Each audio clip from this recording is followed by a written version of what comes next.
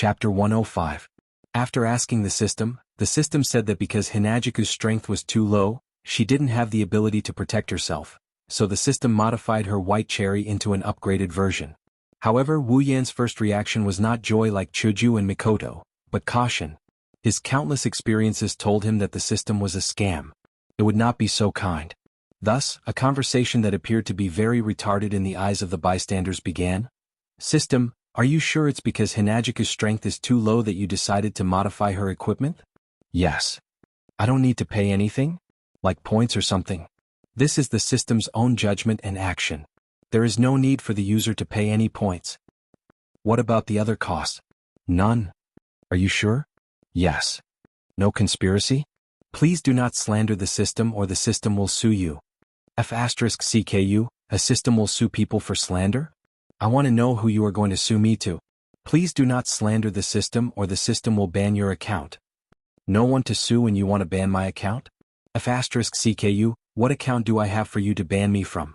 Character, Wu Yan. No way. Ban myself. What will happen if you ban me? The user will not be able to use the summoning system again. About that, I was wrong. Of course, it was impossible for White Cherry to level up endlessly. After the system prompt, everyone understood that White Cherry could only level up to B rank, which was the level of a gold armament.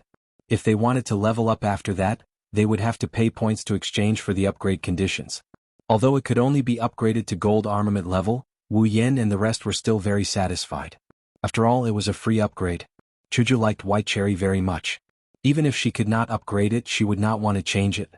So, this was not a bad thing. Wu Yan couldn't help but want to do this a few more times. He didn't even find the treasure and he already got such a good harvest. Unfortunately, reality was not a game. Monsters would not respawn and treasures would not respawn. The revolution had not succeeded yet. Comrade, you still have to work hard. Aye, big brother, let's go find the treasure. Knowing that the enemy had been eliminated, little Liren couldn't wait to go treasure hunting. Treasure hunting, these two words to a child, the attractiveness is not just ordinary. That's right. We haven't gotten the real treasure yet. Lifting his head, Wu Yan glanced at Mikoto, Chuju, Ikaros and Liren, smiled and waved his hand. Go. Walking along the stone path, Wu Yan's group of 5 walked rather cautiously. After all, no one can be sure that there's no danger in this place. It was necessary to be cautious. Along the way, although no more stone spiders jumped out and there were no other guardians, the number of traps made one's hair stand on end. If one was not careful, one could step into a magic formation. When that happens, the magic formation's effect can be unimaginable. There are all kinds of magic formations. It's a good thing that the ones leading the way are Wu Yan and Mikoto, who drank resplendent breath. If it was anyone else, they would have died without even knowing how they died. Of course, the result of this is that Wu Yan and Mikoto became the target of everyone. Walking in front of the group, Wu Yan and Mikoto attracted no less than 100 traps. Seeing Wu Yan and Mikoto fall into the magic formation's effect, Chuju distanced herself from them with lingering fear. For the first time, she was glad that she was still weak at that time. She didn't need to fight, didn't need to drink the resplendent breath and suffer this kind of torture. Don't talk about Chuju, Wu Yan and Mikoto are almost hysterical from the torture. Even if they didn't suffer any physical injuries, their mental state has been tormented to the point of no return. At this moment, Mikoto is a little regretful. If she knew, she wouldn't have taken care of those people so quickly. It would have been better to let them step on the landmines and attract the traps. Walking in front dejectedly, Wu Yan and Mikoto are about to cry. Finally, the end of the stone path appeared in front of everyone's eyes. It's a stone room like the stone path from before. It's completely made of stone. The only difference is that this stone room is very wide and the stone walls are very smooth. In the stone room, there's a round table made of stone. On the round table, there are 3 boxes and a crystal ball. Other than that, there's nothing else. Yes, nothing else. Wu Yan, Chuju, and Mikoto were all stunned at the same time. As for little Liren, she almost had disappointment written all over her face. You say, after going through untold hardships to find the treasure, along the way meeting the dead, meeting monsters, encountering conspiracies, encountering traps, and finally eliminating all obstacles to arrive at the final location of the treasure. In the end, what they saw, forget about the treasure, there's only an empty stone room, 3 boxes that don't seem to have any bright spots and a crystal ball. Other than that, there's nothing else. He had risked his life and in the end this was all he got. Anyone would feel like going crazy, right? Luckily it's Wu Yan's group. Although they were interested in the treasure, they didn't care too much about it. If it was Cullis and the other two, they'd probably kill everyone they brought to vent their anger. The reason why he wanted to come here was because of the crystal that gave Wu Yen 200,000 summoning points. He heard that the Tier 9 powerhouse got it from here, so Wu Yen wanted to try his luck. As for the treasure, of course he wants it, but if there's nothing to be sad about. Of course there's bound to be disappointment. After all, it wasn't easy to get here. No matter how I look at it, it doesn't look like there's a treasure here. Looking at the empty stone room, Hinagiku didn't pay much attention to it. This time she went from a 4th order to a 7th order. The harvest was quite bountiful. Plus, she didn't care much about the treasure, so she quickly got over it. Mikoto, on the other hand, was a little disappointed. After all, she was looking forward to seeing what the treasure would be like. Plus, she fell into so many traps along the way, how could she be satisfied with nothing? From this point it seems that Sis Cannon is still a child. As for Wu Yen, well, he's calm. After being tricked so many times, he's more or less used to it. Although Wu Yen would rather not have this habit. Looking at the box and crystal ball on the stone platform, Wu Yen thought for a while and said, "It's not like there's nothing. Aren't there 3 boxes? Let's go take a look, maybe we'll get something?" The more Wu Yen said, the more he felt that it was possible. A treasure guarded by a Tier 9 spider queen couldn't be empty. It didn't look like anyone else had been here before. The 3 boxes must have something else. Hearing Wu Yan's words, Mikoto and Chuju also felt that the 3 boxes might be a surprise. The 3 of them came to the round platform and looked at the 3 boxes. The 3 boxes were very ordinary. There were some words engraved on them, and it was these words that made Wu Yen and the rest excited. The disappointment from before completely disappeared. The first box said, "Open it and you'll get the equivalent of the world's gold coins." The second box said, "Open it and you'll get the equivalent of the world's power." The third box said, "Open it and you'll get the equivalent of the world's power." The 3 boxes were almost the same except for the 2 words at the back. But now, these 3 boxes, in the eyes of Wu Yen and the rest, no one dared to treat them as ordinary boxes. Of course, no matter who it was, it would be the same. If what was written on the box was true, then these 3 boxes would allow one to obtain everything. Gold coins, power, strength. What else could be more attractive than these things? Maybe there are some extraordinary people who would ignore this, but unfortunately, Wu Yen can't do that. Gold coins, he loved them. But it didn't matter even if he didn't have them. He was no longer the otaku from before who needed to worry about a meal. So gold coins and whatnot weren't as important as before. It was fine as long as he had enough. Power, to Wu Yen, is something that he can do without. He doesn't have any ambition, he only has a heart that loves anime. Is power more important than girls? But strength, this was the thing that really attracted Wu Yen. Chapter 106. As a proud transmigrator, Wu Yen has read countless transmigration novels. He understands one thing. Transmigrating is a good thing. Transmigrating means you're the main character. To become the main character, you have to have strength, or you can only play a small role.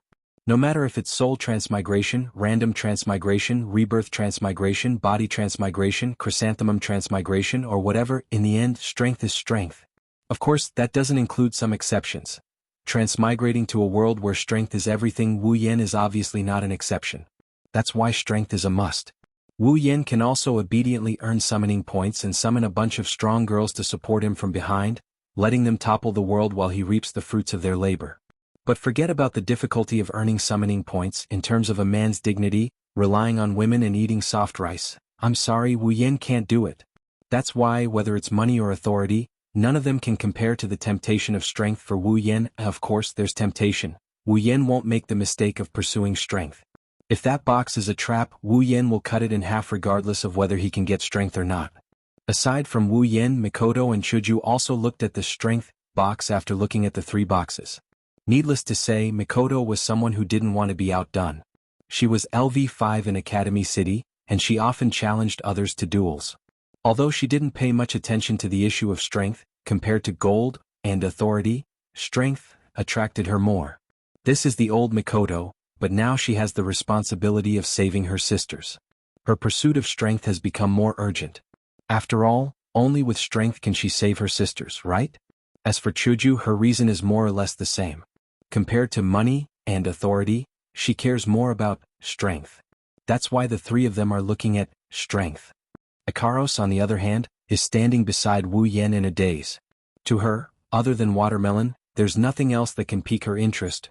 As for little Liren, well, she's not interested in treasure hunting. This hard box, to her, isn't as interesting as that beautiful crystal. Open it, Yen. Mikoto looked at the 3 boxes with a bit of eagerness. Electricity even appeared on her hand. Hey, it's just opening a box, is there a need to electricity? Of course, even though he's grumbling inside, he's still looking forward to the 3 boxes. With a flip of his hand, Wu Yen opened the strength box. What appeared in front of him? A ring? Hinagiku and Mikoto looked at the simple black ring in the box and said with uncertainty, "It looks like." Picking up the ring, Wu Yen tossed it around in his hand and said with uncertainty, "It looks like, let's see what's inside." Mikoto is really curious. What's inside that could make the owner of this ring write, "Strength comparable to the whole world" on the box? Wu Yen got the gist of it. When it comes to increasing one's strength, it's nothing more than increasing one's cultivation speed, increasing one's do-chi and the like. Or maybe it's combat skills that increase one's strength, or maybe it's armaments that directly increase one's strength. So, inside this ring there should be treasures, battle techniques, armaments and the like. To be able to say, "Strength comparable to the whole world," this really piqued Wu Yan's interest. What kind of treasures, battle techniques, armaments can give a person this level of strength? But soon Wu Yan's face froze. He lowered his head, his bangs covering his eyes, hiding his expression. But from the rolling resentment behind his back, Chuju and Mikoto know that it's not a good expression. Yen. Even the strong Kaishisama and Sis Cannon couldn't help but speak carefully. They have to admit this is the first time they've been so afraid of Wu Yen. The resentment was swept away in an instant. Wu Yen raised his head and looked at the ring in his hand, his face expressionless. Of course they ignored the string of words above his head.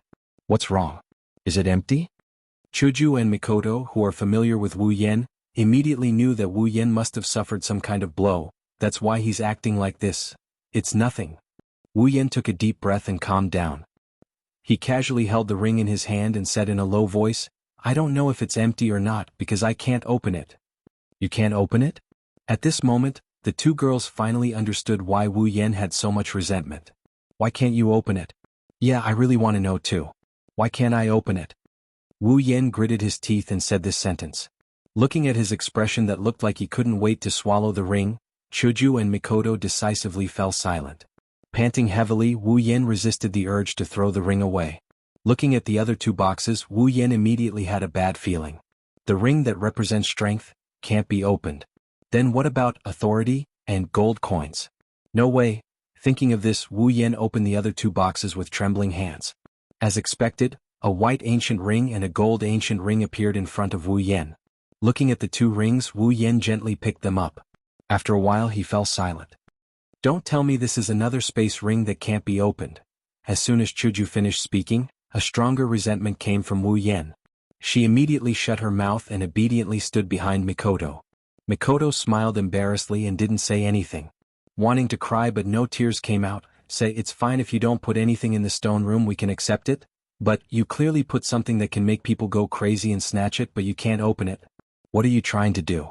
Are you flirting with people?" Wu Yen looked up at the sky and sighed. He really wants to drag out the owner of the treasure and shoot him to death. Of course, after a long time he'll completely change his mind. He'll want to drag out the owner of the treasure and kiss him. Wu Yan's speechless expression really makes people sad. Chuju and Mikoto whispered to each other, trying to turn Wu Yen into a normal person. In the end, they decided to let Mikoto electrocute him. They nodded to each other. Mikoto was about to electrocute him when Chuju inadvertently glanced at the box on the table. Her eyes suddenly lit up and she shouted at Wu Yen. "Yen, quick look. There are words in the box." Words? Finally, Hinagiku's words pulled him back from his self-tragic state. He took a look at the words in the box and froze on the spot. "Successor, this is just an indestructible ordinary ring, not a space ring. However, with this ring the entire Ailu Empire is yours. You have the right to rule the entire Ailu Empire." Wu Yen, Mikoto, and Chuju looked at each other. It's obvious none of them believed that with a ring the entire Ailu Empire is theirs. Since there are words in this box, there should be words in the other boxes as well. Let's see. Wu Yen couldn't figure out the meaning of this sentence. Helplessly he gave up on wasting his brain cells and turned to the other boxes. First he looked at the power box. "Successor, this is indeed a space ring. As long as you can open it, you will be able to rule the entire Spalier world. Do you want to open it?" Go find the Ailu Empire's king, he will tell you everything. Find the king? Wu Yen couldn't find the right words to express his feelings at this moment. He could only mutter and complain in his heart. Then he looked at the gold box. Successor, do you want my treasures? If you want it, I can give it to you. Go find the key, I have placed all my treasures in this ring. System, are you sure there won't be any other transmigrators other than me? User, there is only one system. Only the system can provide transmigration. Therefore, other than the user, there won't be any other transmigrators. Then please tell me, why did Joel D. Roger transmigrate to the Spalier world?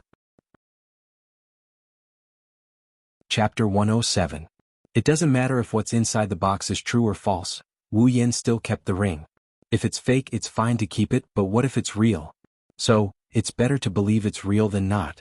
After sorting out the 3 rings, Wu Yen wanted to throw them into the space ring, but then he thought of something inside and put them on his hand. 3 rings plus a space ring, 2 rings on his left hand, 2 rings on his right hand. Fine, if this is back in Wu Yan's world, then this image, if it's not bad, it's flaunting his wealth. After all, these rings, gold, white, black and so on, even his hand is about to turn colorful. Why do I feel like I've been cheated again? Mama, our harvest isn't small, don't be so discouraged. Perhaps feeling that Wu Yen is too pitiful, Kaisha-sama patted his shoulder and said with a heavy heart, hinting to Wu Yen to be content with what he has. Fine, I admit I'm greedy. Although that's what he said, but with Kaisha-sama's consolation, Wu Yan's mood improved quite a bit, making Mikoto a bit confused. It was unknown when little Liren had climbed onto the round platform. She looked at the crystal ball on the round platform and curiously looked here and there. Finally, she reached out her hand and touched the crystal ball. At the same time little Liren touched the crystal ball buzzed and suddenly emitted a dazzling light. The sudden change made little Liren shrink back with a sound, falling off the round platform.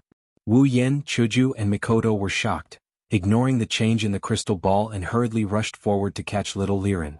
Luckily Wu Yan's group wasn't too far from the round platform. Little Liren avoided the fate of eating dust. Are you okay? Seeing little Liren's frightened face, Chuju, who's always with her, quickly took her from Wu Yan's hands and comforted her. Little Liren lightly shook her head, indicating she's fine. Wu Yen and Mikoto saw this, only then did they let out a sigh of relief, looking at the strange crystal ball. At this time, the light on the crystal ball had begun to condense slowly, giving people the feeling that something was about to come out. At a certain moment, the light on the crystal ball changed, shooting upwards, forming a screen in front of Wu Yan's group. This isn't a projection, is it?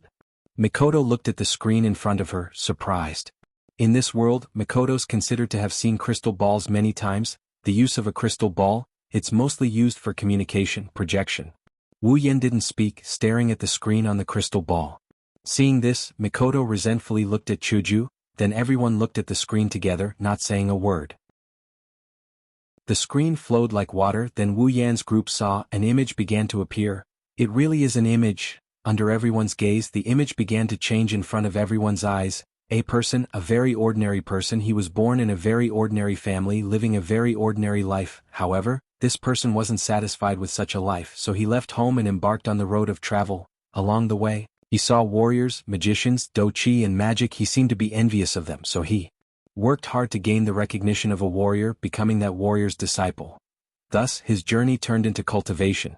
He cultivated dochi and he succeeded. He cultivated battle skills and he excelled at them. He exceeded everyone's expectations. He was actually a super genius. Under his master's guidance, he grew rapidly, very quickly. He learned everything his master knew, and he succeeded in surpassing his own master.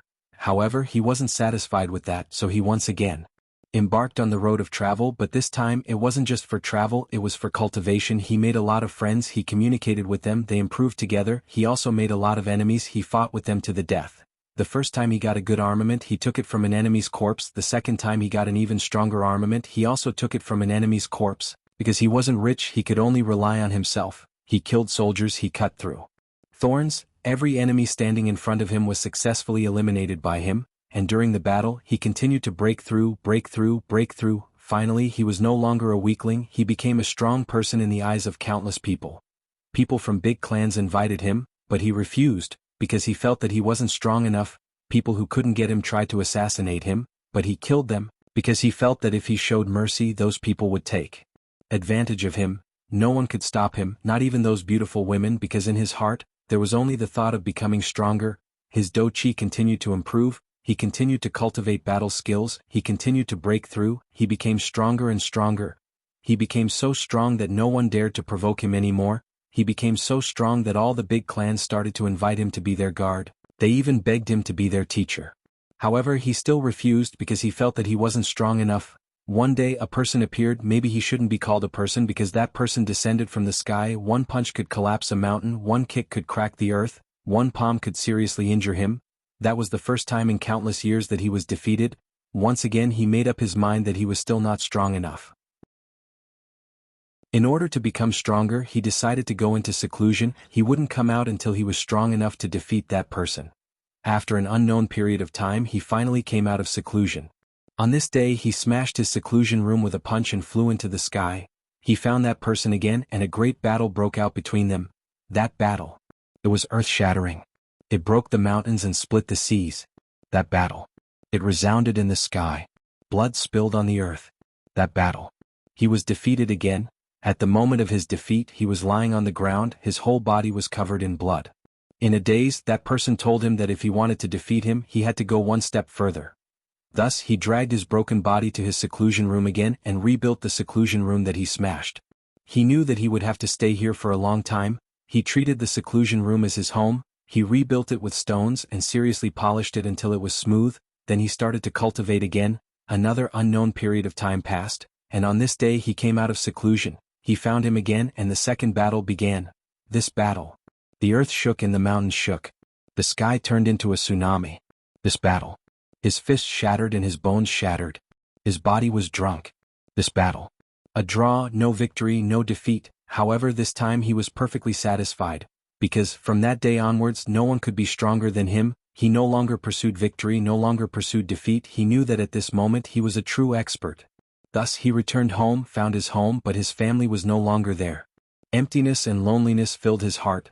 At his home, he established a force and began to recruit soldiers and buy horses, fighting all over the world, and using this to fill the emptiness in his heart.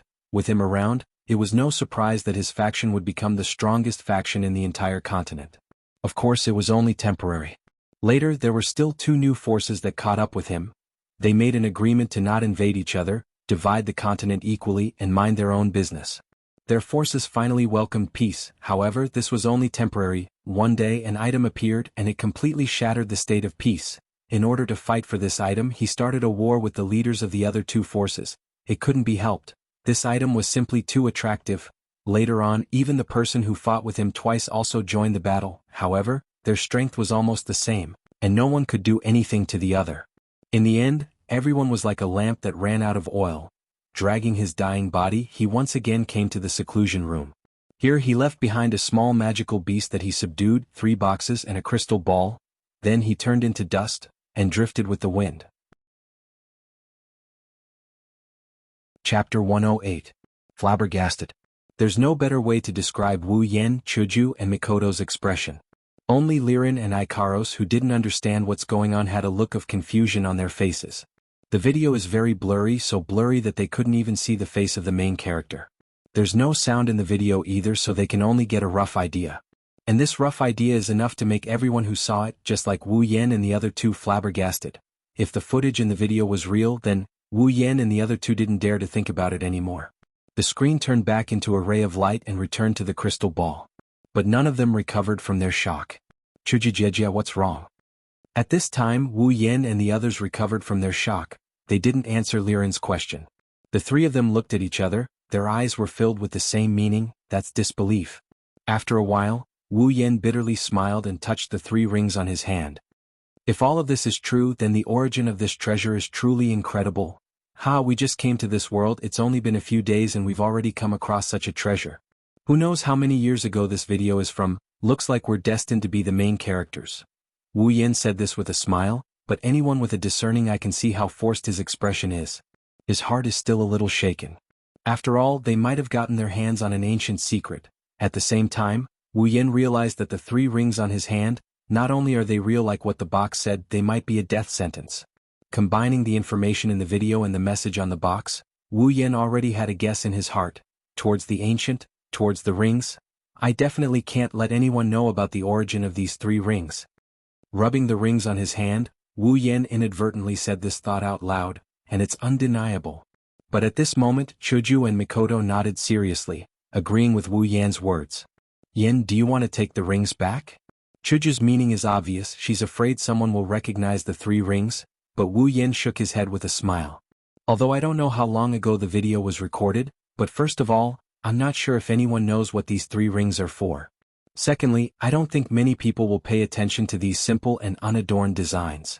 Plus, he still needs to use it to confirm one thing, of course. Wu Yan didn't say that, but after thinking, Wu Yan took the black strength ring and removed the gold ring on his hand, leaving only the white ring. Well, but it's better to be safe, 1 ring is enough. Chuju and Mikoto looked at Wu Yan in confusion. Even if they're familiar with Wu Yan, they can't completely guess what Wu Yan is thinking. But soon, the 2 girls turned their heads away. Anyways, Wu Yan must have his reasons for doing this. Chuju and Mikoto still trust Wu Yan on this point. After putting the 2 rings into the space ring, Wu Yan let out a sigh of relief and looked at the box and crystal ball on the round table. Alright, let's go back, I don't want to stay in this place anymore. Mikoto rubbed her shoulders and said tiredly. Even though the time in the demon cave was longer than this time, but for some reason, Mikoto felt that this time was even more tiring than this time. Hinajiku nodded as well. Since Hinajiku and Mikoto want to go back, there's no reason for them to stay here any longer. Wu Yan nodded as well. Then let's go. Chuju brought Lirin, Mikoto brought Ikaros out of the stone room. Wu Yan, on the other hand, looked at the 3 boxes and crystal ball with a serious expression. He lowered his head and thought for a while. When he looked up again, Wu Yan's eyes sharpened. The Nether Temple Shana appeared in his hand and slowly pulled it out.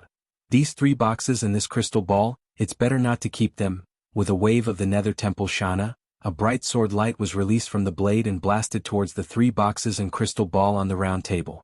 Who knows how Wu Yan did it? The boxes and crystal ball turned into ashes, but the round table is still intact. Let's call it a day. Sheathing his sword, Wu Yan smiled and chased after Chuju and Mikoto. Standing in front of the stone tablet, Wu Yan's group of 5 looked at the empty space and fell silent. How are we going to go back? Hinajiku was the only one who voiced out everyone's thoughts. When they came here, they came with the rest of the group. There were people from the auction house who came out of the floating ship to lead the way. But now, forget about leading the way, they're still waiting for someone to lead the way.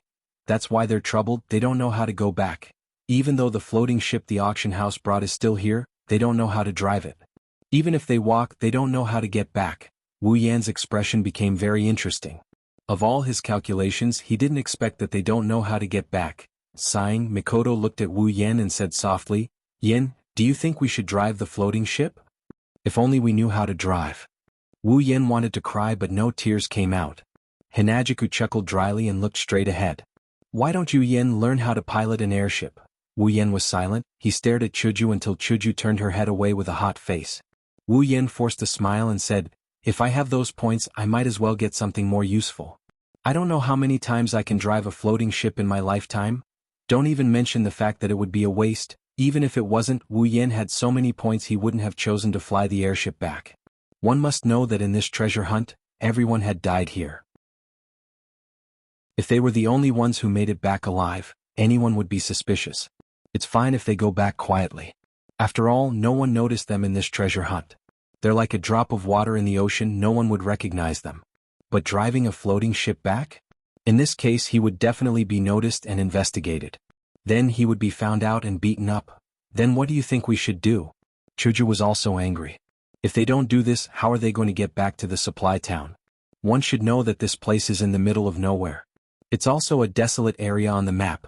Wu Yan cried when he heard Chuju's words. He took out a crystal scroll from his pocket. It's the scroll Wu Yan said to use to escape. He said helplessly, we can only use this. Hinajiku and Mikoto seemed to have thought of something as well. They clapped their hands and took out the scroll with a chuckle. I almost forgot about this. Wu Yan rolled his eyes when he saw the "we're saved" expression on the 2 girls' faces. He cursed in his heart. This is something Wu Yan exchanged for to save his life and escape. In the end, he used it to rush back. I have to say, the result is a scam, town portal scroll. An item that instantly teleports the user to a designated location. The location is set by the user in advance. It's a one-time item. 10,000 item points. That's right, it's a town portal scroll. No matter what game it is, there's always a town portal scroll. This is the item that Wu Yan exchanged for to save his life. He has to admit that this is a good item for saving his life and escaping. As long as he is in danger, he can use it to teleport back to the designated location. What else could be better than this item for saving his life and escaping? Before they left, Wu Yan had already exchanged for 5 town portal scrolls. He gave one to each of them and set up a return point at the supply town. This way, as long as there's danger, they can instantly return to the supply town. Wu Yan had thought that they might use the return scrolls to escape. Maybe they won't need to use them in the end when they find the treasure. Who would have thought that they would end up using them to rush on their journey? What else could be more tragic than this? Wu Yan felt weak all over. He didn't even have the strength to crush the scrolls. Chapter 109. Good morning, Master. While he's still in a daze, he heard this voice. Opening his eyes in a daze, he saw a pair of abnormally large breasts swinging back and forth in front of him, 10 centimeters away from his face. Am I dreaming? If so, please don't wake up. His eyes are still half open. Looking at her voluptuous breasts, the first thought that came to mind is that he's dreaming. Ikaros was lying on top of Wu Yan, looking at her master strangely. She felt her master was awake, that's why she said good morning, but her master's reaction was a bit strange. Was it because she said it too softly? Ikaros tilted her head in confusion. She looked at Wu Yan seriously to make sure he's awake. Ikaros decided to repeat what she said one more time. Good morning, Master.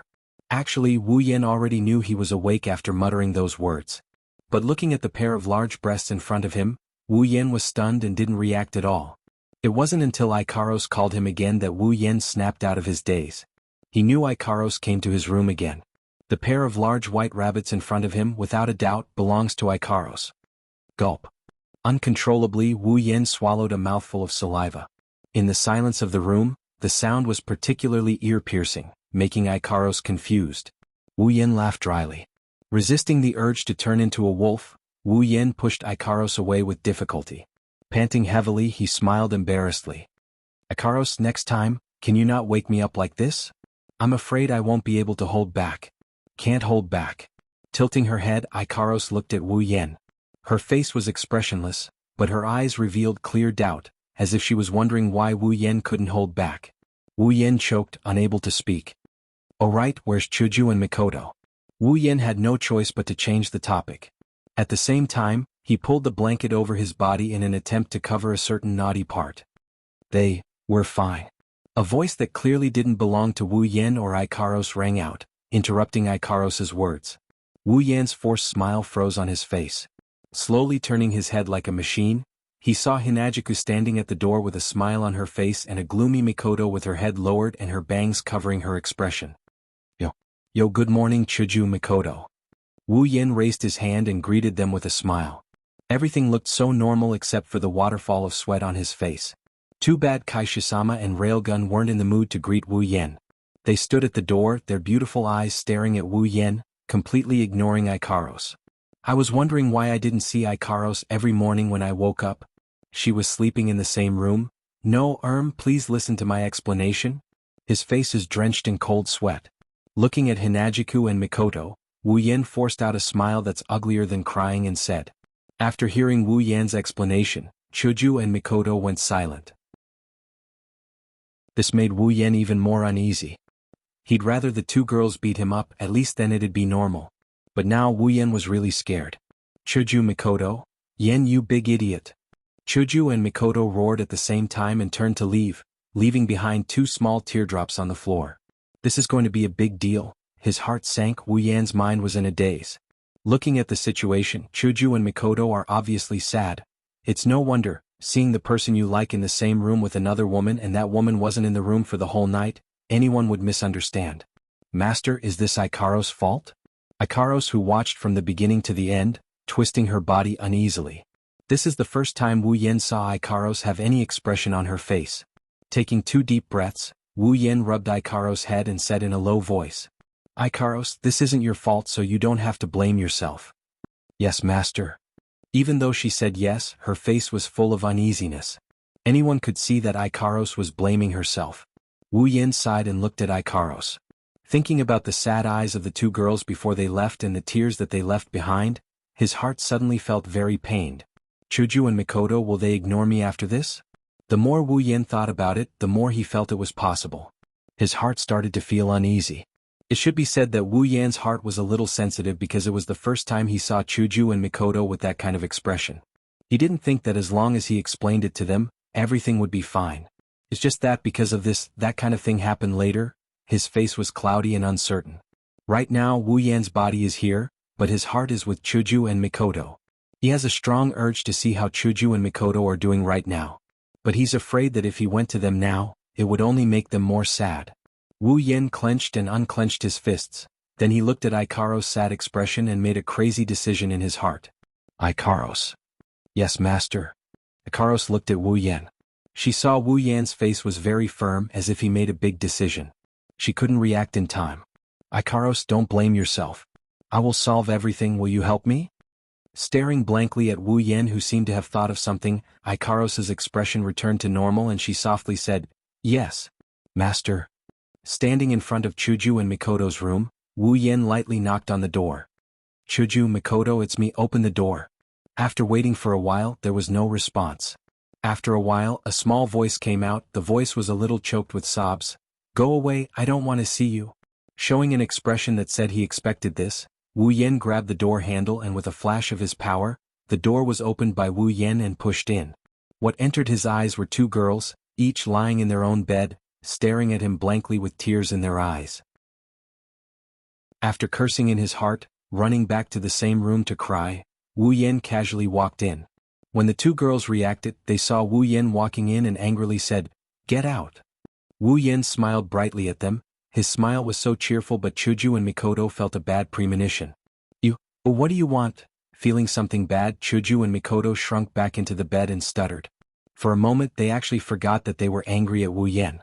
Wu Yen didn't say anything, instead he took out a small bag and blew on the two girls' faces. A cloud of powder floated towards Chuju and Mikoto and landed on their faces. What are you doing? Chuju and Mikoto touched their faces and angrily shouted at Wu Yen.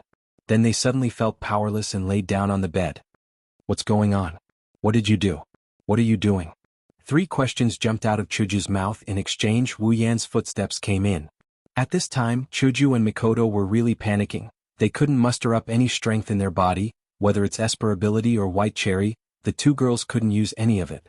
Plus the strange development of the situation, they really didn't know what to do. Hearing the footsteps, the two girls knew that Wu Yen was slowly approaching them. At the same time, they felt uneasy and at the same time yelled in their hearts. No, things didn't develop like this. Unfortunately, what happened next was really out of their expectations. Wu Yen picked up Mikoto. Under the girl's panicked expression, he put her beside Chuju. Looking at the two girls' faces, Wu Yen sighed and then his face became serious. Chuju, Mikoto, become my women. Chapter 110. Chuju, Mikoto, become my women. Chuju was stunned.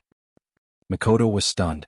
Following Wu Yan's shocking statement, the small room fell into silence as if time had stopped. Only Hinajiku and Mikoto could clearly see that they couldn't react to what just happened. Even for someone as thick-skinned as Wu Yen, after making such a declaration and seeing the expression on the two women's faces, he had the urge to run away.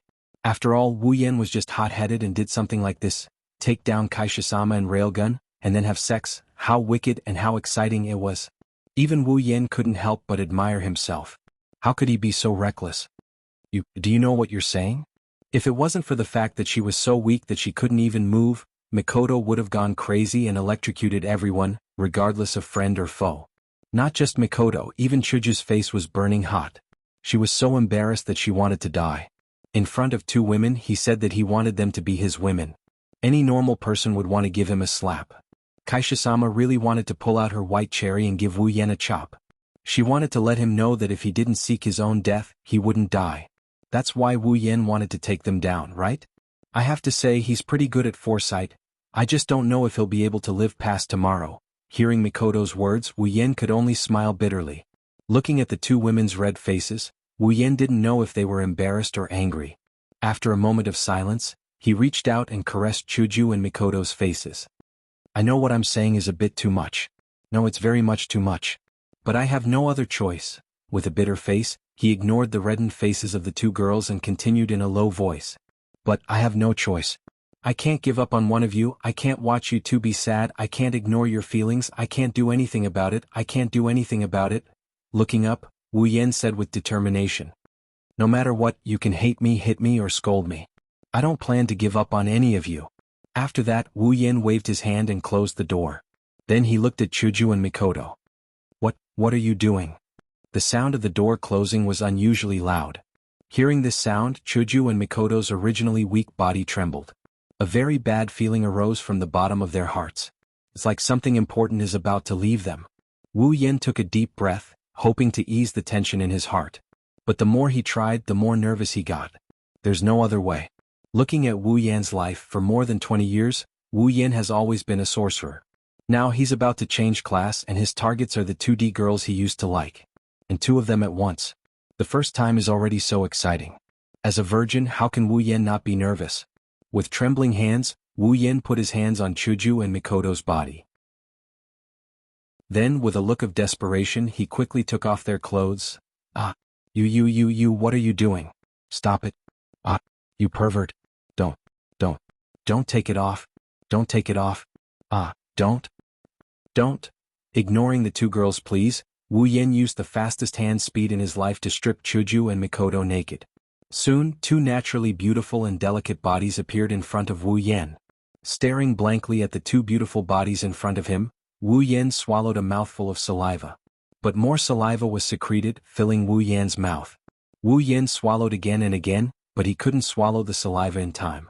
A trace of saliva dripped down from the corner of his mouth.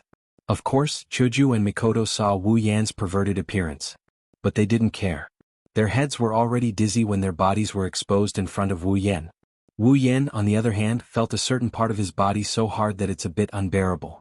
It's so unbearable that his pants almost couldn't hold it down. Without thinking, he stripped off his clothes as well. Their eyes bulged as they watched Wu Yan's every move.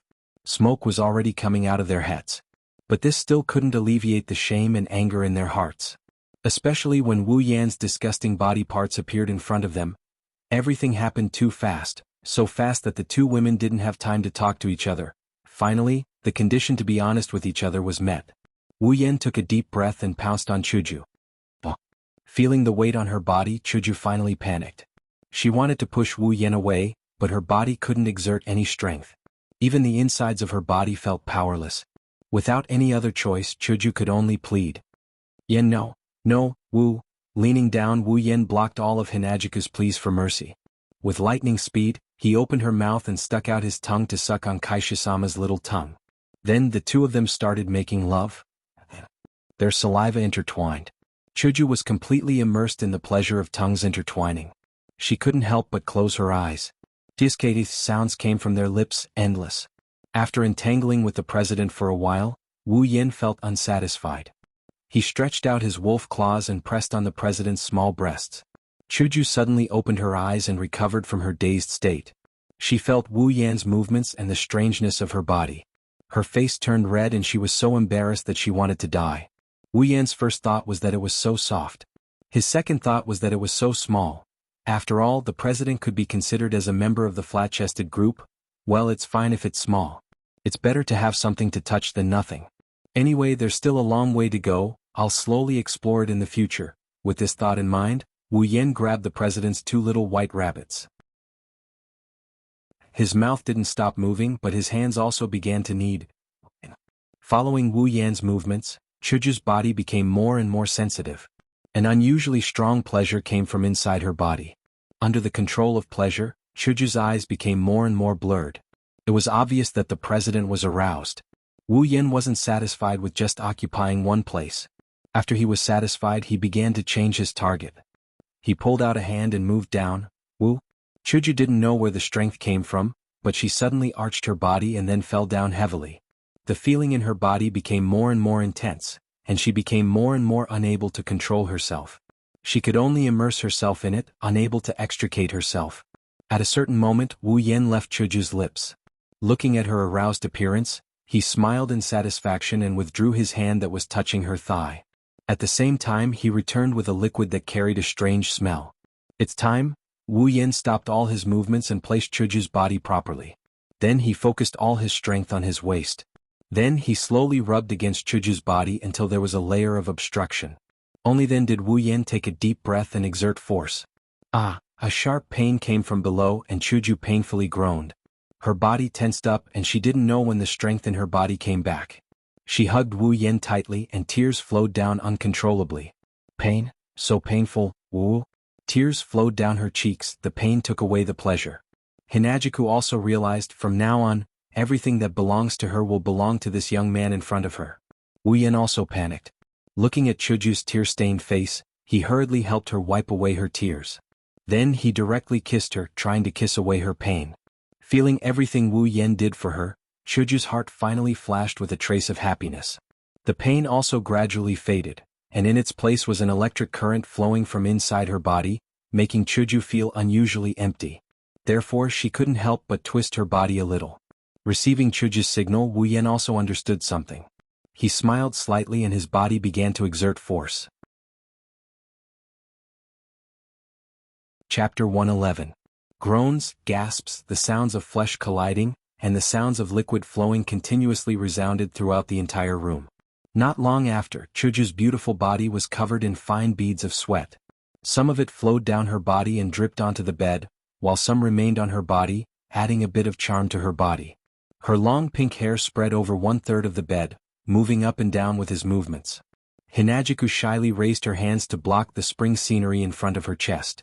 She closed her eyes and every time he exerted force she would moan. In an instant, the moans that escaped from Chuju's mouth formed a beautiful melody, and the only audience was Wu Yan, no matter if it was now or in the future. In an instant, the fragrance from Chuju's body formed a delicious dish, and the only one who tasted it was Wu Yan, no matter if it was now or in the future. At this moment, Chuju was undeniably the most attractive.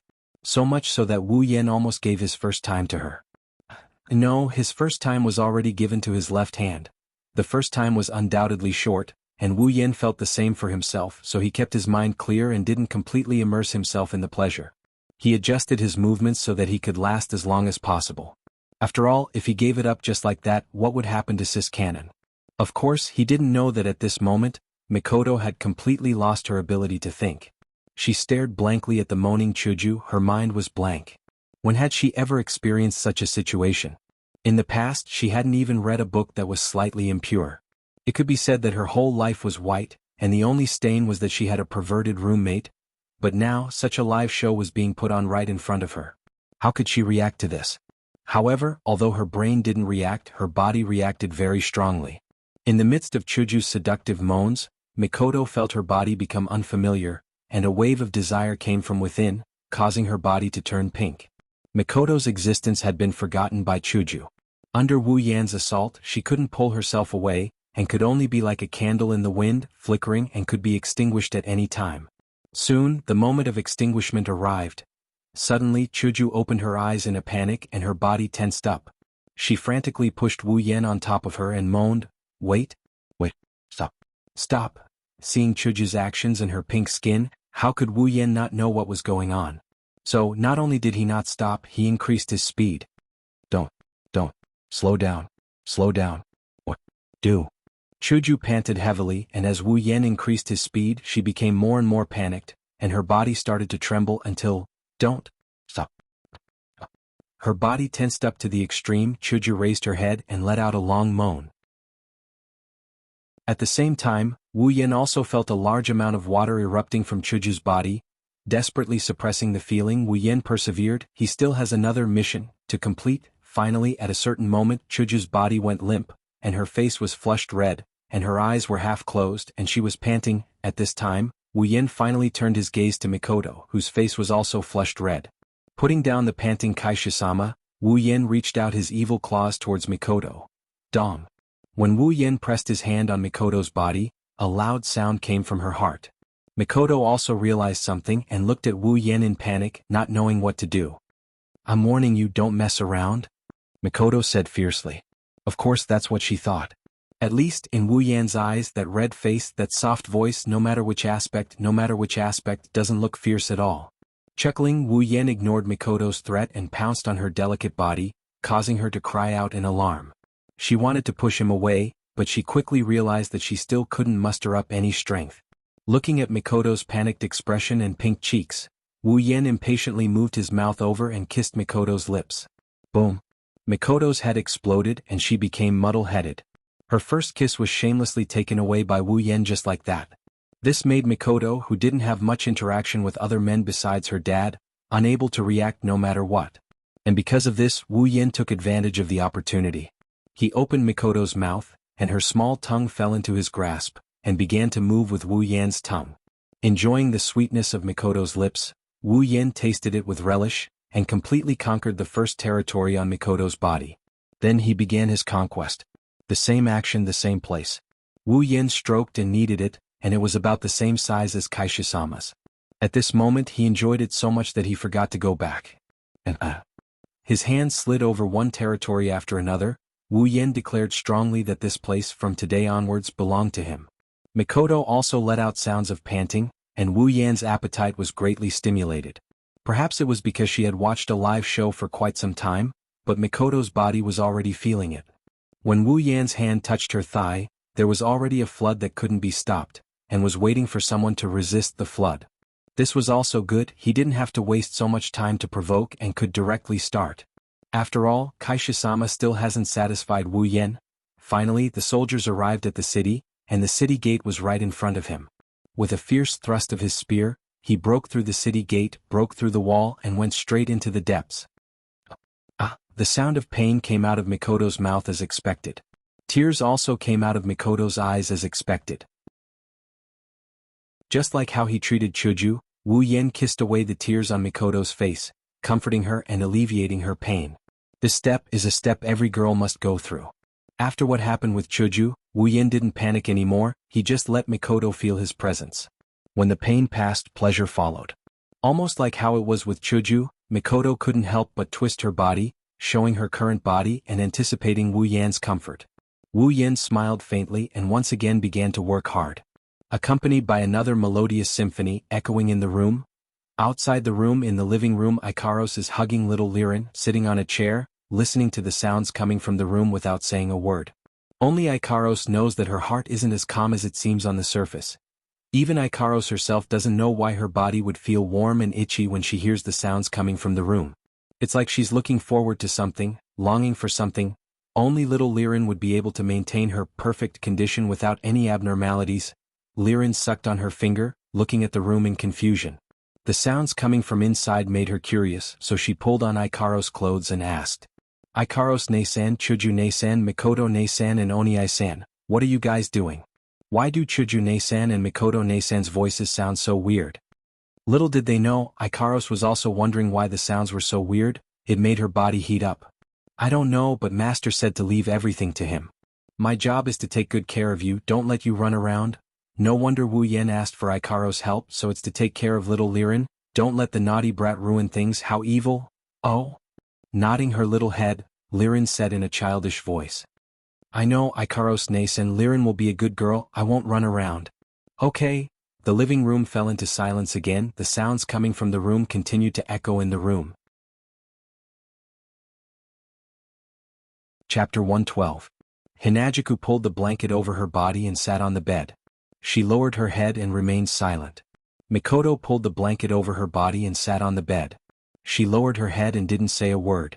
Wu Yen calmly stood in front of the two girls. He looked at them with an awkward smile and didn't say anything. Ignoring everything that happened before, just looking at the scene in front of them is enough to trigger endless imagination. Not to mention the ambiguous smell that has been spreading in the room since just now hasn't completely dissipated. The sun has already climbed to the top of their heads. Originally, when Wu Yen woke up, it was already morning. When he came to find Chuju and Mikoto, it was also morning. So, after the life and death battle, just now, who knows how much time has passed in the morning. The intense battle has come to an end. When the rice is cooked, this scene has been maintained until now. Almost half an hour has passed and it hasn't changed at all. Following that, the entire place fell into an eerie silence.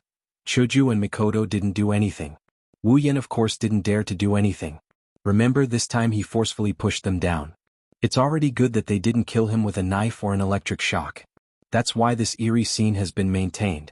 Carefully glancing at Chuju and Mikoto, seeing that they still don't want to say anything, Wu Yen can't stand this eerie atmosphere anymore. Chuju, Mikoto, you two should say something. Even though Wu Yan was so righteous when he pushed them down, saying things like, you can hit me or scold me, when it really came down to it he has to admit that he's scared. Seeing that the two girls didn't say anything, Wu Yan is like a prisoner on death row waiting to be executed. He can't sit still. Silence, more silence. But Wu Yan felt that after he spoke the atmosphere changed again. After who knows how long, Wu Yan heard a soft murmur. Get out? Wu Yan froze. What? Chuju raised her head and looked at Wu Yan with a blushing face. Her eyes were watery as she pointed at the door and said loudly, Get out. Wu Yan also went silent. After who knows how long, he said in a small voice, beep beep beep. Before Wu Yan could finish, a crackling electronic sound rang out. Wu Yan's body trembled. Wu Yan didn't even need to use his knees to think to know where the sound came from. Dryly laughing, he didn't say anything else. He looked at Hinajiku and Mikoto and saw that there's only embarrassment and no anger on their faces. Only then did he let out a sigh of relief. He quickly nodded and picked up his clothes before exiting the room. After Wu Yan left, the room became silent again. Chuju and Mikoto looked at each other with the same complicated emotions in their eyes. After a while, both of them sighed at the same time. The same thought flashed across their minds. Consider me unlucky. When Chuju and Mikoto walked out of the room, they saw the silent and expressionless Ikaros sitting in front of the table. Liren had a smile on her face as she knocked on the table non-stop. Wu Yan was busy placing plates on the table. Chuju Jeje, Mikoto Jeje, you guys are up? Seeing Chuju and Mikoto, Liren happily waved at them. If it wasn't for Wu Yan telling her not to ask about Chuju and Mikoto in the room, Liren would have asked them what they were doing in the room. Ikaros also looked at Chuju and Mikoto. But there was a strange look in her eyes because of Chuju and Mikoto's weird walking posture.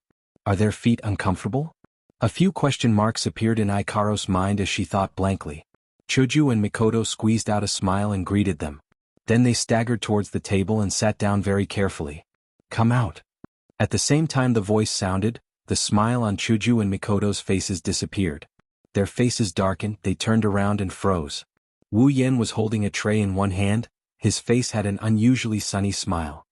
His eyes were squinted into a line, the whites of his eyes couldn't be seen. Combined with his chef attire, he looked unusually fresh and sunny. Chuju and Mikoto looked at each other. Looking at Wu Yan, who turned into a housewife, they looked at him strangely, as if they wanted to see if he was faking it or not. Just as they were about to say something, they remembered something and turned their heads away with a humph. Wu Yan's sunny smile collapsed, he couldn't keep up the act anymore. Originally he wanted to get away with it. Sure enough, having a threesome is a dream. Even if the dream comes true, there's a price to pay. Little did he know, he only has himself to blame for this. With a sigh, Wu Yan adjusted his expression and put on a sunny smile again. He walked to the side of the two women and put two plates in front of them with a smile. Chuju, Mikoto, you must be hungry as well. I made this especially for you, have a taste. Silence. More silence. The corner of Wu Yan's mouth twitched twice. Looking at the two women who didn't even look at him, he chuckled and said again, well, you two must be hungry. Hurry up and eat. This is very nutritious. It's just right for you two to nourish your bodies. Towards the end, a pair of exceptionally sharp gazes shot out from Chuju and Mikoto's eyes, causing Wu Yan's tone to become weaker and weaker. Even his heart felt a little guilty.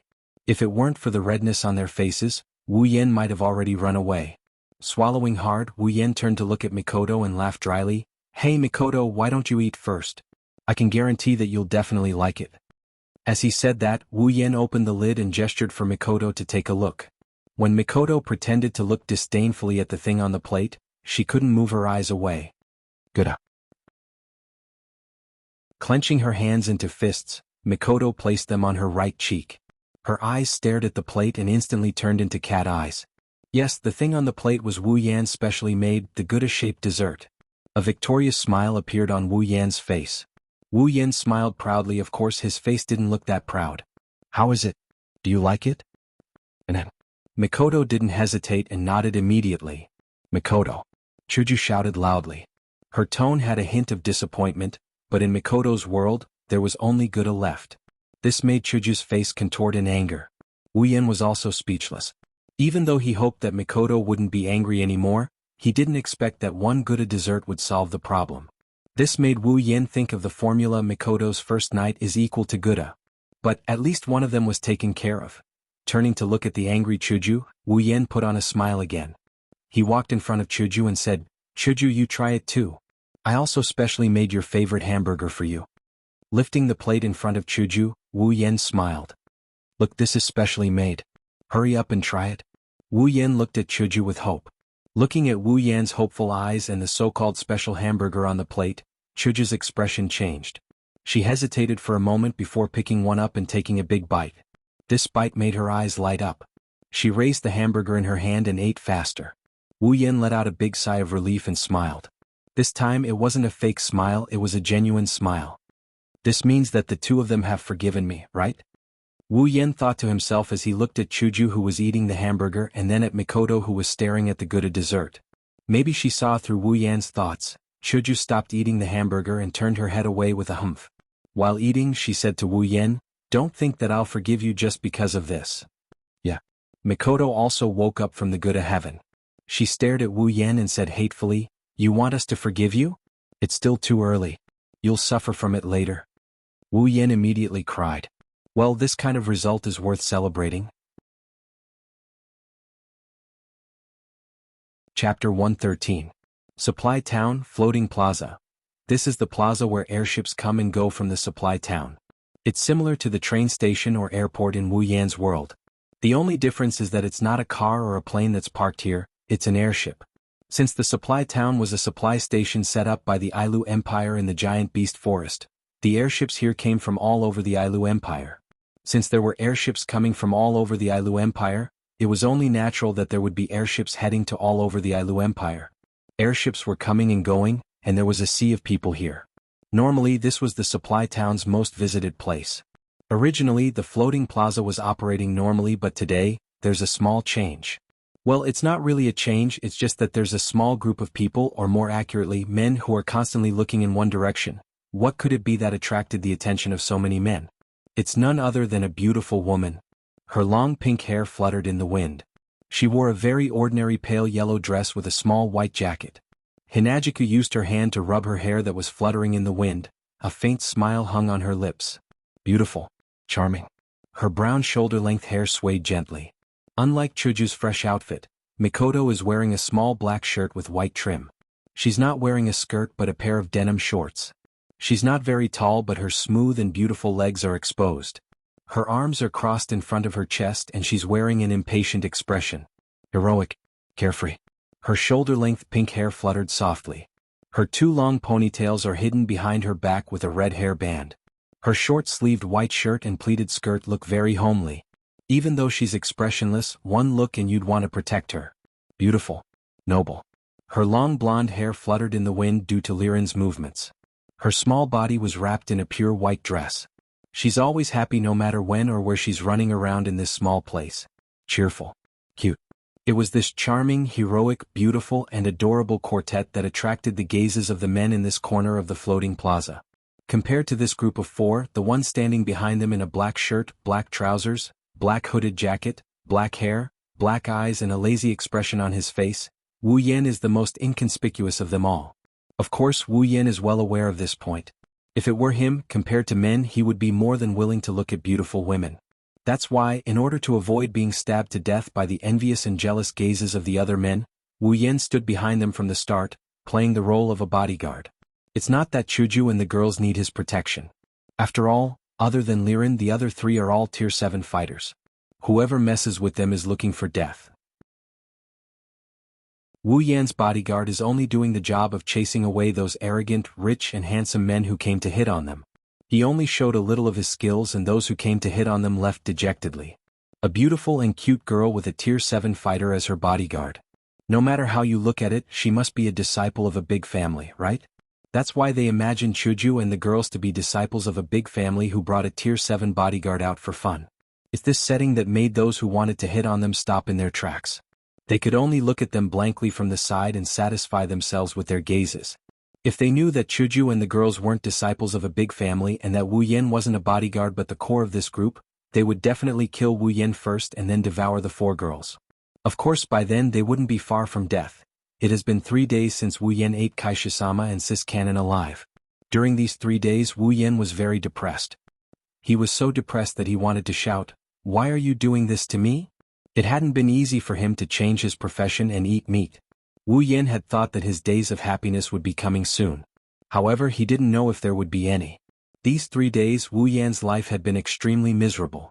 Wu Yan believed that his willpower was pretty good. Although he couldn't become Lu Xiaohui, it wasn't that easy to seduce him. Nowadays the so-called good willpower is a thing of the past. After tasting meat, he naturally wants to taste it a few more times. How else would he be able to live up to his reputation? Who would have thought that after he pushed her down that day the president and cis canon would keep rejecting him? Was there any justice in this world? Therefore, during these 3 days Wu Yan lived a life where he could see but couldn't eat. He couldn't sleep in the middle of the night and could only eat himself. He had lost a few kilograms. Every morning when he wakes up he would find Ikaros lying on top of him, looking at him as he slept. That figure that's even more voluptuous than Kaisha-sama and railguns, how could he hold himself back when he couldn't get rid of the fire in him? However, every time Wu Yan couldn't hold himself back and wanted to push Ikaros down, the president and cis canon would jump out from some corner and extinguish all of Wu Yan's desires. During these 3 days Wu Yan cried. He also knows that Hinajiku and Mikoto are doing this to get back at him for forcing himself on them. That's why he can only accept it. He's just thinking about finding a time to get back at them. Yep, he'll use a special method. Fortunately, after these 3 days Chuju and Mikoto's anger had subsided a lot. The two women didn't fight with each other because Wu Yan pushed them down at the same time. Instead, their relationship got better. It could be said that they silently agreed with Wu Yan's fickle behavior. After all, even their lives were intertwined. They were fated to be together forever. Instead of fighting each other and not living happily, it was better to get along with each other freely and live a more comfortable life. That way they wouldn't have to worry about how to get along with each other. Furthermore, Hinajiku and Mikoto felt that Wu Yan's words before he pushed her down made sense to them. If one of them gets together with Wu Yan while the other can only be sad, the two kind-hearted girls couldn't bear to see that happen. They also understood that even though they couldn't stand Wu Yan's fickle behavior, they knew that he was sincere towards them. The two women who were familiar with Wu Yan could still feel it. Therefore they reluctantly accepted this fact. Of course they were still angry. Therefore when he thought of this Wu Yan cried again. In these 3 days, Wu Yan didn't know how many times he secretly shouted, "I'm going to restore my position as the husband," but he could only treat it as fantasy. After all, he was the one who let Chuju and Mikoto down first. He felt guilty that he couldn't give them all his love, so he could only give them the perfect love. At the same time, Wu Yan despised those who openly opened their crystal palace. Even though his crystal palace was already in its embryonic form, as for why Wu Yan's group of 5 appeared in the floating plaza? It's actually very simple. They decided to go out. Always staying in the supply town isn't the way to go, right? Going to the behemoth forest to level up? That's nonsense. They're all high tier now. How could it be that easy to level up? This time, if it wasn't for the treasure hunt that brought them more and stronger monsters than the one they encountered in the Yama cave, it's hard to say whether or not Wu Yan could have reached tier 7. Not to mention Kaisha-sama was only tier 4 at that time. And if they go out, where would they go? In the Spalier world, the 5 of them were unfamiliar with the place and people. Even Liren, who was born and raised in this world, didn't go out much. In the end, the 5 of them decided to send Liren home, which is to go to Liren's home, Behurl.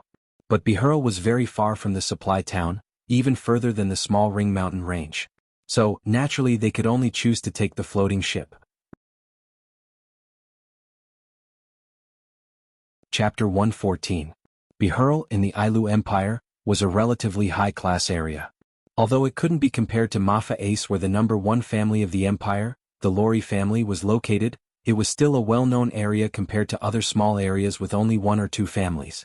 It has to be said that the floating airships of this world, with the help of those invisible large-scale teleportation circles in the air, were extremely efficient. In Wu Yan's world, who knows how many days it would take to get there by plane, but in the Spalier world, it took less than half a day to get there. After disembarking from the airship at Behurl's floating plaza, little Liren shouted and cheered loudly, because she knew she had finally returned to the place where she belonged. Some of the uncles were originally dissatisfied with someone shouting loudly, but when they turned around and saw it was little Liren, their dissatisfaction turned into smiles, making Wu Yan feel a chill in his heart. No matter which world, uncles are creatures that must exist. From the expressions of the surrounding uncles, Wu Yan could see that the uncles of the Spalier world also had lowly fetishes. "Little Liren, where do we go from here?" Chuju held little Liren's hand, squatted down and smiled at her. Seeing little Liren's happy expression, Chuju couldn't help but smile as well. Who would have thought that such a beautiful president with a smile on her face would refuse to get on the floating airship due to her fear of heights when they were resupplying the town? If it wasn't for Wu Yen who couldn't stand it anymore in exchange for a stabilizing item from the system, the president would have suggested that they walk to Behurl. Hearing Chuju's words, little Liren was distressed. Although she was born in this place, she rarely went to places far away, so in this relatively large Behurl, there were many places she hadn't been to. And Behurl's floating plaza was a place she hadn't been to before. Her little head shook non-stop, trying to remember the location of her home. Her little eyes darted around, trying to remember the floating plaza's location in Behurl. In the end, little Liren lowered her head. Woo, Liren doesn't know where to go either. Chuju helplessly stroked little Liren's head. If that's the case, it seems like we can only take our time to find them. Ignoring the gazes of those who are jealous of him standing next to the beauties, he looked around and after thinking for a bit, he walked in front of the crowd. Let's walk around first. Maybe we can find a place that the little girl is familiar with. That's true. Not sure if it's because Wu Yen said the word, stroll, but other than Ikaros, Chuju, Mikoto and Liren's spirits were lifted. Smiles spread across their faces, making Wu Yan's eyelids twitch. Walking on the street, Wu Yan's group still received 100% of the attention. But this time, Wu Yan didn't ignore their gazes. He thought it would be great if someone could recognize little Liren. However, Hinajiku and the other two seemed to have forgotten about finding a house. They were all looking around at the various shops and stalls, occasionally pointing at certain items with bright smiles on their faces. Wu Yan couldn't help but sigh. Women, Ikaros was the only one who stayed by Wu Yan's side. She scanned the surroundings to see if there's anyone or anything that could threaten Wu Yan. Wu Yan couldn't help but ridicule her again. After walking for who knows how long, Wu Yan felt like he was about to run out of oil. Finally, Chuju spoke up.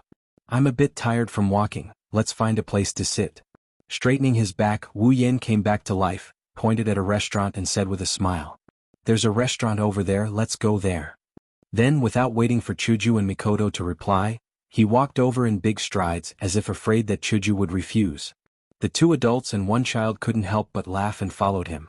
This otherworld's restaurant doesn't look any different from our academy cities. After finding a place to sit down, Mikoto glanced at the restaurant and said so. She dared to speak so loudly, not afraid of being heard by others.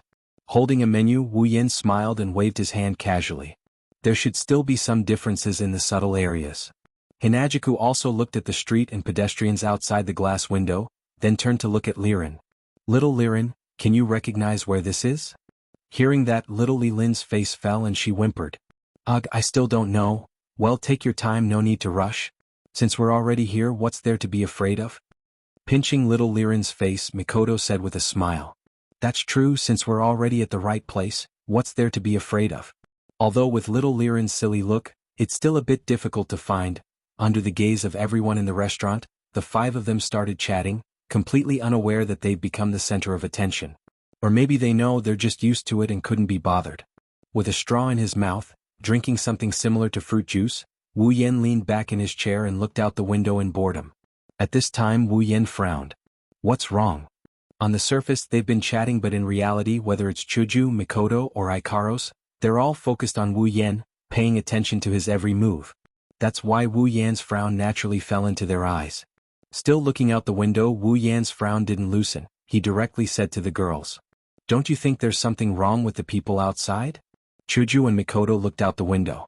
Soon, the scene of people rushing in a certain direction fell into their eyes. Wu Yan pondered for a bit and said, Let's go check it out. Nodding in agreement, the group quickly got up and walked out of the restaurant. Seeing the pedestrians whispering to each other and rushing in a certain direction, Wu Yan quickly grabbed one of them. Brother, what's going on in front of us? Why are you all rushing in that direction? Aya, you don't know. When the pedestrian saw Wu Yan, he felt that he's a bit of a beast. Using the tone of a pimp, he bragged to Wu Yan as if he's some big shot. Because there are two major forces in Behurl, the Midobia family and the Iron Dogs mercenary group there. Midobia family. Iron Dogs mercenary group. When he first heard the names of these two forces, Wu Yan was stunned. Not only Wu Yan, even Chuju and Mikoto had the same expression. Iron Dog's mercenary group, isn't that the mercenary group that raised the disgusting dog and kidnapped little Liren to Supply Town? That mercenary group is also here? What does this have to do with you guys running around like this? You guys don't know. Again with this sentence, Wu Yan resisted the urge to punch him. He put on a smiling face and continued to listen. In front, the Midobia family and the Iron Dog's mercenary group are fighting over there. Fighting?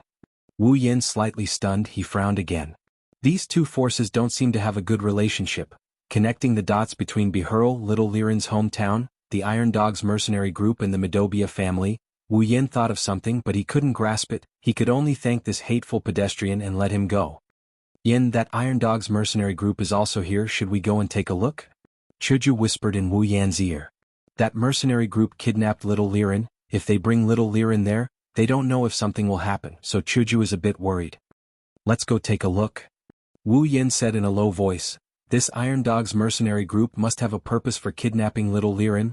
This is her hometown. Maybe we can find out something if we go take a look. Looking at Chuju's expression, Wu Yan laughed and held her little hand. Well, even if something happens, do you think we're scared? Don't forget you're also a rank 7. Being held by Wu Yan, Chuju blushed. Who's scared? Let's go. Chapter 115. Bihurl, an empty space in the middle of a street. In the middle of the empty space, there were quite a few people standing there.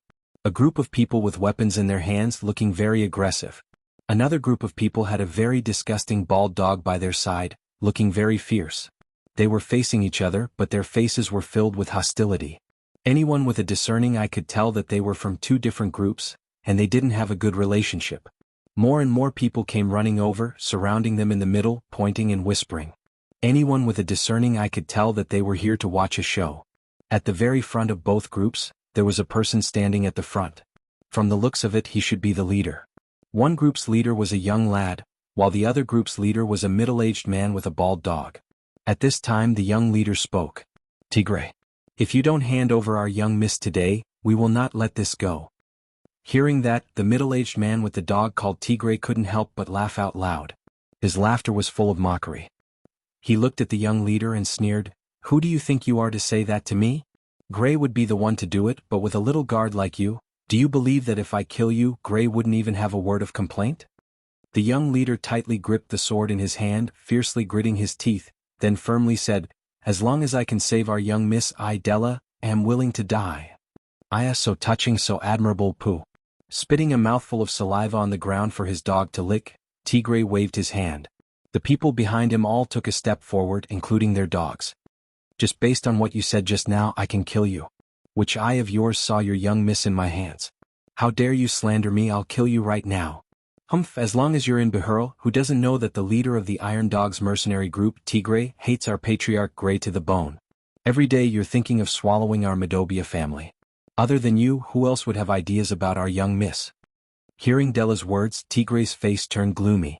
Originally, he was afraid that the Midobia family would come knocking on his door, so he wanted to let this kid go, but he didn't expect this guy to be so ungrateful. That guy is dead for sure. A mercenary beside Tigray looked at Della and gloated. He actually dared to touch Commander Tigray's scar. Now, even if Midobia's patriarch comes, he won't be able to save him. Of course, this sentence was just a bluff. His companions standing beside him all knew this, but they were also sure that unless the Gray family head came, the kid in front of them wouldn't be able to escape. Tigray looked at Della and said coldly, Since you're courting death, I'll fulfill your wish. Everyone has one. Yes. Since you dare to slander me, no matter what, I am still a company leader. If I don't kill you, wouldn't anyone else be able to climb on top of my head? Where would the dignity of my Iron Dog's mercenary company be? Let's see what Gray can do to me. Tigray still said this in a dignified manner. It seems like he's still afraid of that so-called Gray family head. After he finished speaking, he waved his hand. Kill him. Just as the Iron Dog's mercenary group was about to make their move, a wave of messy footsteps came from the side. Even in such a crowded place, the sound of footsteps could still be heard clearly. Just by listening to it, one could tell that there were definitely a lot of people. Tigray obviously heard it as well. He hurriedly yelled, Stop, and looked towards the source of the sound. He saw that the surrounding people opened up a path. Then, a strong middle-aged man walked in with a group of people. Seeing this person, Tigray's face sunk while Della's face was filled with joy. Patriarch. The person who came is the Medobia family's patriarch, Gray Medobia. Tigray saw Gray walking in front of Della. His eyes flashed with a trace of hatred, but he quickly hid it. He raised his hand to signal the mercenaries not to act rashly. Then he remained silent. Gray glared at Della and scolded, "Do you know what you're doing? Who told you to do this?" Della's face was full of grievances. He knew that even though the patriarch was scolding him, it was actually a show of concern. It's also because of this that he was willing to follow him. But he still wanted to refute. "But patriarch, the young miss must have been—" "You shut up." Gray rudely interrupted Della's words. When he heard Della's words, his eyes were also filled with hatred. "Stand aside." "But patriarch." Before he could finish, Della saw Gray's expression and could only step aside. "Yes." After settling Della's matter, Gray turned to Tigray. Before he could say anything, Tigray spoke first. "Gray. Looks like you didn't manage your family's dog well." Gray was stunned for a moment before he couldn't help but laugh out loud. His laugh was especially cheerful. He pointed at Tigray and laughed. "Tigray, aren't you afraid of being laughed at by others? Everyone knows that only you Iron Dog's mercenaries raise dogs. Our Medobia family raises humans. You." Tigray's expression was dark as he stared at Gray. Gray's words were obviously mocking their mercenaries for being dogs. But he couldn't refute and could only laugh coldly. "Stubborn Gray, you should know that your family's guard is slandering me. Let's settle this score." Gray stopped laughing and looked at Tigray. "How do you want to settle this?" "Very simple." Tigray laughed sinisterly and pointed at the stunned Della. "Just hand him over to me. Don't even think about it." Gray immediately shouted loudly, causing Tigray to jump in fright. Della, on the other hand, was moved. "You want me to hand him over? Dream on." "Not handing him over?" Tigray smiled triumphantly as if he had expected this. "He's slandering me. If you don't hand him over, does it mean that your Medobia family is protecting him? If so, then let's prepare for war. Otherwise, there's no reason left." "Reason? You think Tigray would care about that? Normally when your Iron Dog's mercenary group is acting like a tyrant outside and you're protecting them, why aren't you talking about reason?" Almost 90% of the people present felt disdain towards Tigray's words. Of course, they didn't say anything on the surface. After all, compared to the Iron Dog's mercenary group, they're just small fries. Gray also clenched his fist tightly. He's not afraid of war, but he's afraid of Tigray's words. Right now, Tigray is in the right. If he really makes a move, then the reputation that Medobia family has accumulated over the years will be completely destroyed. "Change the condition, Tigray," Gray said in a low voice. "You should know that I will never hand my people over to you." Tigray obviously knows that Gray won't hand Tigray over to him. That's why he purposely said that. How could Gray not know? When he heard Gray's words, Tigray laughed and pointed at Gray. "Since you're Gray, I'll be a little more lenient. As long as you apologize to me, I'll let this matter go." "What?" Della cried out. He quickly walked to Gray's side and loudly objected. "Patriarch, you can't do this." Gray raised his hand and stopped Della from speaking. His face was cloudy and uncertain. How could he not know what Tigray is planning? It wasn't just because Tigray wanted to take advantage of him, but also because if he apologized, the whole of Bihurl would know tomorrow that the patriarch of the Medobia family had apologized to the leader of the Iron Dog's mercenary group. At that time, their family would be at a disadvantage in their confrontation with the Iron Dog's mercenary group. Big powers are all about face. If this face is lost, it'll chill the hearts of many people. But to ask him to hand over his most loyal bodyguard, how could Gray do it? Just when Gray was about to apologize, a childish voice called out. The owner of the voice is a little girl, but it's this voice that made Gray's whole body tremble. "Daddy."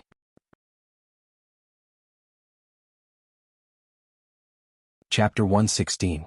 Daddy. In the huge arena where a storm was brewing, time seemed to stop for 2 seconds when this tender voice rang out.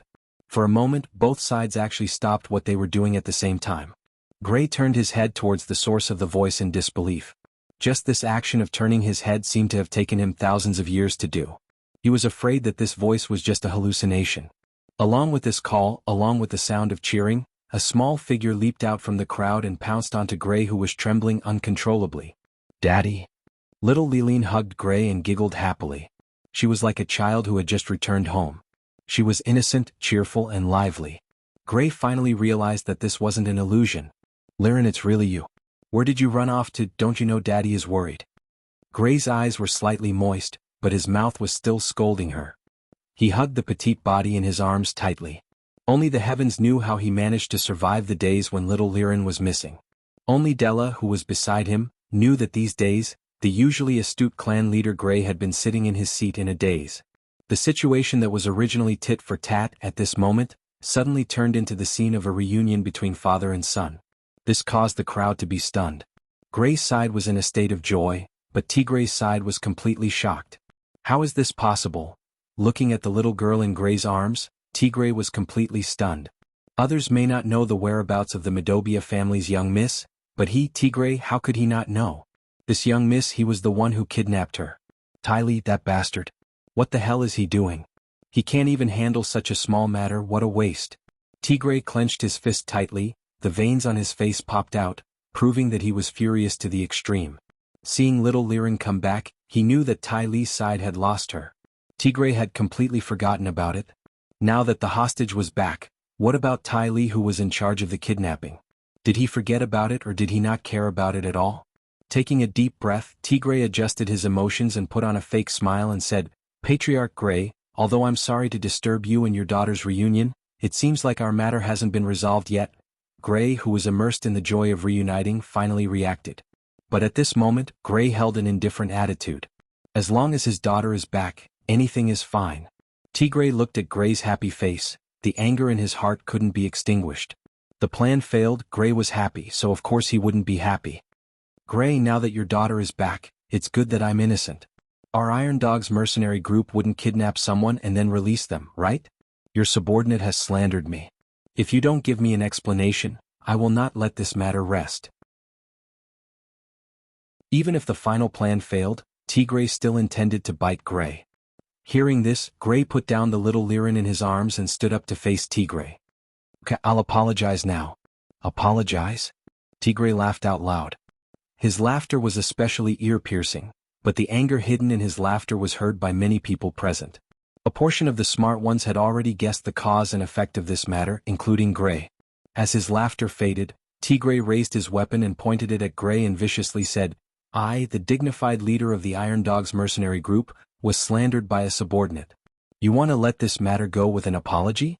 Then in the future, anyone can step on my head and let this matter go with an apology." "You." Gray was stunned. Even the surrounding people were in an uproar. He was the one who said that he would apologize, and now he's the one who said that an apology won't let this matter go. This is obviously going back on his words. Tigray didn't care what others thought. He only knew that there was a fire burning in his heart. Now that the situation is in his favor, if he doesn't vent this anger, he won't be able to let this matter go. Tigray made a hand gesture and the mercenaries behind him all took out their weapons. The dogs beside him also began to bark. No matter how you look at it, it's obvious that Tigray is trying to show off his strength. "Tigray." Gray was also enraged at this moment. He yelled, "Looks like you don't plan to let this matter go. Don't think that I, Gray, am easy to bully." Della, who was beside him, immediately raised his do-chi. Previously, because of him, the patriarch almost lowered his head to that despicable person. Della was also furious. At this moment, the one who dared to say that he wants to make a move the most is him. The soldiers on both sides also raised their do-chi. A few mages also began to raise their magic. The group of saber-toothed hounds also arched their bodies, ready to pounce at any moment. Just as the two sides were about to engage in a fight, little Liren shrunk her head back in fear.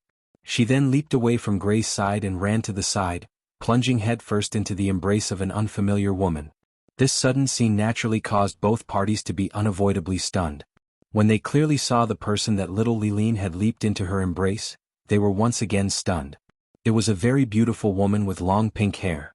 Beside her, there were two equally beautiful women with tea-colored hair and pink hair. Standing in the crowd of onlookers, they were very conspicuous. When the onlookers realized that there were three beautiful women standing beside them, they were all stunned. When they regained their senses, they retreated as if they were afraid of getting into trouble. Only a young man was left standing beside them. Looking at the people on the scene, he smiled faintly. Suddenly seeing beautiful women, Gray couldn't help but be stunned. But no matter what, he's still the head of a family with a wife and daughter. He quickly regained his composure. On the other hand, Tigray's eyes were filled with amazement. Seeing that his daughter was seeking shelter from Wu Yan's group, how could Gray not know little Liren's relationship with Wu Yan's group isn't shallow? Hesitating for a moment, he asked, "And you are?" Chuju, Mikoto, and Ikaros didn't answer Gray's question, because they were all looking at Wu Yan. From the looks of it, they want Wu Yan to step in. Wu Yan laughed and shrugged. Glancing at Gray, he smiled faintly. "Well, we're just passers-by." "Passers-by, that's right." For a moment, Gray didn't know how to answer. Chuju and Mikoto couldn't help but roll their eyes at Wu Yan. How could they not know that Wu Yan was being naughty again? Gray has been interacting with people his whole life and he's never seen such an answer like today. For a moment he felt a little awkward. "Then this Mr. How should I address you?" "Me. I'm called." Hearing that, Wu Yan lowered his head and seriously thought for a moment. Suddenly, he hit his own head as if he suddenly realized something. Right, passers-by don't have any sense of existence. Things like names, authors shouldn't give passers-by. Why am I seriously thinking about what I'm called? I really shouldn't. At this moment, not only Gray, even the real passers-by and Tigray who had their eyes on Hinajiku's trio couldn't help but lose their composure. If it weren't for Gray's good temper and the other party's good relationship with his daughter, even if Gray didn't hit him, he would have ignored him. Chuju and Mikoto both lowered their heads at the same time and moved a few steps to the side, trying to distance themselves from Wu Yan and pretend not to know him.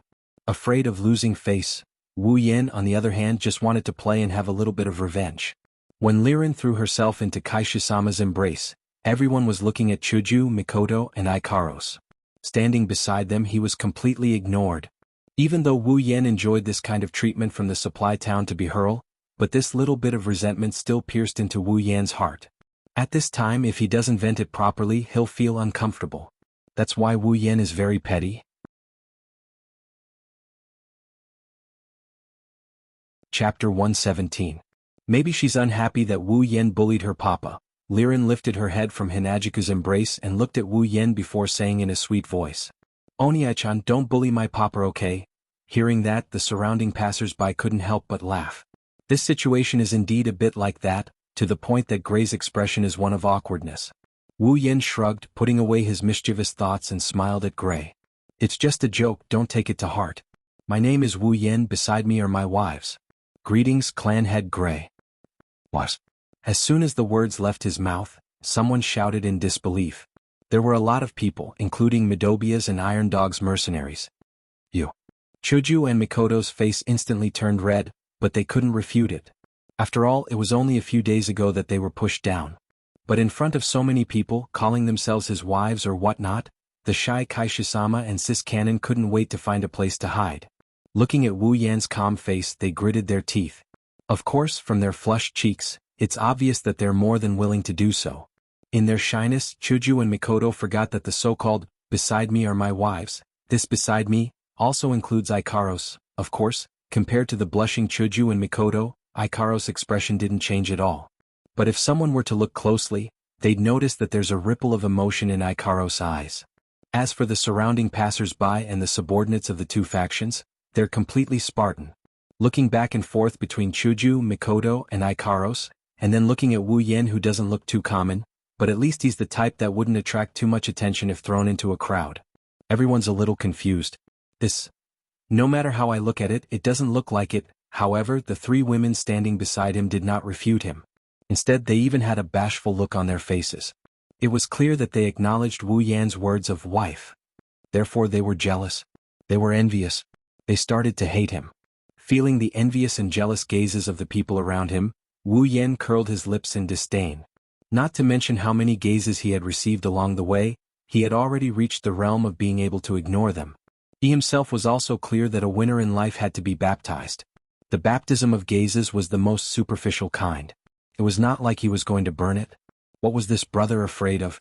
While everyone was silent, Gray laughed heartily and said to Wu Yan, "Young man, your fortune is not bad. Each of your wives are so charming and alluring, it's the envy of others." Hearing this, Wu Yan couldn't help but look at Chuju and Mikoto.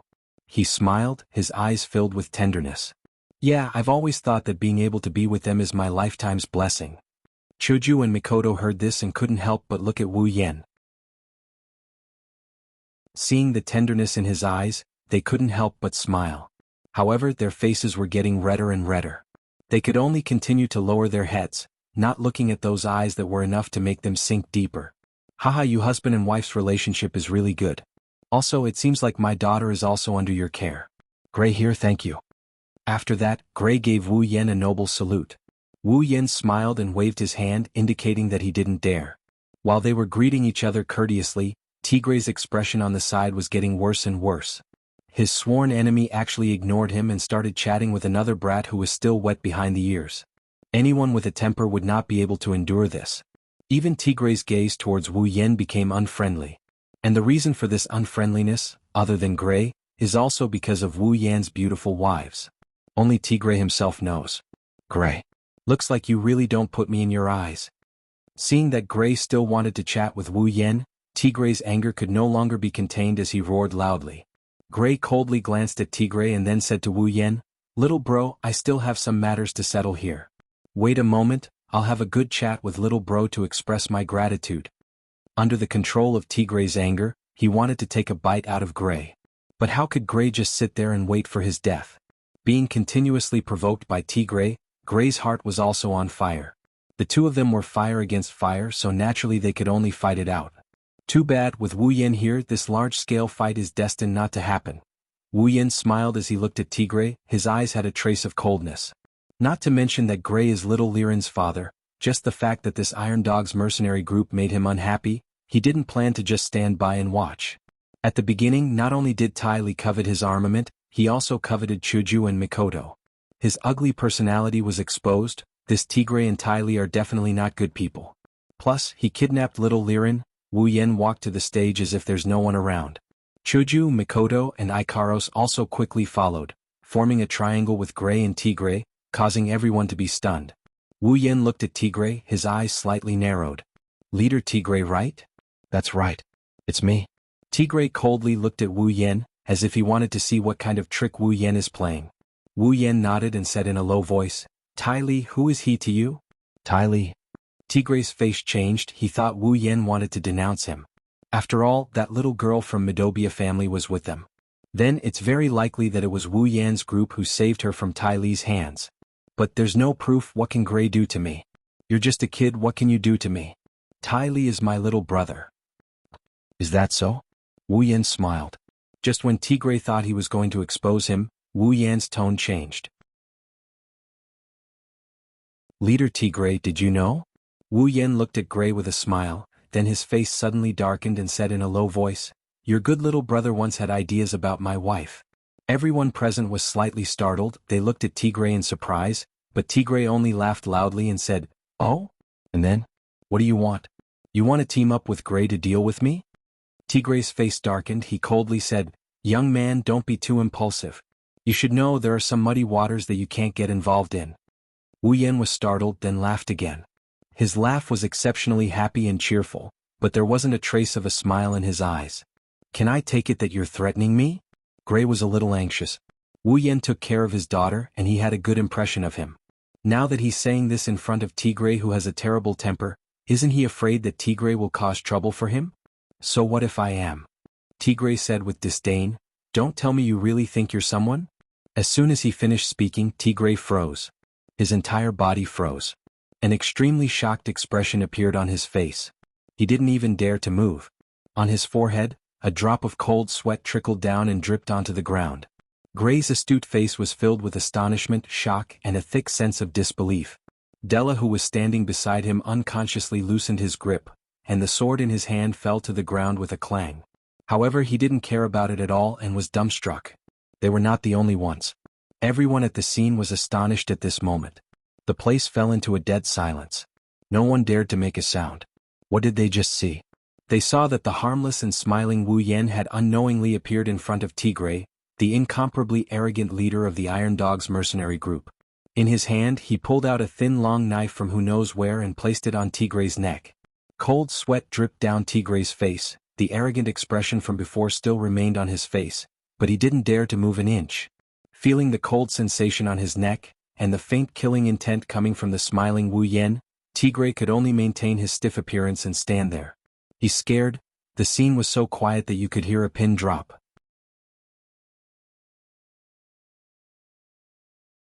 Chapter 118. Under the gaze of everyone present, Tigray was so ashamed he wanted to die. Anger and resentment rose in his heart at the same time, but he didn't dare to voice it out. Face or life, which was more important? Perhaps to some people, face was far more important than life, but unfortunately Tigray was definitely not one of them. If he lost his life, what was the point of saving face? Therefore, even though the gazes directed at him made him feel extremely embarrassed, he still did not dare to move an inch. He could feel the sharpness of the weapon against his neck. It was so sharp that he could feel the pain on his skin just by pressing it against his neck.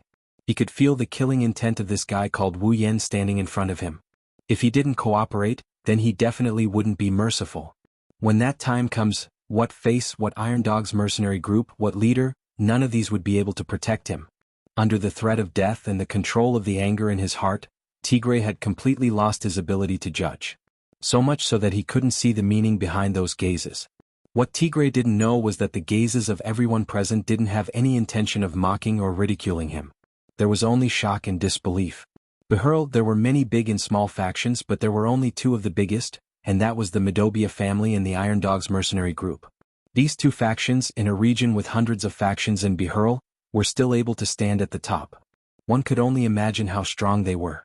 And among these two strongest factions in Behurl, the leader of the Midobia family, Gray, and the leader of the Iron Dog's mercenary group, Tigray, were undoubtedly the strongest existences in these two factions. In other words, Gray and Tigray were the two strongest people in Behurl. But today the incomparably strong leader of the Iron Dog's mercenary group, Tigray, was taken down by a youth who looked to be in his 20s in a single exchange. Are our eyes playing tricks on us? This was the thought that rose in the minds of countless people present. Of course, if Wu Yan knew of this thought, he would definitely laugh out loud and very happily. Incomparably powerful? If it was me a few days ago, it might have been a bit troublesome, but it definitely wouldn't be a problem to take him down, let alone now that I'm at the 7th step. The so-called strongest faction in Behurl is just that they have a lot of strong people under them. After the trip to the treasure room and seeing the tens of thousands of stone spiders and humans, Wu Yan didn't even put them in his eyes. Even if they can't, he wouldn't mind letting them play with Ikaros for a while. Looking at the sweaty Tigray standing in front of him, Wu Yan curled his lips in disgust. Even Chuju, Mikoto, and the others who were still normal were disgusted. Just a moment ago he was still so arrogant. But now, with a knife on his neck, his performance was so unbearable. Sure enough, with such an elder brother, there would be such a younger brother.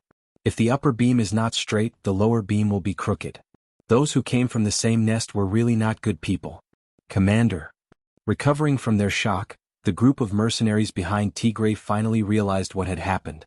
They held their weapons in their hands as they cried out in alarm, accompanied by the barking of the sharp-toothed hounds. Don't act rashly. Tigray hurriedly shouted at the mercenaries behind him. Hearing their commander's words, the mercenaries could only take a few steps back, helplessly accepting the fact that their commander was being held hostage. Commander, hang in there, we're coming to save you. Tigray didn't feel relieved hearing that, instead he was furious. Why didn't you guys shout so loudly when the enemy charged over? I'm being held hostage and all of you were stunned, only reacting after the sun came up. I'd rather count on Gray to put in a good word for me than count on you guys to save me. Tigray was making things difficult for them. Other than Chuju, Mikoto, and Ikaros, no one else could see Wu Yan's movements clearly. Even he himself couldn't react, let alone these mercenaries who only have a few 5th tier. Wu Yan very elegantly waited for them to finish chatting before he moved the shana in his hand. Looking at Tigray, who was shocked by his own actions, Wu Yan smiled. What's wrong? Commander Tigray, didn't you say that I'm not a big deal? Why aren't you continuing? Tigray secretly sighed in relief. Since Wu Yan didn't make a move immediately, it meant that he didn't intend to do anything to him. This more or less calmed him down.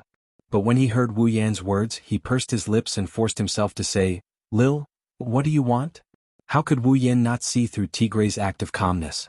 Disdainful and amused, he tilted his head and said, It's not what I want, it's what you want, isn't it?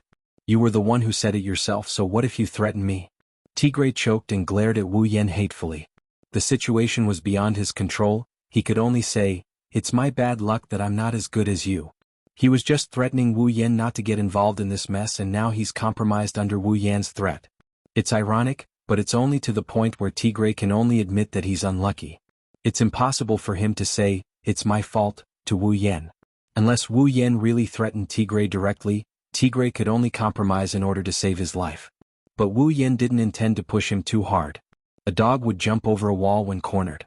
This dog-rearing mercenary group must have understood this principle.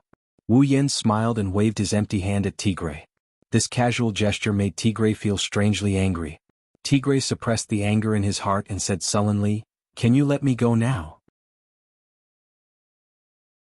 Wu Yin nodded indifferently and looked at Tigray's face. "I didn't intend to offend Commander Tigray. It's just that Commander Tigray said he wanted to see what kind of person I am, so I showed a few moves. Please don't take offense." Tigray was furious. He felt that he wouldn't be able to sleep tonight. He was angry every day, but he'd never been as angry as he was today. Plus, he couldn't vent his anger like he usually did. Then Wu Yin suddenly acted as if he suddenly realized something and continued, "Oh, right, there's also that good brother of yours. You don't have to go look for him. Even if you go look for him, you'll probably only find his corpse." "You killed him?" Tigray cried out involuntarily. Wu Yin laughed mockingly. "Ah yes. He had designs on my wife. If I didn't kill him, was I supposed to keep him around and waste food?" "You?" Tigray gritted his teeth and stared at Wu Yin. All he saw was Wu Yan's cold gaze. He could only turn his head dejectedly. If he died, then he died. He failed the mission, so he was just a piece of trash. Seeing that Tigray didn't intend to pursue his brother's death, Wu Yan's mocking smile became even wider. As expected, both brothers were animals. Removing Nidan Jana from Tigray's neck, Tigray immediately channeled his Do Chi and jumped back, as if he was afraid that Wu Yin would come and put a blade on his neck again. Wu Yin turned a blind eye to it. He lifted Nidan Jana and twirled his blade around before walking back to Chuju and the others. Looking at Wu Yan's back, Tigray wanted to sneak up and kill him countless times. However, Wu Yan's ghostly figure made him not dare to act rashly. He could only suppress the killing intent in his heart and roar at the mercenaries behind him, "Let's go!" The Iron Dog's mercenaries slowly retreated. The bystanders were afraid of touching the fire. Plus, there was no good show to watch, so they scattered like birds and beasts. Wu Yin brought Chuju and the others to Gray's side. Looking at Gray, who still hasn't recovered from the series of events, Wu Yin was speechless. "You're still the head of a tribe, can't you adapt a little?" Of course, Wu Yin didn't know how it felt to have your lifelong enemy taken down by a 20-something-year-old youth in an instant. If it was someone else, perhaps they would be even worse than Gray.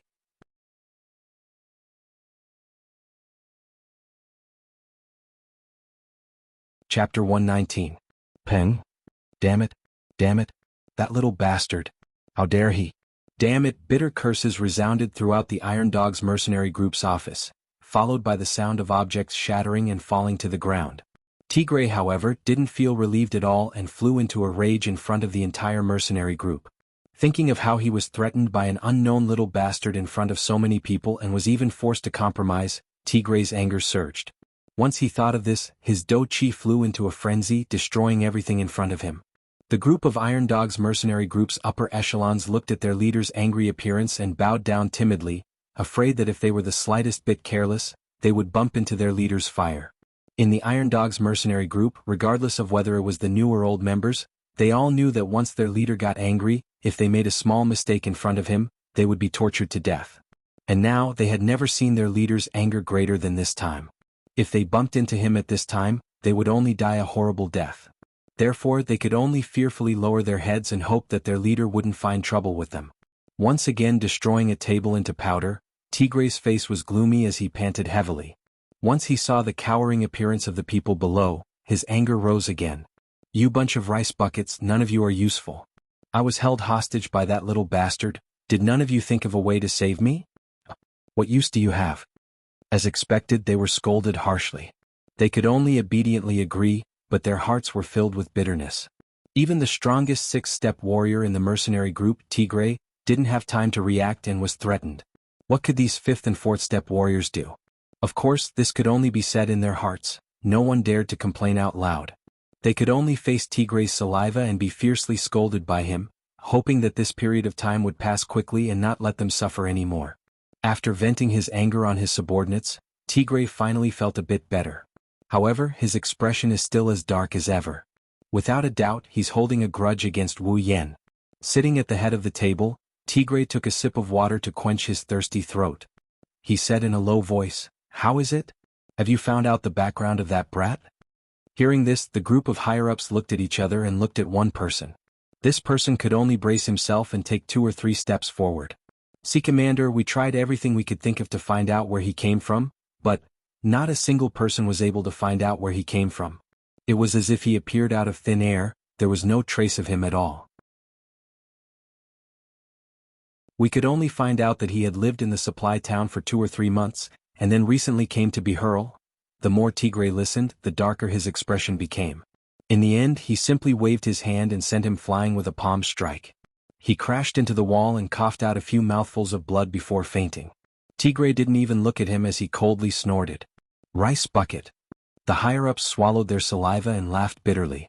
They had already guessed this result when they received the investigation report from their subordinates. They could only rejoice that no one had died yet. At this time, the atmosphere in the Iron Dogs mercenary group's office was extremely stifling. Everyone looked at the gloomy Tigray sitting at the head of the table and could only lower their heads in silence, fear in their hearts. Tigray's eyes flashed with a trace of venomous resentment. He was not willing to accept this. He had fallen so hard in front of this abominable brat who came out of nowhere. By now, the entire Behurl probably knew that he, a warrior of the 6th step, had become a powerless character. With Tigray's temper, of course he wouldn't let it go so easily. If he didn't vent this anger, he felt that he would never be able to eat or sleep well for the rest of his life. But what could he do? Even if he was furious, he had to admit that he hadn't discovered the opponent's strength. He had been taken down in the blink of an eye. From this, it could be seen that the opponent was definitely stronger than him. Tigray was confident that even if a peak 6th rank warrior was in front of him, he would still have the confidence to fight him. He himself was only a little bit away from the peak 6th rank. And since the opponent could take him down in an instant, even if he had been careless and the opponent's sneak attack, there was no doubt about the opponent's strength. Then that brat was most likely a 7th rank warrior. Tigray's face turned extremely ugly at this thought. He didn't want to admit that a 20-something-year-old had actually reached the level he himself hadn't reached yet. But he had to admit that to be able to take him down in an instant, a 6th rank warrior was definitely impossible. Could only be a 7th rank. 7th rank. Why couldn't a 20-something-year-old 7th rank warrior's origin be investigated? To be able to reach the 7th rank at such a young age, it was impossible for him to be unknown in the Ailu Empire. What? If he was a descendant of a big family, then it was impossible for him to not investigate his origin. How many of the children from the big families could reach the 7th order at such a young age? Now that there was such a genius in their family, they couldn't wait to push him out and fiercely promote him to strengthen their family's reputation, expand their influence and expand their sphere of influence, developing and growing stronger. Therefore, Tigray concluded that the opponent was definitely not someone from a big family. Not someone from a big family? Then he must be a commoner. A commoner who reached the 7th rank in his 20s? Tigray felt that it was inconceivable. But other than this explanation, there was no other explanation. Tigray could only accept this fact. But even if he was a commoner, to have such talent, it was impossible for him to be unknown. He needed to gain experience, he needed to travel around. Those who came in contact with him, there was definitely someone who noticed his talent. Even if some big family saw him, they would definitely try to recruit him. But Wu Yan was just like that. No origin, no trace, only a report of him living in a supply town for 2 to 3 months. Could it be that he only came to this world 2 to 3 months ago? Tigray didn't know that the thought that flashed through his mind was the truth. The more Tigray thought about it, the more he couldn't understand and the more irritated he became. He angrily slammed the table, leaving a palm print on the hard surface. He roared. Could it be that I, Tigray, can only admit defeat and do nothing? Even though his Iron Dogs mercenary group has a lot of manpower and influence, and even if they were to face a 7th rank warrior, he was confident that he would be able to overwhelm him. However, the problem was that the other party was so close to the little girl from the Medobia family. The Medobia family would definitely not let the other party be bullied by them. Moreover, even if this relationship wasn't taken into account, Gray wouldn't mind adding insult to injury when he was facing a 7th-step warrior. With the help of a 7th-step warrior, when the time comes, the Iron Dogs mercenary group's chances of surviving against them would be nil. It's because of this that Tigray couldn't decide whether to fight or not to fight, that's why he was so angry. When the higher-ups heard Tigray's words, they could only remain silent. Only one of the higher-ups' eyes suddenly lit up, smiling mischievously as he came to Tigray's side. Leader, actually, it's not like there's no way to deal with them. Tigray looked at him suspiciously. What method can you think of? That person respectfully said. Leader Tigre, according to the report from our subordinates, not long later, a disciple from a big family will pass by our Bihurl. At that time he should be resting in Bihurl for 2 to 3 days. If we can get close to this big family, then they will definitely help us vent our anger. You're telling the truth? Tigre's eyes lit up. That big family, is it worth it for us to get close to them? Definitely. Leader, the opponent is our Ailu Empire's #1 family, the Lori family. Lori family. Tigre laughed excitedly. Ha ha, with the #1 family's help, what's a 7th rank? What's the Medobia family? Great, let's do it.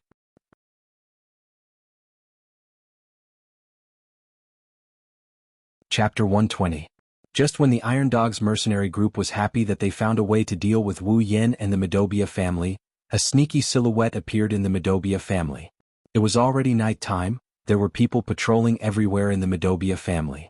However, this silhouette seemed to have entered a deserted area, dodging one patrol after another with extreme speed and hiding in the shadows. Very quickly he arrived at a room not far from the Medobia family. Hearing the faint sound of breathing coming from the room, he smiled with satisfaction and walked out from the shadows. If the patrolling personnel saw this person at this time, they would definitely be surprised. Because this person was the young warrior that the patriarch of the family solemnly invited today to save the young miss of the family. That's right, this person is Wu Yen. Today, after being in the limelight and intimidating the feared leader of the Iron Dog's mercenary group, Wu Yen came to the Medobia family under the invitation of Gray, who was still in disbelief. After explaining why little Liren was with them, Gray was furious on the spot and declared that he would not let the Iron Dog's mercenary group off so easily. Moreover, he was deeply grateful to Wu Yan's group. Especially after finding out that Wu Yan is a tier 7, Gray became even more happy. He's happy that his daughter is acquainted with such a strong and talented individual. He's also happy that his family is able to have a relationship with such a strong individual. Of course, Wu Yan is the only one who exposed his strength. Hinajiku, Mikoto, and Ikaros didn't, so they were treated like normal people. Otherwise, if Gray knew that there was a 7th-stage and 2 8th-stage warriors on his side, he would definitely pinch his thigh until it turned blue.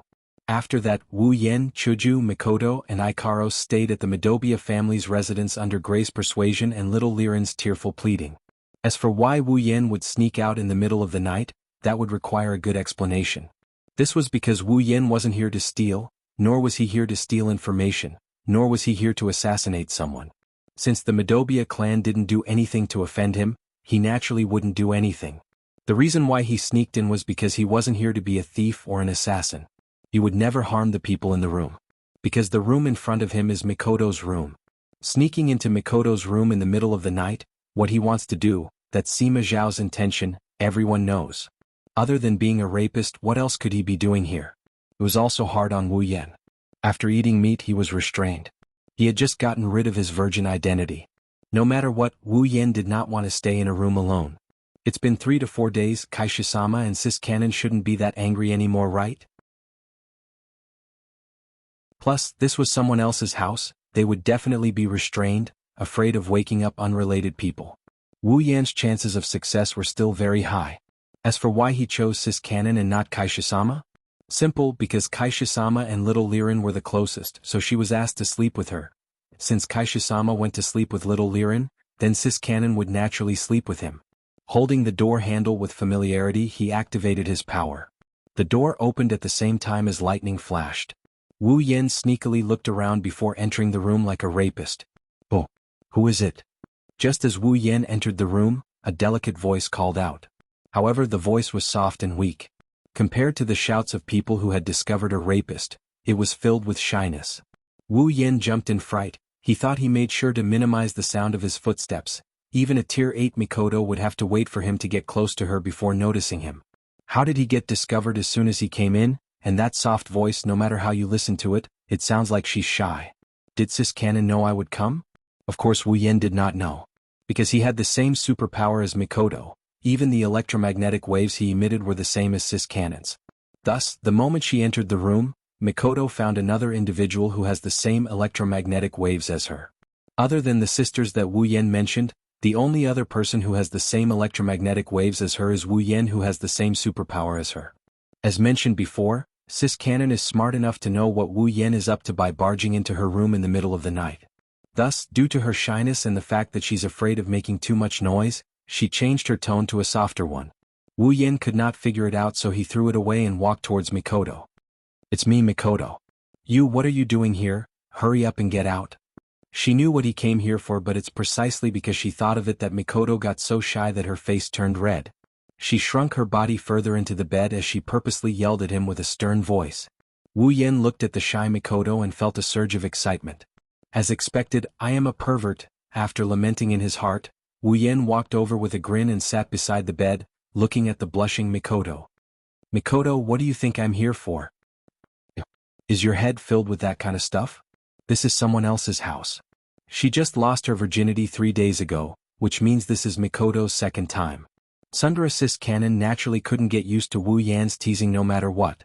Besides, this is someone else's house, how could she get used to it? However, Wu Yin had made up his mind to ignore Sis Cannon's words. Looking at Mikoto's bashful face, Wu Yin could no longer hold it in. Mikoto screamed in surprise as he flipped her over and pressed her under his body. Caught off guard by the sneak attack, Mikoto felt the weight on her body and her whole body soften. Stop. Don't." Wu Yin chuckled and ignored Sis Cannon's pleas, blocking all her words with one action. Ugh. Although it was not the first time she kissed Wu Yin, Mikoto still felt dizzy. She could feel her tongue being captured quickly. She could only make ugh sounds, forgetting all about her superpowers and subconsciously acknowledging Wu Yan's actions. Wu Yin did his best to carry out his task. Tears were streaming down his face. Finally, "There is meat to eat." Very quickly, under Mikoto's feeble resistance, Wu Yin took off all of Sis Cannon's clothing and stripped her down like a little lamb. Then, under her feeble resistance, he caressed her soft breasts and started massaging them. Ugh. Mikoto couldn't help but moan when her private parts were being grasped. She was so embarrassed that she wanted to die. She could only raise her hands to cover her face, but her moans continued. Wu Yin practiced Tai Chi on Mikoto's body while taking off his own clothes. He smiled and teased, "Mikoto, did you notice that this part of yours is a little bigger?" "Really?" Mikoto discreetly put down the hand that was covering her face. She blushed and asked in a small voice. Looks like Wu Yan's words gave her a pleasant surprise. Looks like all girls care about their size, especially flat-chested girls like Sis Cannon. Although no matter the size, Wu Yin likes them all the same. Of course, it's all thanks to me. Wu Yin tried his best to recommend himself. "So we should do this more often, that way it can become bigger." Who wants that, to become bigger? "I don't want to do it with you." "Ugh. You're not being honest." Wu Yin reached a hand under Mikoto's body and the sound of water could be heard. "Your body is more honest than you, Mikoto." "No." Mikoto pleaded weakly. Then she felt Wu Yin enter her body forcefully. She moaned softly and immersed herself in the pleasure that Wu Yin brought her. The night is still long.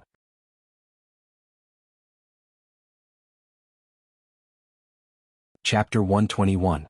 On this day there were quite a number of people standing at the entrance of the Midobia family. There were both men and women among these people, but the aura on their bodies was quite strong. It was obvious that without exception, all of them had unique skills, and were either warriors or mages who had achieved success in their cultivation. There are 4 people, 2 men and 2 women, standing in front of these people. One of the women has a beautiful head of long silver hair, wearing a short-sleeved shirt and shorts. Her voluptuous breasts hold up her clothes, as if they would burst out of her clothes at any time. Her figure is very tall and hot, her delicate face is gentle and serious at the same time. She holds a long sword in her hand, with one look you can tell she is a female warrior. The other woman is not as mature as the former. Her pretty face has a hint of immaturity, she still looks very young. Her long black hair is like a waterfall that hangs behind her head. Although her voluptuous breasts are not as big as the former, they are still quite large. Although she is wearing a long robe, it can't cover it up. Both women are equally beautiful. As for the man, he is wearing a magician's robe, standing behind the 2 women. His handsome face also has a hint of immaturity, he also looks very young. However, his eyes are on the black-haired woman in front of him. There is a blurred look in his eyes, as if there is nothing in this world that can attract his attention more than this girl in front of him. As for the other man, it was obvious that he was the oldest of the 4. Compared to the 3 who were still in their youth, this man was a middle-aged man. His appearance was not considered ugly, but there was a trace of viciousness between his eyebrows, which greatly ruined his image. Moreover, he had a bald dog by his side, which made him the one with the worst image among the four. And he is Tigray. If Wu Yan was here, then he would realize that among the four leaders, other than the pretty boy, he knows the other three. The silver-haired beautiful woman with a long sword is Fei Fei. The young girl with long black hair dressed as a magician is Wu Yan's first friend in the Spalier world, Lulu. At this moment, under the protection of a large group of people behind her, Lulu pouted her lips and puffed up her cheeks. She muttered something unhappily and did not restrain her voice at all. What is this? So many people are blocking my door. It's as if they're here to bully me. It's really uncomfortable. Hearing this, Fei Fei, who was standing beside Lulu, could not help but frown. It seemed that she was also rather unhappy with such actions. I don't like this kind of thing either. Hearing Lulu and Fei Fei's words, the young man standing behind them could only helplessly say, I know that Miss Lulu and Miss Fei Fei don't like such big movements, but in any case, they did fulfill their duties as the host yesterday and treated us in every possible way. Since that's the case, it's only right for us to help them with a small request. Anyway, it's just a small family. If the two misses don't like it, it's fine if you don't participate. Ah, you said it? Lulu immediately said happily, then I won't participate. That's only natural. At this moment, Tigray, who had been sneering at the Madobia family's door, finally spoke up. He walked in front of Lulu fawningly and smiled, Miss Lulu Plum is of noble status. Naturally, you can't act together with us servants. Originally, the Iron Dog's mercenaries thought that the one who came to Behurl was just a small figure from the Lori family. Who would have thought that after seeing the person, they would be shocked to find out that the one who came was actually the only daughter of the Lori family, the daughter of the head of the Lori family. How is this a small figure? It's clearly a big deal. Thus, after the initial excitement, Tigray worked even harder to curry favor with Lulu. With this big tree, don't even mention the Madobia family, even if there were 10 more, Tigray would not care. And if he was lucky enough to catch her eye, perhaps the Iron Dog's mercenaries would be able to make friends with the Lori family in the future. When that time comes, he would really have a meteoric rise. Tigray even thought about finding a young, promising and handsome man to try and woo the beloved daughter of the Lori family. If he really succeeded, then wouldn't he be able to get whatever he wanted? Unfortunately, he could see that the pretty boy following the eldest daughter of the Lori family also had feelings for her. Thus, he temporarily put away those thoughts. After a few days of doing his best to curry favor and entertain, Tigray took the opportunity to ask Lulu and the others to help him deal with the Madobia family and Wu Yan. Since Tigray did his best to entertain them, the Lori family could not refuse. Moreover, the Madobia family was only a small family in their eyes. Thus the young magician agreed. It seemed that other than Lulu and Fei Fei, he was the Lori family's #1 leader this time. Of course, when Lulu and Fei Fei heard about this, they were very dissatisfied. The two girls were not people who bullied others using their family's power. The two girls did not like to bully others using their family's power and influence to bully others. But since they had already agreed as the #1 family in the kingdom, of course they could not go back on their words. They could only helplessly lead the team here, which led to the current situation.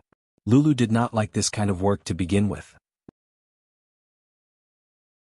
Now that there was a chance to watch, she was naturally happy to do so. She could not wait to agree on the spot. Fei Fei also seemed to be a little moved. After all, Fei Fei also did not like this kind of work. It would be best if she could not participate. Tigray, who was beside her, saw the change in Fei Fei's expression and hurriedly said, The Madobia family has a level 7 fighter. None of us here are a match for him. So, we would like to ask for Miss Fei Fei's help. Fei Fei could only helplessly give up on the idea of watching. She nodded impatiently, but there was a little bit of anticipation in her heart. Although she did not like this operation, but according to Tigray, the level 7 fighter in the Madobia family was about the same age as her. Fei Fei grew up in the Lori family. Because her talent was too good, she was heavily nurtured by the Lori family. She reached level 7 at the age of 20 and became one of the top geniuses in the Ailu Empire. As the #1 family in the Ailu Empire, Fei Fei had seen many level 7 fighters. But a level 7 fighter of the same age as her, Fei Fei had not seen many of them. So, when she heard that there was a level 7 fighter of the same age as her nearby, Fei Fei wanted to meet him. Of course, she also had the intention to compete with him. Let's hope he's not an annoying fellow. Fei Fei thought in her heart. Fei Fei had seen a lot of people who relied on their talent to be better than others. These kinds of people were the ones she hated the most. So, she hoped that the other party would be someone who could surprise her. What Feifei didn't know was that she was destined to be surprised today. In the Medobia family, Gray was sitting on the main seat in the main hall with a document in his hand. Beside him, Della was holding his sword and standing straight, playing the role of the leader of the guards. Patriarch, something bad has happened. Gray frowned, but he also knew that if it wasn't a serious matter, these guards wouldn't be so impulsive. Thus, he could only look at the guard who just came in and said in a low voice, "Let's go, sir." "Sir? What's wrong? Why are you in such a panic? What's wrong?" "Patriarch." The guard reported to Gray with a face full of panic. "Outside the door, Tigray brought the Iron Dog's mercenaries and came looking for us." "Tigray." Gray was furious, he slammed the table and stood up. "I didn't go looking for him, but he came looking for me first. Just in time, I'll have to settle the score with him." The guard didn't hide the panic on his face and continued, "Patriarch, it's not just the Iron Dog's mercenaries, they also found helpers." "Helpers?" Gray furrowed his brows. It wasn't like he didn't have this kind of helper before, but those small clans didn't have any effect on him. Tigray should be aware of this as well. "What kind of helpers did they find?" The guard looked at Gray and swallowed a mouthful of saliva.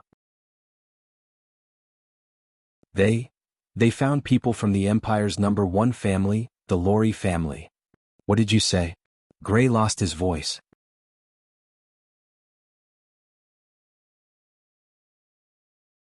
Chapter 122. Lori family. How could this be?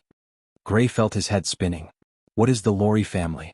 In the entire Ailu Empire or even the entire Spalier world, there's no one who doesn't know of them. That's the number 1 family of an empire.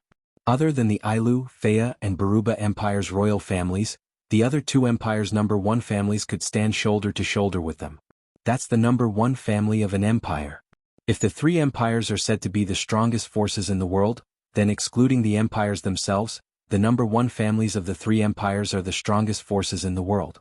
The Medobia family was not small. In Bihurl, other than the Iron Dog's mercenary group, the Medobia family was the strongest family. However, this strength was nothing in front of the empire's number 1 family. Let's not talk about the others. Within the Medobia family, the strongest is Gray himself, a rank 6 warrior. However, within the Lori family, there are at least 1,000 people of that rank. It's not that a 6th order warrior is worthless, it's just that the Lori family is too strong. In the entire family, there are close to 1,000,000 5th order warriors and below. In this million there are only 1,000 6th order warriors. This ratio shows just how precious a 6th order warrior is. Yet the Lori family is able to recruit more than 1,000 6th order warriors. This is the strength of the number 1 family of the empire. Therefore, in the eyes of the Lori family, a 6th order warrior is considered average. Only a 7th order warrior can enter their eyes. Such a powerful family, if they want to deal with a small family like him who doesn't even have a 7th order warrior, wouldn't it be a piece of cake? Gray couldn't help but take 2 steps back. Now that the Iron Dogs can invite the Lori family to help them, with Tigray's personality, there's no way he will let the Medobia family go. The Medobia family, this is the end. Gray laughed bitterly. Who can he blame? He could only blame himself.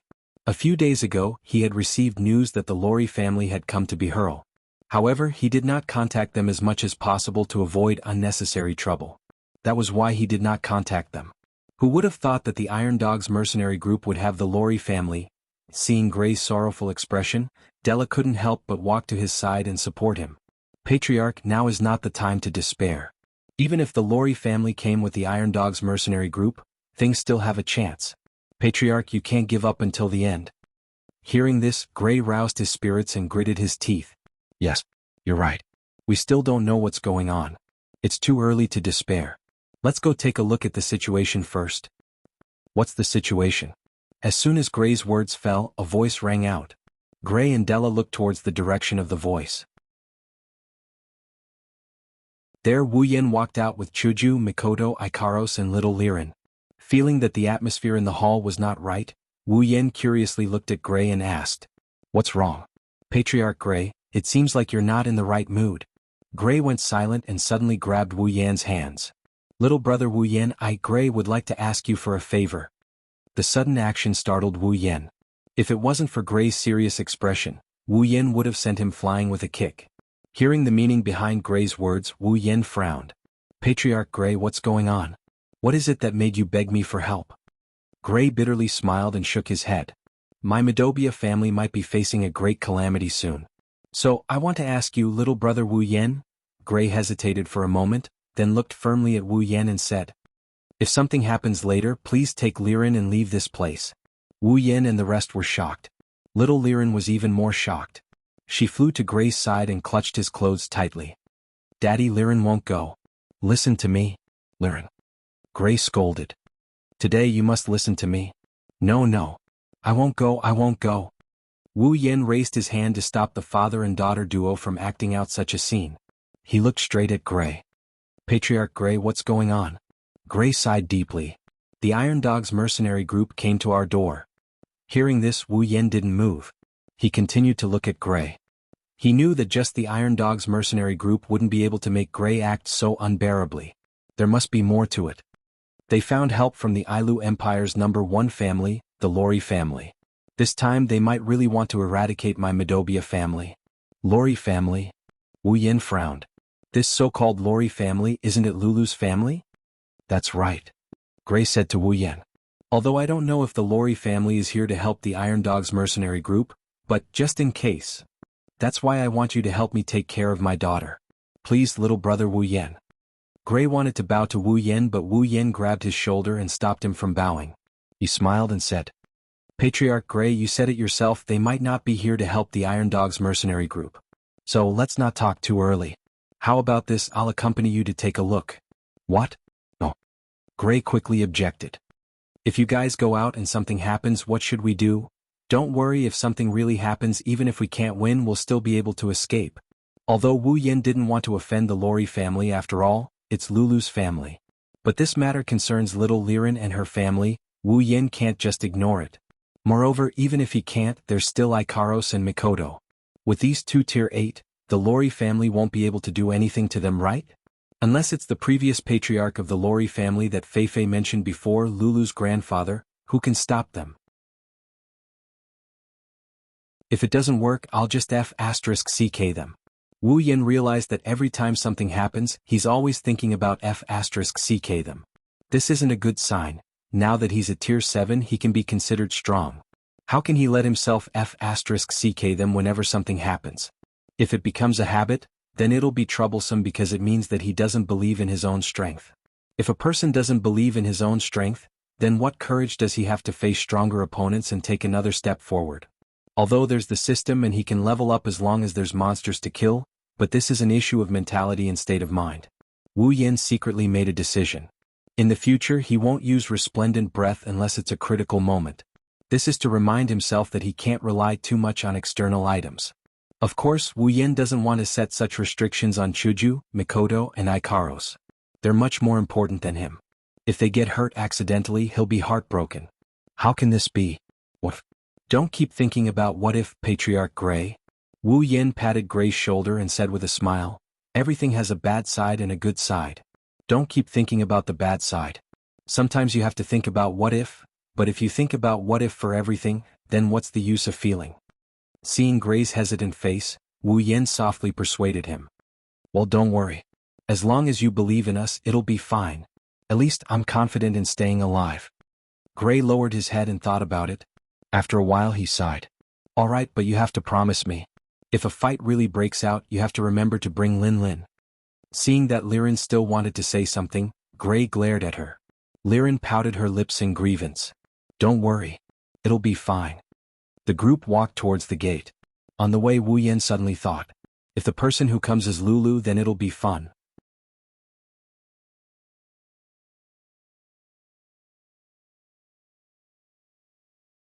Chapter 123. Medobia Clan's Main Gate. Perhaps the news of the Iron Dog's mercenary group coming to the Medobia clan was leaked. Originally there were only the Iron Dog's mercenary group and the Lori family here, but now there's a crowd that's no less than the former. From time to time, cries of surprise could be heard from the crowd. That's because they knew that the #1 family of the empire, the Lori family, was among the people who came to the Medobia clan. Hearing the cries and whispers from the crowd, Tigre's face couldn't help but reveal a proud expression. As long as today's news reaches the entire Behurl, then the Iron Dog's mercenary group's reputation will be even greater, even stronger. Contrary to Tigre's proud expression, Lulu and Feifei's faces were tense. They already hated this job, and the more people know about it, the more they hate it. As for the young gigolo, he just stood there indifferently as if he didn't care about anything. His eyes were still on Lulu. At a certain moment, the Madobia clan's main gate finally opened. Seeing this, the crowd quieted down. Because they know what's coming next is the climax of the matter. Not long after, the scene of Gray leading his tribesmen and guards appeared in front of everyone's eyes. But what surprised everyone was that standing at the front, it wasn't just Gray, there was also a young man, 3 beautiful girls, and a cute little girl. When they saw the young man, Lulu and Feifei were stunned. Tigray saw this and retracted his proud expression, turning it into a cold smile. Gray, you're finally willing to show yourself. I thought you wouldn't dare to come out. Gray didn't say anything, but Wu Yin, who was standing beside him, noticed. He clenched his fist tightly. Looks like Gray's heart isn't as calm as he looks. If it was anyone else, the result would be the same as long as they see the lineup in front of them. As for the number of people, there's no need to count. Using his Do-Chi and magic senses, Gray can feel that in this group of people, other than Tigray, there are 10 others who are about the same level as him. In other words, what he had to face next were 10 stage 6 powerhouses who were as strong as him, or even stronger than him. Not only that, among the 4 people standing at the front, there was a beautiful woman with silver hair, Gray. Since he couldn't sense her exact strength. Under normal circumstances, if a person couldn't sense the specific strength of another person, then there were only 2 situations.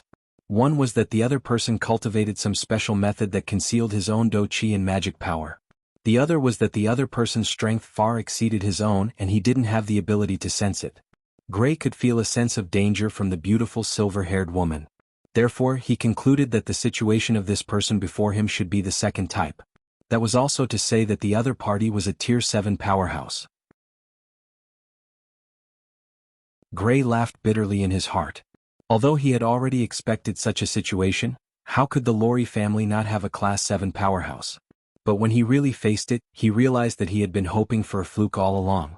What he didn't know was that fluke was completely unnecessary. Today it was destined to be a farce. Lulu and Feifei stood at the front of the crowd, such a conspicuous place. How could Wu Yen not see them?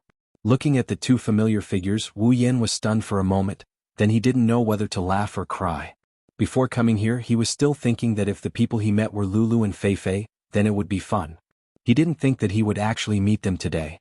After regaining his senses, Wu Yen looked at the high-spirited Tigray, the corners of his mouth widening into a smile. His smile was filled with playfulness. If Tigray knew that he was acquainted with Lulu and Feifei, what kind of expression would he have? Wu Yen was suddenly filled with anticipation. Thus, his eyes turned and an idea came to his mind. He quickly put on a serious expression and followed behind Gray, walking towards Tigray and the others. Looking at the 4 people in front of him, Gray directly ignored Tigray and asked the other 3, "You 3 are?" Gray's disregard angered Tigray. Hearing Gray's words, Tigray sneered a few times and said, "The identities of the lords are honorable. Although it's not something you can know, let me tell you. I just hope you won't be scared." After saying that, Tigray pointed at the young pretty boy. This one is the direct disciple of the Lori family head. He's also a genius that the head of the Lori family personally bestowed with the surname Lori, Lord Hughes Lori. Gray's body trembled slightly. At first, he thought that the one who came was just a small figure from the Lori family. He didn't expect it to be the direct disciple of the head of the Lori family. On this point, he had the same thought as Tigray. Gray's expression changed. Of course Tigray saw it. After a triumphant smile, he pointed at Feifei. This one is also the direct disciple of the head of the Lori family. She entered the family earlier than Lord Hughes. She's also the guardian of the head of the Lori family's only child, Lord Feifei Lori. Tigray continued to point at Lulu, the smile on his face widened. As for this one, she's the only daughter of the head of the Lori family, the eldest daughter of the Lori family, Lilu Mei Lori. As Tigray introduced them one by one, Gray's heart started to feel bitter. When he heard the words "the only daughter of the Lori family," the bitterness in his heart intensified. The direct disciple of the Lori family? Only daughter? Forget about him. Even if it was any other family in the Ailu Empire, they wouldn't dare to offend her. This kind of person wants to touch the Madobia family. Gray felt bitter inside, but he still bowed to Feifei, Lulu and Hughes. The head of the Madobia family, Gray Madobia, greets the 3 of you. Tigray was about to use Gray's authority to scold him for not addressing them as Lord when Feifei and Lulu noticed that the Wu Yan standing beside Gray was the Wu Yan they knew. Whether it was Lulu or Feifei, both of them were overjoyed to see Wu Yan. Especially Lulu. As the only daughter of the Lori family, Lulu could be said to be the center of attention. In the entire Ailu Empire, other than the princesses of the royal family, who else could compare to her life? But it was this kind of life that allowed Lulu to transcend the ranks of the commoners. The people around her, regardless of gender, all of them had some sort of interest in them, especially the men. Lulu may be a little young, but her looks are truly devastatingly beautiful. Even Chuju and Mikoto paled in comparison to her. Only Ikaros could surpass Lulu in terms of looks. With this kind of appearance and background, who wouldn't want to embrace Lulu in their arms? As long as they could win Lulu's heart, then not only would they would also gain the Lori family. After all, the Lori family only has one direct descendant. In the future, if Lulu doesn't become the head of the Lori family, then it would be Lulu's husband becoming the head of the Lori family. The head of the Empire's #1 family, just thinking about it is enough to make people drool, right? Because of this, Lulu didn't have a single true friend. Other than the few people who could compare to her in the world, there wasn't a single male among them. However, a few months ago Lulu got to know the first person in her life who is worthy of being her friend. That person is Wu Yan. Lulu will never forget that day in the Behemoth Forest, when she met Wu Yan for the first time. In his eyes, other than admiration, there wasn't any greed or lust that other men have. That's why Lulu treated Wu Yan as a true friend. Of course, it's only at the level of a friend. Seeing Wu Yan again, Lulu's surprise is unimaginable. Seeing Lulu's expression, Wu Yan suddenly jumped out, pointed at Lulu and shouted, "Which? Are you the one who wants to mess with our Midobia family? This guy is messing around again." That's Chuju and Mikoto's first thought.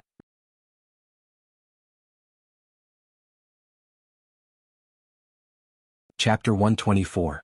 Which? You're the one who wants to mess with our Midobia family? Time came to a standstill as Wu Yan continued his speech. Lulu was stunned, her originally happy face froze just like that. She didn't know what Wu Yan was trying to do. Feifei was stunned, she didn't know what was going on, she didn't know why things would develop like this, she didn't know how to react for a moment. Gray was stunned, then he started to get anxious. He didn't know what Wu Yan was trying to do, but he knew that Wu Yan's words definitely offended the other party. Tigray was stunned, he kept his expression and didn't say anything, but there was only one thought in his mind, he's dead for sure. Hughes was stunned, he threw all his indifference into the trash can, his eyes were filled with killing intent as he looked at Wu Yan. Chuju, Mikoto, Liren, and even Ikaros were stunned. Even if they were with Wu Yan day and night, they didn't know what to do with Wu Yan's sudden outburst.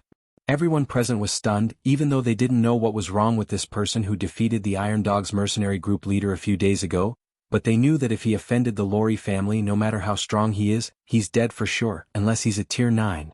But is that possible? At least, no one in the audience would believe it. So they can only think that Wu Yan is young and frivolous, thinking that he's invincible after defeating the Iron Dog's mercenary group leader, and now his Chinibu syndrome is acting up. Lulu, who didn't react for a long time, even though she didn't know why Wu Yan acted like this, but when she heard Wu Yan call her a witch, she got angry. Lulu put her hands on her hips and puffed out her chest. Her pair of full breasts became even more prominent, blinding Chuju and Mikoto's eyes. But she didn't notice, she pointed at Wu Yan and loudly retorted, "What witch? How do I look like a demon?" Wu Yan sneered and waved his hand. He pointed at Lulu and said confidently, "Then tell me which part of you doesn't look like a demon?" "I don't look like a demon in any way. I'm a real human," Lulu shouted angrily. Wu Yan suddenly felt a sense of powerlessness. Not only him but everyone present felt the same way. This is not the place to refute, is it? No one doubts that you are not human. Wu Yan smiled embarrassedly and shrugged. Alright, let's just say you're a human. What do you mean by, even if? I am a human, a real human. Lulu immediately retorted loudly as if the so-called, which, was a great insult to her. Wu Yan coughed and continued with a straight face, "Then, are you the human, who wants to make a move on our Midobia family? Who wants to make a move?" Lulu pouted and said unhappily, "I don't like to bully people. It's all his fault, he forced me to come." After saying that, she pointed at the stunned Tigray and pushed all the responsibility away. She even said it in a righteous manner, she didn't have any self-awareness that she dragged Tigray down with her. Wu Yan's face fell, He rolled his eyes at Lulu and said unhappily, "Aren't you the one with the most authority here? You're blaming others like that, aren't you a little too undisciplined?" "What, it's the truth," Lulu said angrily. "I didn't want to bully people here at all." "Then what are you doing here?" Wu Yen looked at Lulu suspiciously. To be honest, this was the question in his heart. He really didn't know why Lulu would appear here. As for Lulu leading the way to Midobia family to pick a fight? It's not that Wu Yen looked down on her, but Wu Yen felt that if she was sold one day he wouldn't even be able to find her, let alone pick a fight. Lulu directly opened her mouth and said 5 words. Wu Yan's face turned awkward and the others were stunned. "I'm just passing by." Wu Yen looked at Lulu speechlessly and sighed. "Alright then, young lady passing by, what are you doing here?" Hearing Wu Yan's question, Lulu started explaining to Wu Yen. She talked about how she's trying to please him, how she's trying to be a good host, how she's too embarrassed to refuse. She spilled everything out as if she's venting her dissatisfaction. While Wu Yen blushed with shame, it also confirmed another thought in his mind. Lulu was sold to help count the money, that's right. On the other hand, Tigre's face turned ugly. Let's not talk about the harmonious atmosphere between the young miss of the Lori family and that little bastard. Just the fact that Lulu told them about how he fawned over them was enough to embarrass him. In Behurl he was considered a person of status. Even though it wasn't something to be despised for currying favor with the Empire's #1 family, but in an instant, the fact that he tried to curry favor with them to get their hands on the Midobia family was completely exposed. At the same time, when he saw how Lulu and Wu Yen were conversing with each other, as if they knew each other, Tigre had a bad premonition. Hughes also had a bad premonition. When he saw how familiar Wu Yen and Lulu were, he frowned and didn't let go for a long time. When Wu Yen finished listening to Lulu's explanation, he finally understood. Lulu really was just passing by and wanted to rest here. In the end, she tried to curry favor with them and acted as a host. Therefore, when Tigre asked the Lori family for help, they naturally couldn't refuse and came here together. In other words, you were tricked here. Wu Yen rubbed his chin and said with sudden realization. Yes, yes. Lulu nodded repeatedly, then suddenly thought of something and shook her head furiously. No, it's not a trick, it's not, it's a trick, it's not. I'm so confused. Lulu's face was distressed. Her pondering look immediately made everyone laugh. Of course, it was a very kind laugh. Only now did they realize that the high and mighty young miss of the Lori family in their hearts was actually just a cute little girl. Of course, in Wu Yan's words, she was just a little naive and muddle-headed, but could also be said to be natural. I think you should stop thinking about it. Just take it that you were really tricked. Wu Yan looked at Lulu and smiled. How can I just let it go? Lulu wrinkled her little nose. I don't want to admit that I was tricked. It's like I'm stupid. When Wu Yan heard this, he couldn't help but laugh. It's not like you're stupid, you're really stupid. You're the stupid one. Lulu shouted in dissatisfaction. The two of them quarreled as if there was no one around, but no one jumped out to stop them. How should I put it? Although they were quarreling, no matter how one looked at it, the two of them were so familiar with each other that even if they quarreled, there wasn't the slightest bit of tension. So much so that even though Wu Yen is being so unreasonable in front of their family's Missy, none of the Lori family members reacted in time to deal with the guy who offended their Missy. Fei Fei is the only one who is bitterly smiling at the side. Back when they were still in the supply town, back when they were still working with Wu Yen, this kind of scene happened almost every day. Fei Fei didn't object because even though it seemed like Lulu was being bullied by Wu Yen every time, Fei Fei, who raised Lulu since she was a child, how could she not know that Lulu was actually very happy to be able to communicate with Wu Yen like this? Wu Yen and Lulu don't know what other people are thinking, but the two of them are having a good time bickering with each other because they can feel that the sense of unfamiliarity they felt after their separation is gradually disappearing. The sense of familiarity from before is returning to them. At this moment, Gray finally recovered from his stupor. He thought that Wu Yan's offensive words towards the young miss of the Lori family would cause irreparable damage, but in the end, the situation developed in such a dramatic way. Just a moment ago he was seen as a formidable foe, but now, he's happily chatting with Wu Yan.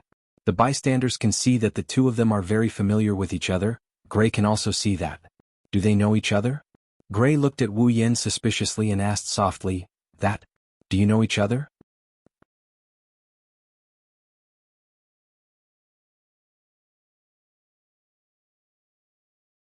Chapter 125. After hearing Gray's words, Wu Yan and Lulu looked at each other. After a moment of silence, they replied in unison. Don't know. Gray's mouth twitched as he looked at the two girls who seemed to know each other very well. Suddenly he felt a slight pain coming from a certain part of his lower body. After Wu Yan and Lulu said, "Don't know," at the same time, they couldn't help but laugh. Even Feifei couldn't help but burst out laughing. For a moment, Wu Yan's laughter and Lulu's and Feifei's soft giggles echoed in the unusually silent room.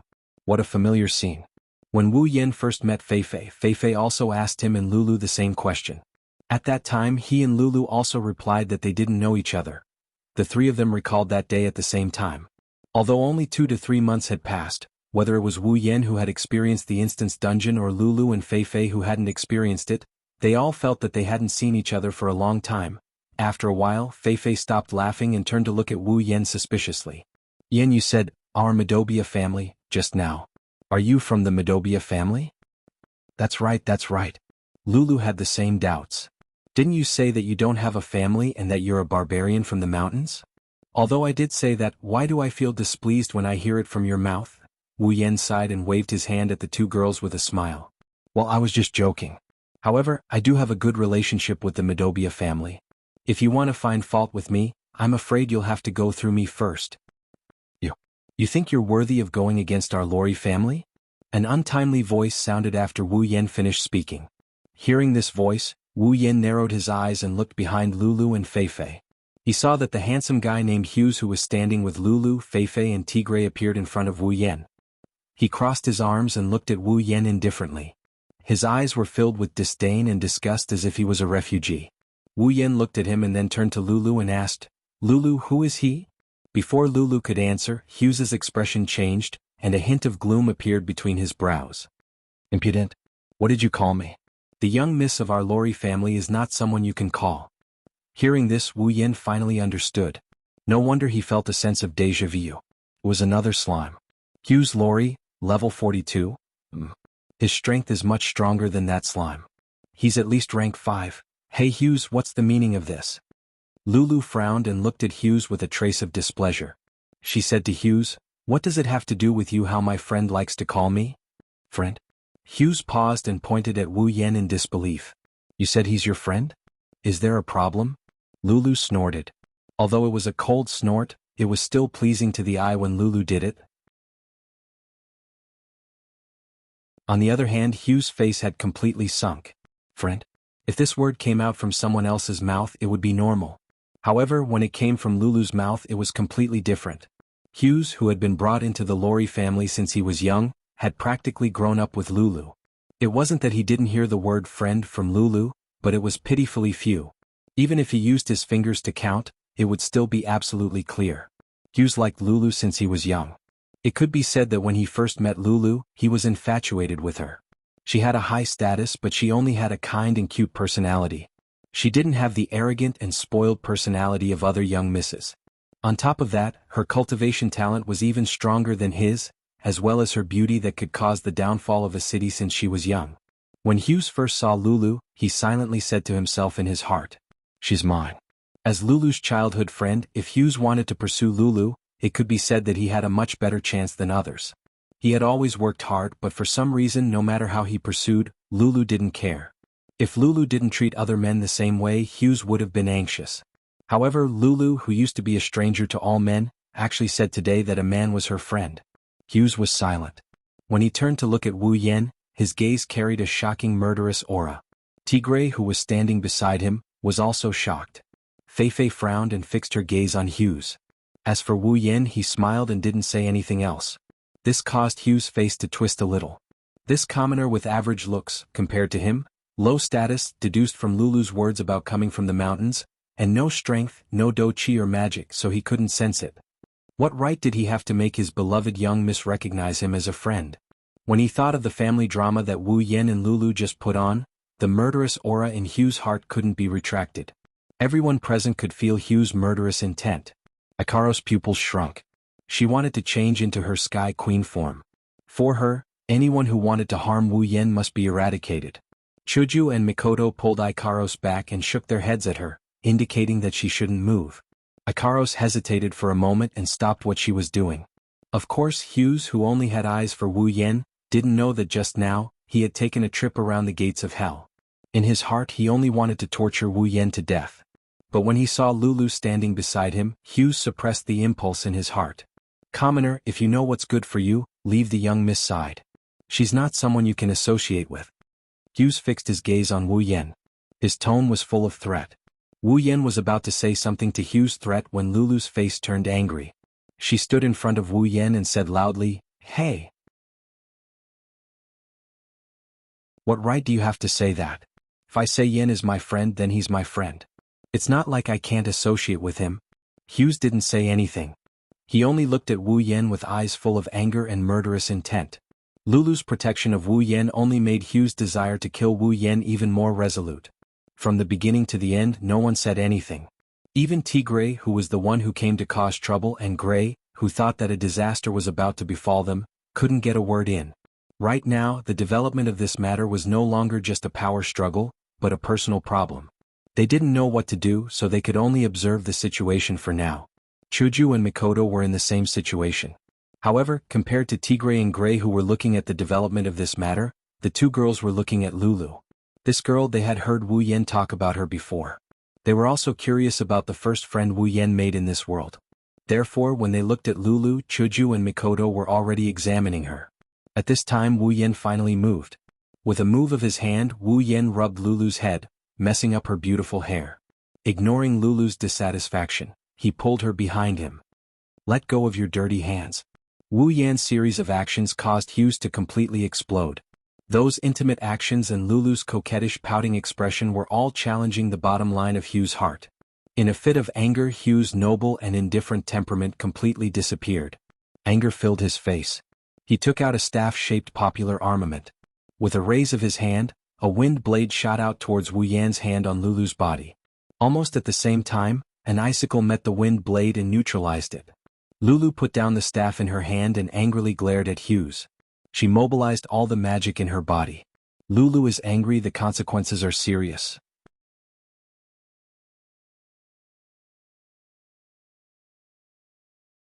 Chapter 126. Lilu Mei Loli, Level 44. As Lulu mobilized all the mana in her body, Wu Yan also activated the system perception. When he saw Lulu's current level, Wu Yan couldn't help but be shocked. When Wu Yan and Lulu separated 2 to 3 months ago, Lulu was only level 35 at that time. He didn't expect that in just 2 to 3 months, Lulu's strength would directly increase by 9 levels, almost an entire rank.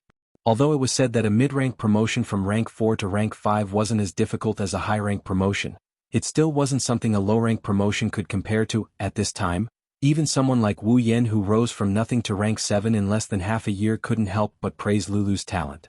After all, Lulu wasn't like him. Even if she had the support of the Empire's #1 family, she still couldn't compare to Wu Yan, who was using cheats. Lulu and Hughes's sudden wind blades and ice cones also shocked everyone present. Other than being shocked by the development of the two's battle without any warning, they were also shocked by Hughes and Lulu's strength. Everyone could see that the two weren't very old, at least not even in their 20s. They didn't expect them to be so strong. In the blink of an eye, they cast spells without seeing the two chanting at all. Of course, after being shocked, everyone returned to normal. After all, a rank 7 in his 20s appeared a few days ago. Naturally, this level of strength wasn't anything strange. Returning to the field, Hughes was startled as he looked at Lulu, who suddenly attacked. Meanwhile, Lulu's beautiful face was filled with anger. "Hughes, you actually dared to attack my friend." Lulu was so angry that she even stomped her feet. Back in the supply town, her people had attacked Wu Yan. Although nothing happened to Wu Yan in the end, Lulu had always kept this matter in her heart because she felt very guilty. Wu Yan was her friend. Her own people actually attacked her own friend. The kind and innocent Lulu put all the blame on herself. Fortunately, Wu Yan was fine. Otherwise, Lulu might not feel at ease for the rest of her life. When they met again, Lulu was also nervous. She didn't know if the friend she had made with great difficulty would leave her because of this. Fortunately, Wu Yan didn't take this matter to heart. Although they felt a little unfamiliar when they first met, the two of them quickly returned to how they were when they were in the supply town. Lulu finally felt at ease. In the end, her own people attacked Wu Yan again. Since she was young, Lulu was good at observing people's expressions because of others' coveting of her status. How could she not know that the reason why Hughes attacked Wu Yan was because of her? Therefore, Lulu was angry. Her first and possibly only male friend in her life was attacked again and again by the people around her. Lulu felt guilty, but at the same time, her anger was completely ignited. It could be said that Hughes had hit the right target. Yen, I'm sorry. Turning to look at Wu Yen, Lulu wanted to say something, but she really didn't know what to say. In the end, her eyes were wet. Wu Yen couldn't help but laugh. Looking at Lulu's wronged eyes, he said, "Lulu, you don't think that I will be angry at you because of someone I just met today and have a bad impression of, right? You won't?" Lulu tilted her head and said timidly. Wu Yen sighed. "Of course not. No matter how you look at it, left, right, horizontal, or vertical, it has nothing to do with you." "But, no buts." Wu Yen pressed Lulu's head again and rubbed it hard until Lulu's hair looked like a chicken's nest. Only then did he nod in satisfaction. "Anyway, you just need to know that this isn't your fault. That's enough." Lulu nodded blankly. Looking at Wu Yan's face, her tears turned into a smile. Then, she unhappily tidied up her hairstyle that Wu Yan had made into a chicken's nest. Bastard. Abominable bastard. Hugh's lifetime of self-cultivation had vanished into thin air today. Regardless of whether it was the way he addressed her as little Lulu, or the intimate act of touching her head, or the interaction between the two of them, it all made Hugh's heart turn black. "Miss, the other party is just a bastard with no status. How can you lower yourself to befriend such a bastard?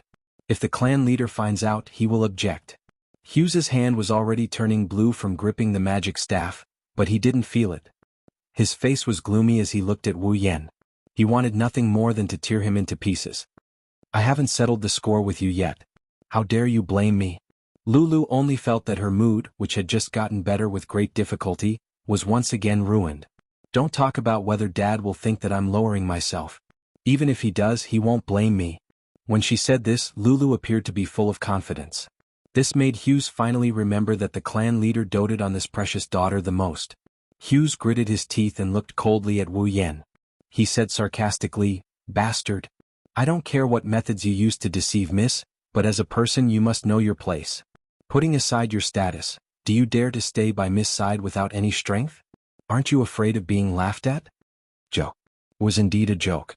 When Hughes said this, it wasn't just the surrounding people who laughed in their hearts. Even Gray and Tigray's expressions were marvelous. A rank 7 warrior in his 20s was called not having any strength? If that was the case, then what were they and what were you, Hughes? They didn't say anything. At this time Hughes was in a fit of anger. They weren't like Wu Yan, who had the protection of the Lorry family's young miss. If they were to bump into Hughes's fire, they wouldn't be able to get away with it. Lulu didn't say anything. It was obvious that Lulu hated Hughes more and more. She didn't even want to talk to him. She just looked at Wu Yan. "Yen, don't listen to him. Strength and whatnot, I don't care about that at all." "Is that so?" After being provoked again and again and being called a bastard, Wu Yan didn't have the slightest bit of anger. For this to happen to the petty Wu Yan was simply inconceivable. "I know that, Lulu, you don't mind this." In front of everyone, Wu Yan slowly walked in front of Lulu and looked at Hughes. "But I do mind." "Yen, you." Lulu looked at Wu Yan in shock as if she couldn't believe that he would say such a thing. Even Fei was stunned and looked at Wu Yan in surprise. Hughes's face lit up and he sneered. "At least you know what's good for you." "Know what's good for me?" Wu Yan spread his hands helplessly and said with a smile, "Sorry, people of my generation don't know what's good for them. You, hey gigolo, what did you call me?" Hughes was so angry that he laughed. At this moment he had already decided that no matter how the young miss treated him after this matter, this guy had to die. Whether it was because of her calling him a gigolo or because of his threat to himself, Wu Yan closed his eyes. When he opened them again, his gaze had completely changed. There was no longer any banter, no longer his usual playfulness, but a serious look.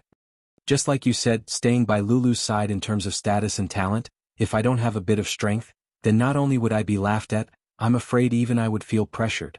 "Yen?" Lulu was already anxious. "Yen can't be planning to cut ties with me because of this, right?" Looking around at the expressions on everyone's faces, Wu Yan smiled faintly and spoke softly. Although his voice was soft, it resounded through the entire scene, as if it came from the horizon, calm and clear. "So, in order to prevent any accidents from happening and to reassure Lulu, I'll let you all see if I, Wu Yan, have the qualifications to stand by Lulu's side." Ignoring the dumbfounded crowd as well as Hinajiku and Mikoto behind him who are grinning, Wu Yan looked straight at Hughes and said with a smile. Make your move. As long as I take a step back, my life is yours.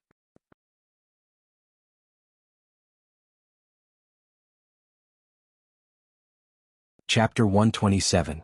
Silence. A deathly stillness. Everyone present, except for Lulu, Feifei and Chuju, held their breaths, not daring to make a sound.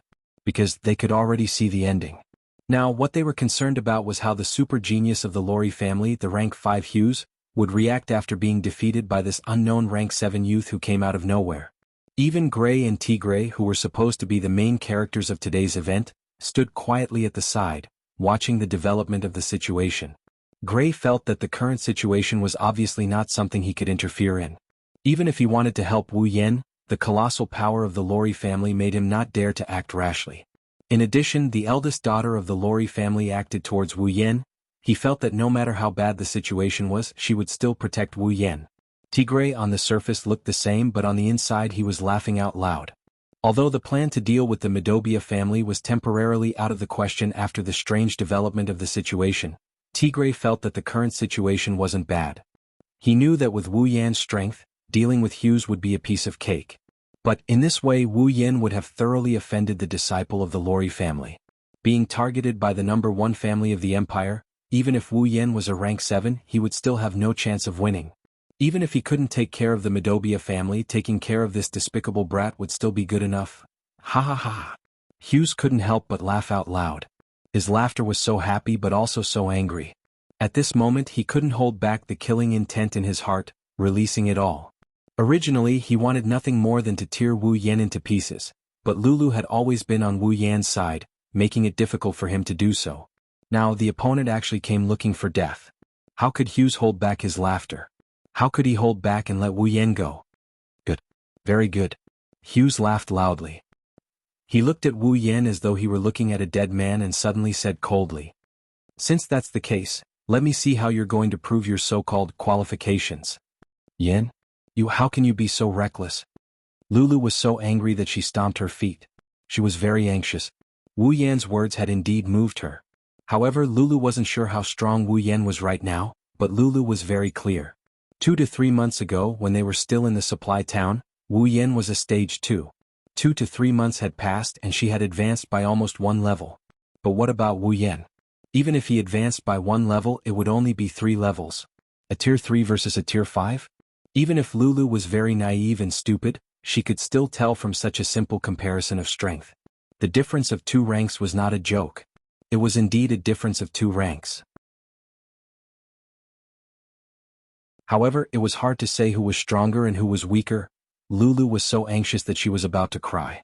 She hurriedly pulled Wu Yan back. No. I don't agree. After saying that, Lulu immediately glared hatefully at Hughes and loudly shouted, Hughes! If you want to fight, I'll fight with you. Lulu turned to look at Wu Yan. She saw that Wu Yan was looking at her with a slight smile on his face. He said to her, All right Lulu, just watch from the side. But you. Lulu's expression kept changing as she paced back and forth in hesitation. Seeing this, Wu Yan pulled her aside and walked forward. Lulu's expression changed. Just as she was about to chase after him, she felt her clothes being pulled. The person who pulled her was Feifei. Feifei held Lulu's hand, but her face was always looking at Wu Yan. She said, Lulu, let's just watch. Feifei? Lulu looked at Feifei worriedly. Aren't you going to stop him?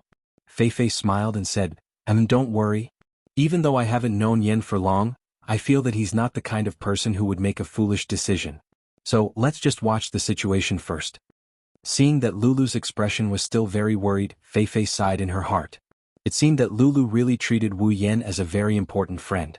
She then said to Lulu, Don't worry, if necessary, I'll go up and stop him. Lulu finally let go of some of her worries and nodded. She looked at Wu Yan in front of her and Hughes, who was facing Wu Yan. She muttered to herself, If you can win, I'll treat you to ice cream. On the other side, Chuju and Mikoto.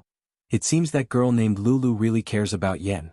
Mikoto smoothed her hair and said with a hint of jealousy, It seems that this jealous girl is jealous of Lulu. Chuju shook her head. That pretty girl really cares about Yan, but I don't think it's to the extent that she likes him. How do you know? Mikoto turned to Chuju and asked in confusion. Chuju smiled. Because when she looks at Wu Yan, there's no love or affection in her eyes.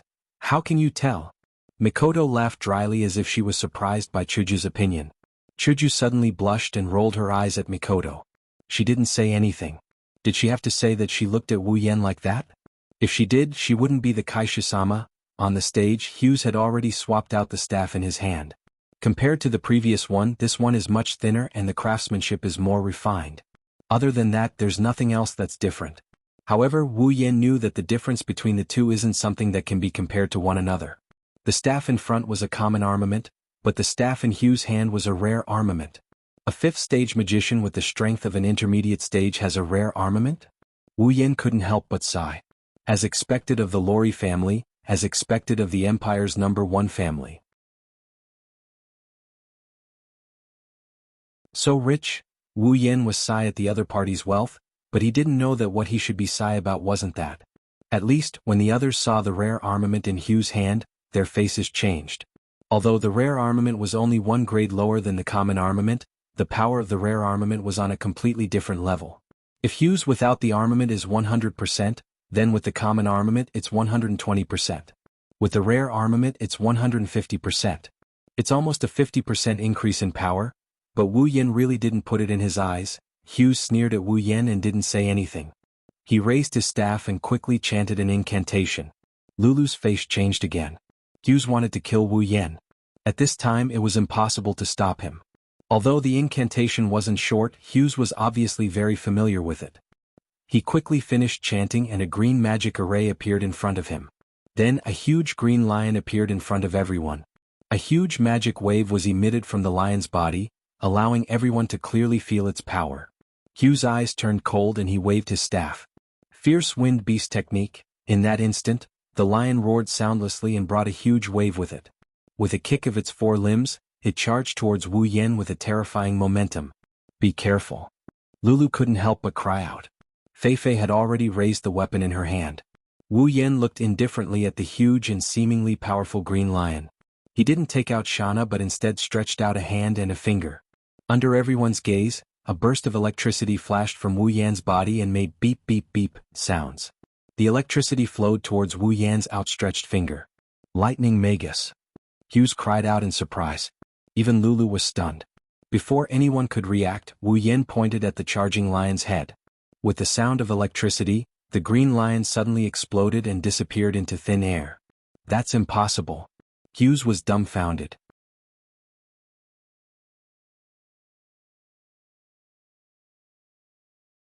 Chapter 128. Impossible. Impossible. Impossible. Like a broken doll, Hughes had a blank look on his face as he kept repeating this sentence. This made the people around him feel pity for him. This result was obvious. Everyone present had already guessed it, so they weren't surprised. They were just speechless. 7th rank really strong? Of course, not everyone was as relieved as the onlookers, the Midobia family, and the Iron Dogs mercenary group. The people from the Lori family were all in a daze like Hughes. Even Lulu and Feifei were the same. Is this really Yen? Lulu looked at Wu Yen who was still surrounded by lightning in a daze. She didn't know where her thoughts had flown to. Compared to the dazed Lulu, Feifei was much better. Seeing Wu Yen break the Wind Strike Beast spell, Feifei's pupils shrank for a moment before returning to normal. Not for anything else but because Feifei is also a 7th rank. This scene may seem inconceivable to others but to Feifei, it was nothing.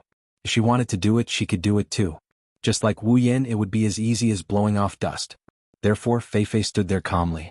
But from her trembling hands, it was obvious that her heart wasn't calm. She had too many questions in her heart. For example, 2 to 3 months ago Wu Yen was only a 2nd rank. How did he become so strong after 2 to 3 months? Another example, as long as you're from the Spalier world, you know that magic and battle energy can't coexist. But Feifei still clearly remembered that Wu Yen was a warrior who used swords and sabers 2 to 3 months ago. But now Wu Yen is using lightning magic. This is another question in Feifei's heart. And many. But after thinking about it, everyone has their own secrets. Even Feifei herself was no exception. So, even though she had many questions, Feifei didn't think about it anymore. As long as she was sure that Wu Yen wouldn't harm Lulu, then it didn't matter. At this moment, Feifei had already guessed that the young 7th rank powerhouse that Tigray mentioned was probably Wu Yen. Rising from the 2nd rank to the 7th rank in 2 to 3 months, Feifei, just thinking about it, she felt that it was unbelievable. But this trace of incredulity quickly turned into an endless battle intent. Wu Yan and Feifei's age were actually about the same. To be able to reach the 7th rank at this age, all of them were geniuses that could be counted on one's fingers. It wasn't that Feifei hadn't seen other 7th rank geniuses of the same age, but they gave Feifei a very bad feeling. Proud of their talents, that was probably how they were described. Feifei hated people like this very much. So, before coming, she was incomparably anticipating that this 7th rank genius wouldn't have such a detestable personality. This expectation had now become a reality. Without a doubt, Feifei, who had interacted with Wu Yan before, knew that Wu Yan wasn't that kind of person. This made her very happy in her heart. At the same time, she was very happy. She was happy that there was finally a genius of the same age that she didn't hate to have a battle with her. Feifei's lips curled into a smile. Her hands were still trembling uncontrollably. She only hoped that Wu Yan on the field would quickly finish off Hughes so that he could battle with her. By the way, Hughes was also among the so-called detestable people Feifei mentioned, even if the other party was from the same sect as her. On the field, Wu Yan had already retracted the electric current in his body. Looking at Hughes, who had a face full of shock, he laughed. "Young Master Hughes of noble status, are you satisfied with my ability?" Hearing that, Hughes was still in a daze. He didn't come back to his senses for a long time before answering Wu Yan's question. This was also understandable because the fierce wind beast technique was Hughes' strongest magic. In order to make sure that Wu Yan couldn't be more dead, Hughes could be said to have used all of his power. The full strength of a 5th rank, rare armament, strongest magic. All of these were brought out. That attack just now was Hughes' strongest attack. However, in the end, such a strong attack was actually broken by a finger of the lowly commoner in his eyes. What did this mean? This meant that the lowly commoner in his eyes who had no strength was stronger than him. And who knew how much stronger he was? Hughes was confident that his attack just now, even if a 6th rank came, although it could be resolved, it definitely wouldn't be that easy. If one was not careful, they might even be injured by him. However, an attack that could possibly injure a 6th rank was broken by Wu Yan with a single move. Didn't this mean that Wu Yan's strength was much stronger than a 6th rank? Stronger than a 6th rank, without a doubt. He was only a 7th rank. Wu Yan was a 7th rank? That lowly commoner who he looked down on so much, who made him so angry, who intended to taint his beloved woman, was a 7th rank? Impossible. Impossible. This is absolutely impossible. Hughes roared crazily. His dazed expression had already become distorted. His eyes became incomparably red, just like an injured wild beast. However, there was no difference. The current Hughes was a severely injured wild beast. It was just that his pride had been hurt. He had completely gone crazy. The mana in his body was adjusted to the maximum limit. A huge mana fluctuation rose from his body, causing the air around him to become thick and heavy. Suddenly, Hughes waved the armament in his hand again. 5 wind blades formed around him. With another wave, they advanced dauntlessly and cut at Wu Yan's body. Their speed was incomparably fast. With regards to Hughes' sudden attack, Wu Yan only frowned and ignored him. He stood on the spot without moving, waiting for the 5 wind blades to arrive. Only when the wind blades were about to reach him did Wu Yan move. He reached out and snapped his fingers. Instantly, countless iron sand rose from the ground and rolled into a black wave that reverberated around Wu Yan. The wind blades hit the iron sand wave and only created a few sparks before disappearing. Everyone was stunned when they saw this. What was this black wave? To the people of this world, using electromagnetic force to control iron sand was definitely something that they wouldn't even think of. They would only think of it as another method of Wu Yan's. His attack sank like a rock into the ocean and did not cause any damage to his opponent. Hughes's twisted expression deepened. He waved the armament in his hand again and 5 wind blades shot out. Hughes did not stop because of this. Instead, he waved it again and shot out another 5 wind blades. His armament waved continuously and 5 wind blades flew out one after another, hitting the iron sand wave. However, no matter how many wind blades came at him, Wu Yan did not move at all. He only surrounded himself with the iron sand wave and blocked all the wind blades. The wind blades kept hitting the iron sand wave, producing crisp sounds.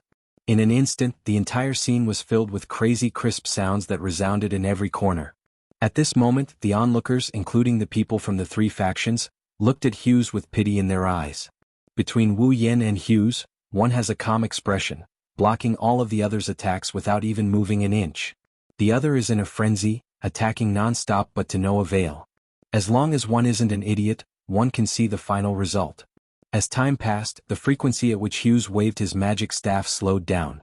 The mana fluctuations on his body also gradually calmed down. The wind blades also became fewer and fewer. In the end, Hughes directly knelt on the ground, dazed. Exhaustion once again covered his entire face. It was obvious that such a crazy spree of magic had exhausted his mana long ago. He could no longer continue the battle. From beginning to end, Wu Yan did not move at all apart from extending a finger, snapping a finger and saying a sentence. It just so happened to confirm Wu Yan's words before the battle started. As long as you take a step back, I'll give you my life. In the end, of course, Wu Yan did not even move a single step. Wu Yan's overwhelming victory had ended this duel. The black wave had already calmed down.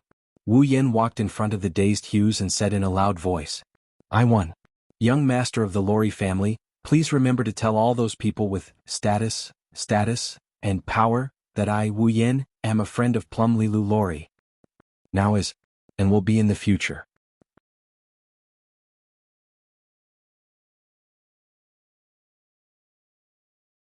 Chapter 129. Lulu stared blankly at Wu Yan. Her nose turned sour and tears almost flowed out. However, she quickly wiped her eyes and tried her best to hold back her tears. It wasn't that Lulu didn't have any friends. Although she only had a few, she still had them. However, there had never been a day when the simple word friend could move her to tears. As a descendant of a great clan, Lulu's life was both fortunate and unfortunate. She enjoyed all the extraordinary things, but all the ordinary things were far away from her. In the past, she had longed for a friend who could treat her seriously instead of her family. However, time and time again she saw the word benefit in those people's eyes. Time and time again she was disappointed. She no longer had extravagant hopes for a friend. Even though she still had a few female friends, each of them had the same troubles as her. Therefore their friendship was not heart to heart. It could be said that no one could walk through the door of friendship in her heart. Feifei could, but Feifei was her guardian. It was more like family than friendship. However, it didn't matter anymore. The past had become the past. Now there was someone who had enough weight to walk through the door of friendship in her heart. Of course, whether or not he would walk through this door and enter another door in the future, that would depend on the future. Looking at Wu Yan straight back, Lulu smiled. Her smile was so moving and so beautiful.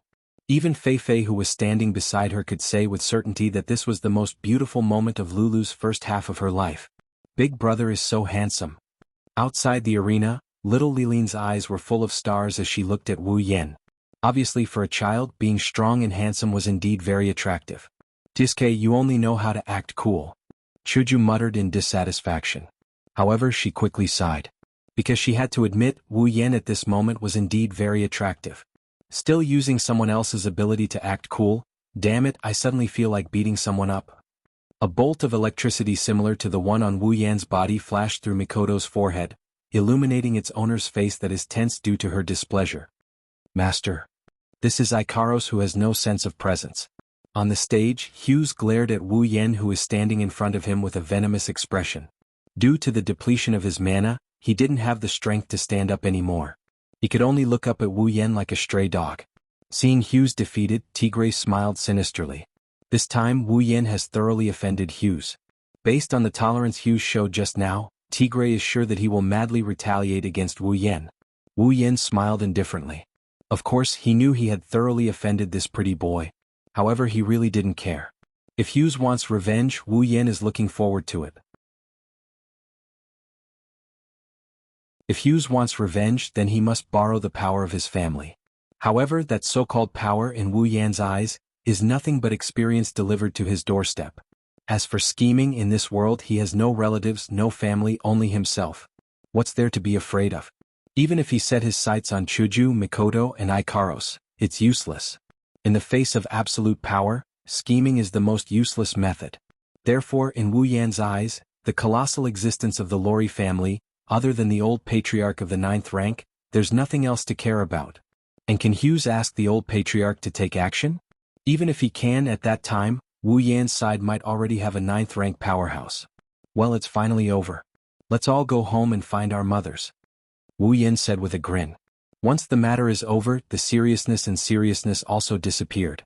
Wu Yan's face became frivolous again, making Chuju and Mikoto who were not far away feel helpless. The people around them also smiled kindly and were about to disperse. However, one person's action made them stop in their tracks and surround them again. Looking at Feifei standing in front of him, Wu Yan didn't know whether to laugh or cry. "Feifei, what are you doing now?" Hearing this, Feifei raised the katana in her hand and said seriously, "Lori family. Feifei, Lori challenges you." "Challenge?" Wu Yan looked at Feifei in surprise and then frowned. Feifei's challenge at this time made him wonder if she wanted to avenge Hughes. Lulu also shouted in surprise. "Whoa, Feifei, what are you doing? Why did you suddenly challenge me?" Feifei didn't say anything, she just raised the katana and looked at Wu Yan with a serious and determined face. Lulu knew that Feifei wasn't joking. This made Lulu anxious. Her friend was fighting with her family, how could she not be anxious? Wu Yan originally thought that Feifei felt that he had tarnished her family's reputation, so she wanted to get back at him. But when he saw the intense fighting spirit in Feifei's eyes, he didn't think so anymore. The Feifei he knew wasn't that kind of person. Seeing the fighting spirit in her eyes, if Wu Yan still couldn't guess why, then all the hot-blooded anime he watched were wasted. Feifei is itching for a fight. Wu Yan shook his head with a smile, he didn't expect Feifei to have such a fighting spirit. But in the blink of an eye he also became excited. Recently, if he wasn't being ganged up on, he met an opponent that he couldn't handle or the opponent was too weak. Wu Yan also considered that it's been a long time since he had a good fight. Today Wu Yan is no longer a weak newbie, he is now rank 7.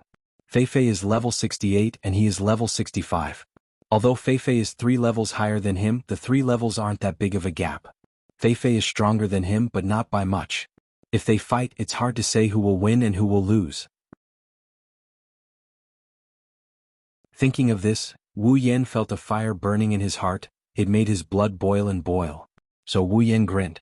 "I accept." "Yanyu." Lulu didn't know what to say, this sudden scene made her brain unable to wrap around it, she didn't know what to do. Wu Yan looked at Lulu, smiled and waved his hand. "Don't worry, it'll be fine." Lulu couldn't help but be anxious, it's already a duel and you say it'll be fine? No matter which one of you is in trouble, it's considered a problem to me. Feifei also gestured to Lulu, telling her not to worry. Lulu realized that the two won't change their minds, she shouted frantically. "Ah! I don't care. Do whatever you want." With a cold snort, Lulu walked to the side without looking back.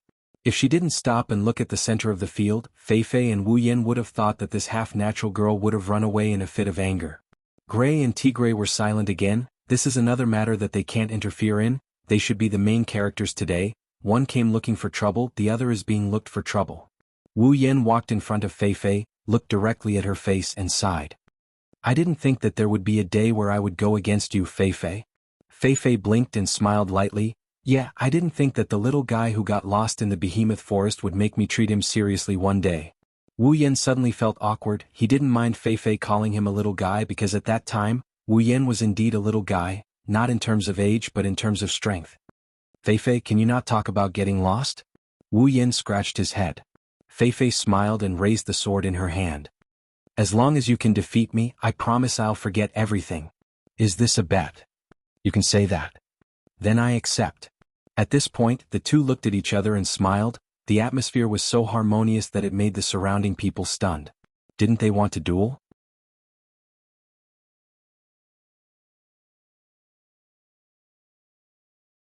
Chapter 130. The distance between them wasn't too far, but it wasn't too long either. The two of them stared at each other and didn't make any movements. However, anyone with a bit of strength could feel a surge of aura rising from the two of them and attacking each other. A clash of auras. In a place where the crowd couldn't see or hear, the two of them had already begun their duel.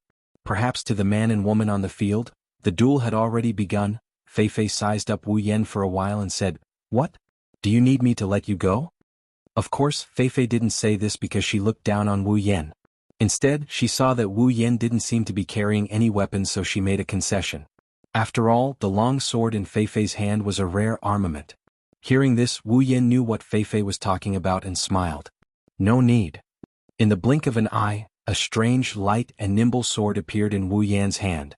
Wu Yan let it twist around his wrist and then grabbed it with a pa sound. "Is this your weapon?" Seeing the Nidian Jana in Wu Yan's hand, Feifei's eyes lit up and she nodded in praise. Without a doubt, the Nidian Zhana's light and nimble design made Feifei quite fond of it. Wu Yan nodded and raised the Nidian Zhana. It's called the Nidian Zhana. It's a rare armament. Rare armament. Feifei couldn't help but smile and nod. This was for the best. Everyone didn't have to hold back and the conditions were the same. They could go all out. The appearance of the Nidian Zhana not only made Feifei happy, but also shocked countless people. They didn't understand why Wu Yan took out a sword. This was because they believed that even if Wu Yan used a weapon, it should be a magic staff or something like that. After all, what Wu Yan used before was lightning magic. Now that he had taken out a sword, could it be that he was still a warrior? Thinking of this, countless people laughed. Magic and Do Chi couldn't coexist. This was the most basic common sense of the Spalier world. Who didn't know this? But otherwise, why would Wu Yan take out a sword? At this point, someone recalled that when Captain Tigre had been kidnapped by Wu Yan a few days ago, the other party had used a knife. Could it be that he could use both magic and chi at the same time? Everyone present couldn't help but have such a ridiculous idea. Of course, what they didn't know was that Wu Yan didn't know battle chi, nor did he know magic. What used the blade was his physical strength, and what used the lightning was his computing power. Superpower. Hughes stood in front of Laurie's house and looked at Wu Yan in the arena. His vicious gaze shot at him as if he wanted to see two holes in his body. He didn't care whether magic and chi could coexist or not. He only knew that when he was dealing with him just now, not to mention an armament, he didn't even have a weapon. He didn't even use his full strength. He hated it. He hated that the one standing in the arena wasn't himself. One had to know that challenging a senior sister who was stronger than him, but only a few years older than him had always been his goal. So, there was one more reason for Wu Yan to be hated by Hughes. Let's begin. Feifei focused her gaze and slowly drew her long sword. It was a real long sword. The blade was about the same length as Feifei's body. It was bright silver and extremely slender. It wasn't much worse than Wu Yan's Nidan Shana. The entire blade was connected to the hilt perfectly. There was no guard and it looked similar to Wu Yan's Kusanagi no Tsurugi sword. It was just that the blade was longer and slightly curved. Feifei stroked the blade and looked at it as if she was looking at her family. It's called Night Elf. I personally designed it. I asked my teacher to find a tailor-made armament for me. It's also a rare armament. Wu Yan's mouth twitched and smiled. Now he understood why Feifei looked at Nidan Shana with love. It turned out that the Night Elf designed by Feifei wasn't much different from Nidan Shana. They were both light and lightweight weapons. Wu Yan also quickly pulled out Nidan Shana. This action made everyone present finally realize that Wu Yan really intended to use a sword to fight. Wasn't he a magician? Could he really coexist magic and chi? Wu Yan didn't know about other people's troubles. Because as the two of them brandished their weapons, the invisible auras clashed with each other. Their auras clashed with each other. The auras that soared into the sky suddenly collided without the slightest sound.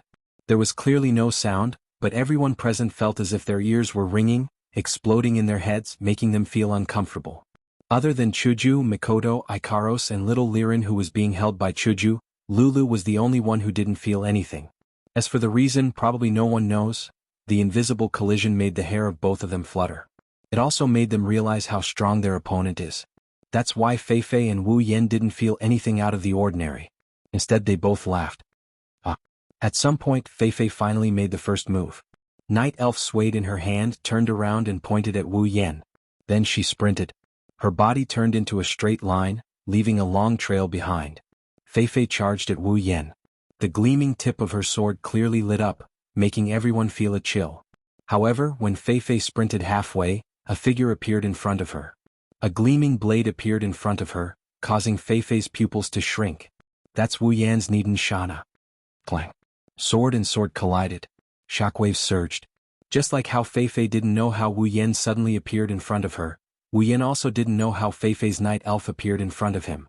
In the end, of course, the two armaments collided. The confrontation turned into a stalemate. The two blades were in a deadlock, constantly rubbing against each other. Sparks flew from the friction like raindrops. As expected, Feifei is very strong. Wu Yan looked at Feifei's face that was close at hand and said with a smile, "That's the same for you." Feifei was also very happy. This kind of battle between confidants was what she had always been pursuing.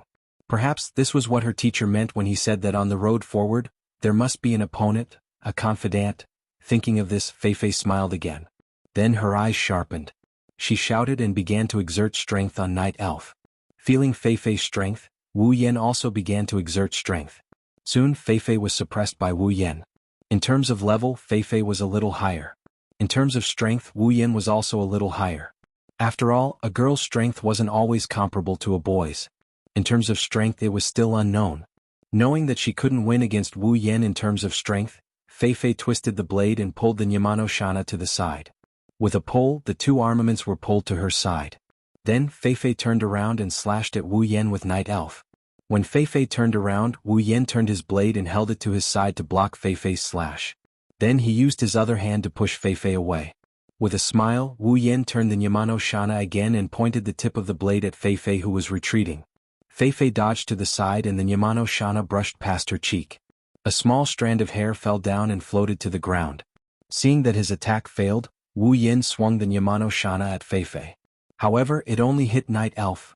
With a flick, the Yamano Shana was pushed away by Feifei. Instantly, Wu Yan's front was exposed. Feifei raised the blade with both hands and fiercely slashed at Wu Yan's chest. Without enough time to pull the Yamano Shana back, Wu Yan could only move his feet and retreat. Night Elf slashed the ground while Wu Yan was retreating. Whoosh! Night Elf opened a hole in the ground, telling everyone that this attack was no joke. In response, Wu Yan only pulled back the Yamano Shana and charged. Body movement. Blade cry.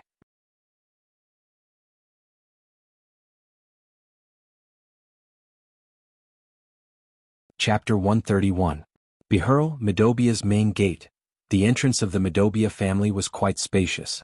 Judging by the number of people present, there were at least 1,000 people standing here. However, in this place filled with thousands of people, there's not even the slightest bit of noise. They're very quiet as they look at the center of the stage. Even their breathing is soft, as if they're afraid of disturbing something.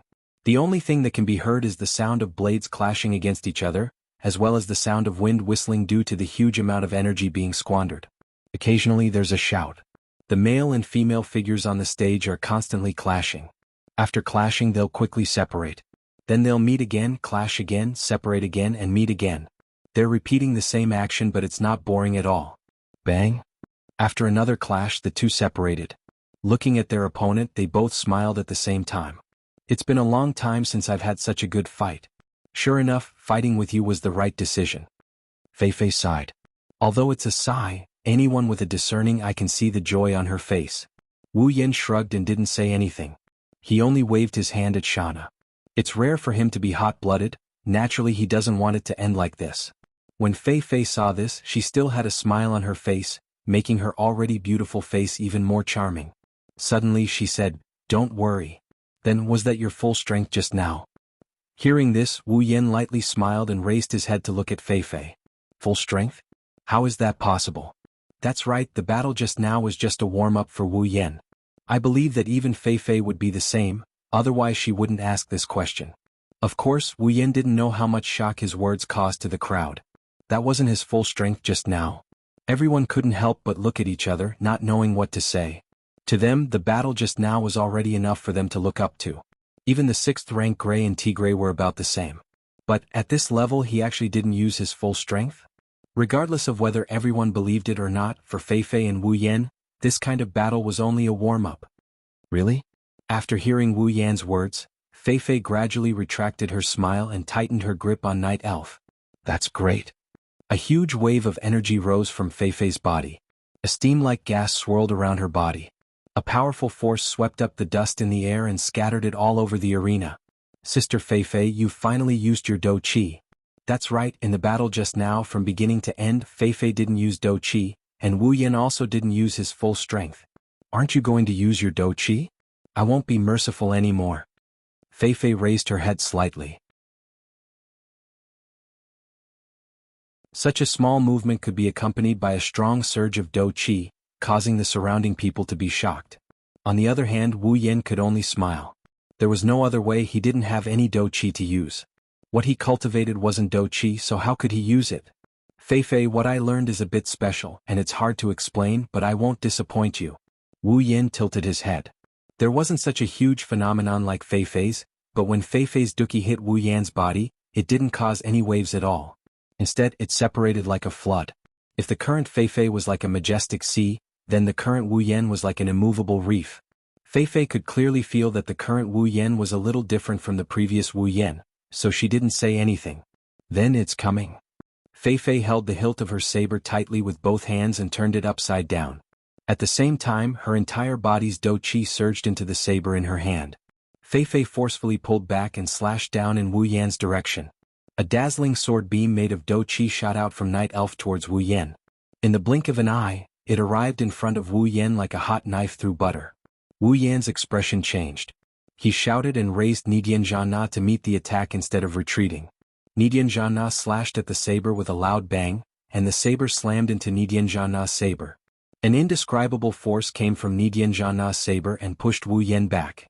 Instantly, Wu Yan could only be pushed back passively, his feet leaving 2 scratches on the ground. Wu Yan gripped the saber so hard that his veins were bulging.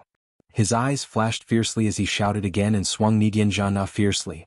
Under the guidance of Nidian Zhanna and Wu Yan's swing, the saber was sent flying into the sky by Wu Yan. It shot into the sky like a rocket and disappeared before everyone's eyes. The surrounding audience had already gradually opened their mouths, forming an O shape. Without a doubt, they were all frightened by the terrifying combat chi blade aura. Yan, what do you think of my move? Feifei slightly raised the corner of her mouth and revealed a smile. Wu Yan also let out a sigh of relief. He opened his hands that were holding the saber to release some of his strength and smiled slightly. Not bad, it's quite powerful. Then take another move from me. Dou Qi once again surged towards Night Elf. A thin light appeared on Night Elf's body, illuminating Feifei's beautiful face. With a raise of her hand, a second saber beam shot towards Wu Yan. This time, Wu Yan didn't wait for the saber beam to get close to him. Instead, he directly stepped on the ground and leaped towards the saber beam. He raised Nidian Zhanna and stabbed towards the center of the saber beam.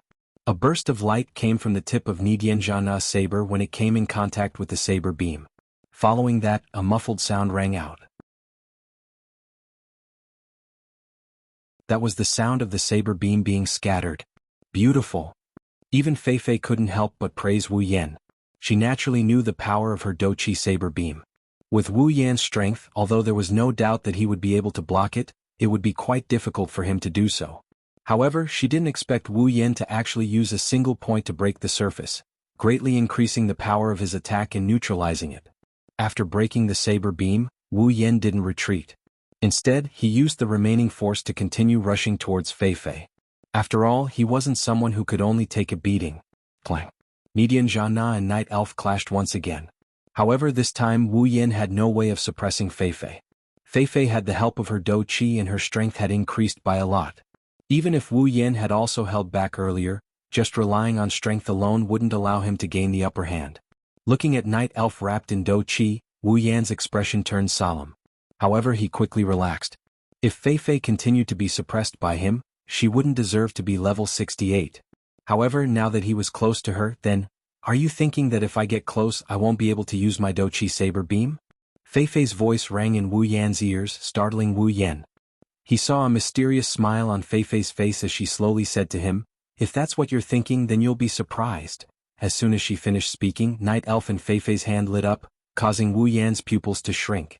Feifei coldly shouted and Night Elf suddenly shone brightly. The familiar dou qi saber beam appeared on Night Elf and instantly exploded. Boom.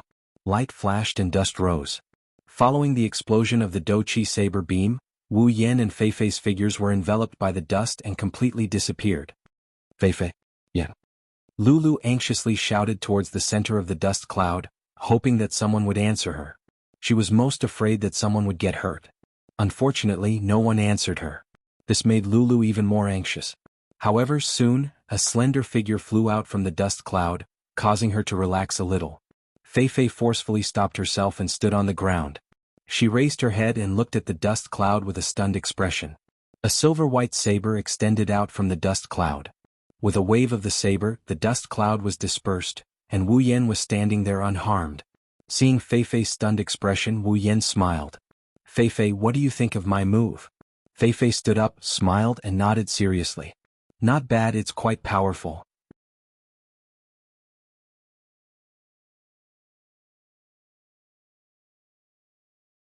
Chapter 132. What the hell happened? That's the question that popped up in everyone's mind. Feifei clearly had the upper hand, so how did Feifei get sent flying? Why does it sound like Wu Yan is the one taking advantage of the situation? Right now, everyone's heart was itching to know what happened. Only Hinajiku, Mikoto, and Ikaros didn't seem to have any questions. Feifei's Do-Chi sword aura is really powerful, Wu Yan said with a sigh. This isn't fake. It's not like Wu Yan hasn't seen Do-Chi sword aura before. Back in the treasure trove, Wu Yan saw Kalus's blood soul slash. Feifei's Do-Chi sword aura may not be as strong as Kalus's, but it's definitely one of a kind in the realm of the seventh step. Maybe she heard Wu Yan's muttering, Feifei explained. This is my special technique. Compared to pure sword and sword skills, my Do-Chi sword aura is more outstanding than my Do-Chi sword aura. Wu Yan nodded in understanding. This can be considered Feifei's specialty. With her outstanding Do-Chi sword aura, Feifei can already stand firmly in the front row of the seventh step. After all, that was just a pure Do-Chi saber light formed from Do-Chi, not a Do-Chi saber light emitted from a battle technique. Battle technique and simple Do-Chi, which one has more lethality? Without a doubt, it's the former. Then it's my turn to ask. Feifei's beautiful eyes looked at Wu Yan and asked curiously. What method did you use to cancel out my Do-Chi sword aura and send me flying? That's right, when Feifei released her Do-Chi sword aura, Wu Yan used some unknown method to cancel out her Do-Chi sword aura and even sent her flying. Oh? Feifei, you didn't see it clearly? Wu Yan pretended to be surprised and then smiled wickedly. Then I'll use it one more time. This time you have to see it clearly. As soon as his words fell, the wind started to blow and everyone saw that the atmosphere around Wu Yan suddenly became clear. It turned into streams of air and rushed towards the Nipponese temple Shana in Wu Yan's hand. Feifei's expression tightened. She raised Night Elf and faced Wu Yan with a sense of urgency. She could feel that at this moment, the sword in Wu Yan's hand became a little dangerous. The streams of air flowed towards the blade and then rolled onto the Nipponese temple Shana. As more and more streams of air rolled onto the blade, all of the air seemed to be absorbed into the Nipponese temple Shana. With a buzzing sound, the Nipponese temple Shana suddenly trembled and emitted a fiery red light. Little bits of sparks jumped out from the blade and merged into it. A red halo surrounded the blade and made it extremely dazzling. Do-Chi sword aura. Feifei looked at the strange state of the Nipponese temple Shana in Wu Yan's hand in surprise. She really didn't expect that in the end the thing that cancelled out her Do-Chi sword aura was also a Do-Chi sword aura. Wu Yan also didn't explain. His chaotic return to Horizon Dance was indeed very similar to a Do-Chi sword aura. Speaking of which, the range of Do-Chi sword aura was very large. No matter if it was a sword or saber type battle technique or simply using a sword or saber to strike with Do-Chi, it was all called a Do-Chi sword aura. After Feifei's surprise, she became excited. In the past, she had always used her Do-Chi sword aura to suppress her opponents. She didn't expect that there would be a day where she would be suppressed by a Do-Chi sword aura. It was really refreshing. Then let me see how powerful your Do-Chi sword aura is. Feifei was ready for battle. She quickly mobilized the Do-Chi in her body. She wasn't Wu Yan and didn't dare to block a Do-Chi sword aura with her body alone. Although she didn't know that, seeing that Feifei was planning to block his chaotic return to Horizon Dance head-on, Wu Yan felt a bit helpless. The power of the chaotic return to Horizon Dance wasn't something that could be blocked head-on. Compared to Feifei's Do-Chi sword aura, the chaotic return to Horizon Dance was much stronger. Subconsciously, Wu Yan dispersed more than half of the power of the chaotic return to Horizon Dance. Then he raised the Nipponese temple Shana and slashed it in the air. In an instant, the halo on the Nipponese temple Shana turned into a red arc. It smoothed out the vibrations in the air, cut open the rocks on the ground and crushed the debris. It was like a red arc of light that attacked Feifei. Feifei only felt that her vision was filled with a red light. That was the sword aura of the chaotic return to Horizon Dance. It arrived in front of Feifei at a speed that was 3 times faster than Feifei's Do-Chi sword aura. When the chaotic return to Horizon Dance arrived, Feifei knew that if she blocked it head-on like Wu Yan, she definitely wouldn't be able to block it. She gritted her teeth and the familiar light on Feifei's Night Elf shone again. Do-Chi sword aura. Facing Wu Yan's chaotic return to Horizon Dance, Feifei could only use her Do-Chi sword aura to attack the red arc of light. Boom. The Do-Chi sword aura and the arc of light collided. A loud boom sounded. The Do-Chi sword aura and the arc of light violently collided, and the sound of collision was exceptionally clear. Too powerful. Lulu stuck out her little tongue, indicating that she wasn't in the same group as them. The surrounding people also nodded in succession. A battle between rank 7 powerhouses was indeed very terrifying. Even standing far away, they could feel how intense the battle between the two people on the battlefield was.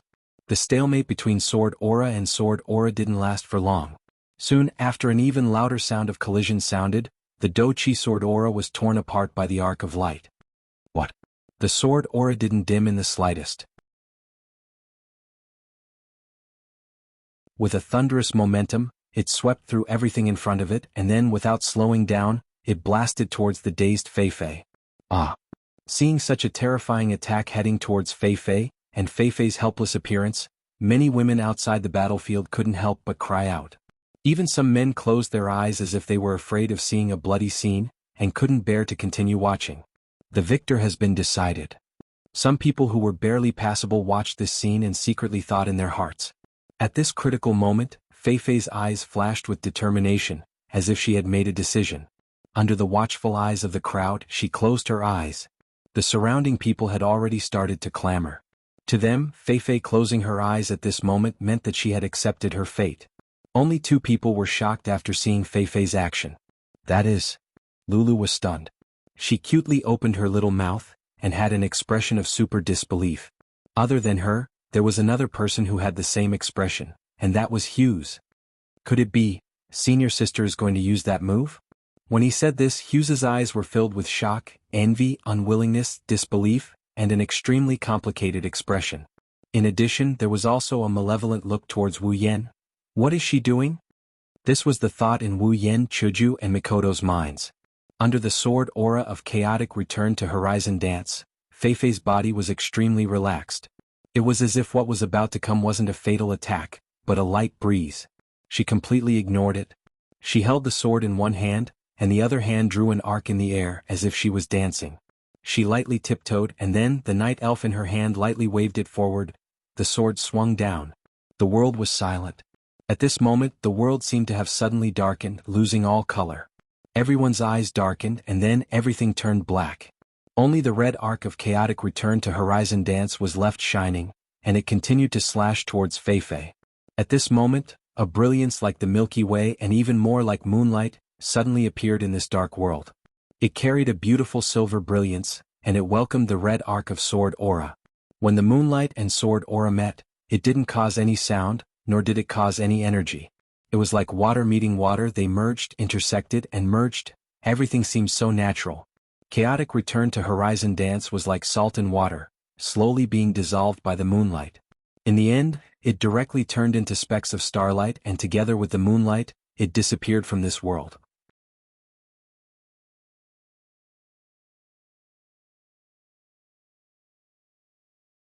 Chapter 133. Everyone couldn't help but be immersed in the beautiful scenery, unable to return to their senses for a long time. Wu Yan's eyes almost popped out of their sockets. Even though the chaotic return to Horizon Waltz didn't even have half of its original power, it was still dissolved in an instant. It's Night Moon Flash. Outside the arena, Lulu exclaimed. She looked as if she saw a ghost, as if Fei-Fei using this skill was something unbelievable. Damn it. I didn't think that lowly commoner could force Senpai to use Night Moon Flash. Hughes hatefully glared at Wu Yan for a while, even his teeth were chattering. What an unbelievable attack. Chuju praised. After all, she's also someone who fights with swords. Mikoto nodded beside her. Night Moon? Flash. Hearing Lulu's exclamation outside the arena, Wu Yan muttered a few words and remembered the name. Fei-Fei opened her eyes and looked at Wu Yan, who still hasn't recovered from the shock. She sighed softly. Yan, you're really strong. That Do-Chi sword slash was also very powerful. If I hadn't used Night Moon Flash, I really wouldn't have been able to do anything other than admit defeat. Night Moon Flash, is that a battle skill? Wu Yan muttered hesitantly, as if he was still thinking about the attack from before. Fei-Fei nodded. Night Moon Flash is my strongest combat skill. Other than my teacher, there has never been anyone who could make me use this move before. Of course, it has finally appeared today. That's an honor. Putting on a fake smile, Wu Yan realized that he lost his composure a little. He quickly adjusted his expression and put on a serious face. But that's really a powerful battle skill. Wu Yan calmed himself down and suddenly laughed. It really makes me want to destroy it. Fei Fei was stunned. Not only her but even Lulu, Hughes and everyone else present were stunned. They never thought that Wu Yan's first words after seeing such a powerful combat skill would be this. Hughes quickly retracted his dazed expression and revealed a mocking expression. Humph, how arrogant. You can still say such words after seeing senior sister's night moon flash. Should I say you're bold or arrogant? Do you think you're so great just because you want to move? It was understandable for Hughes to think this way.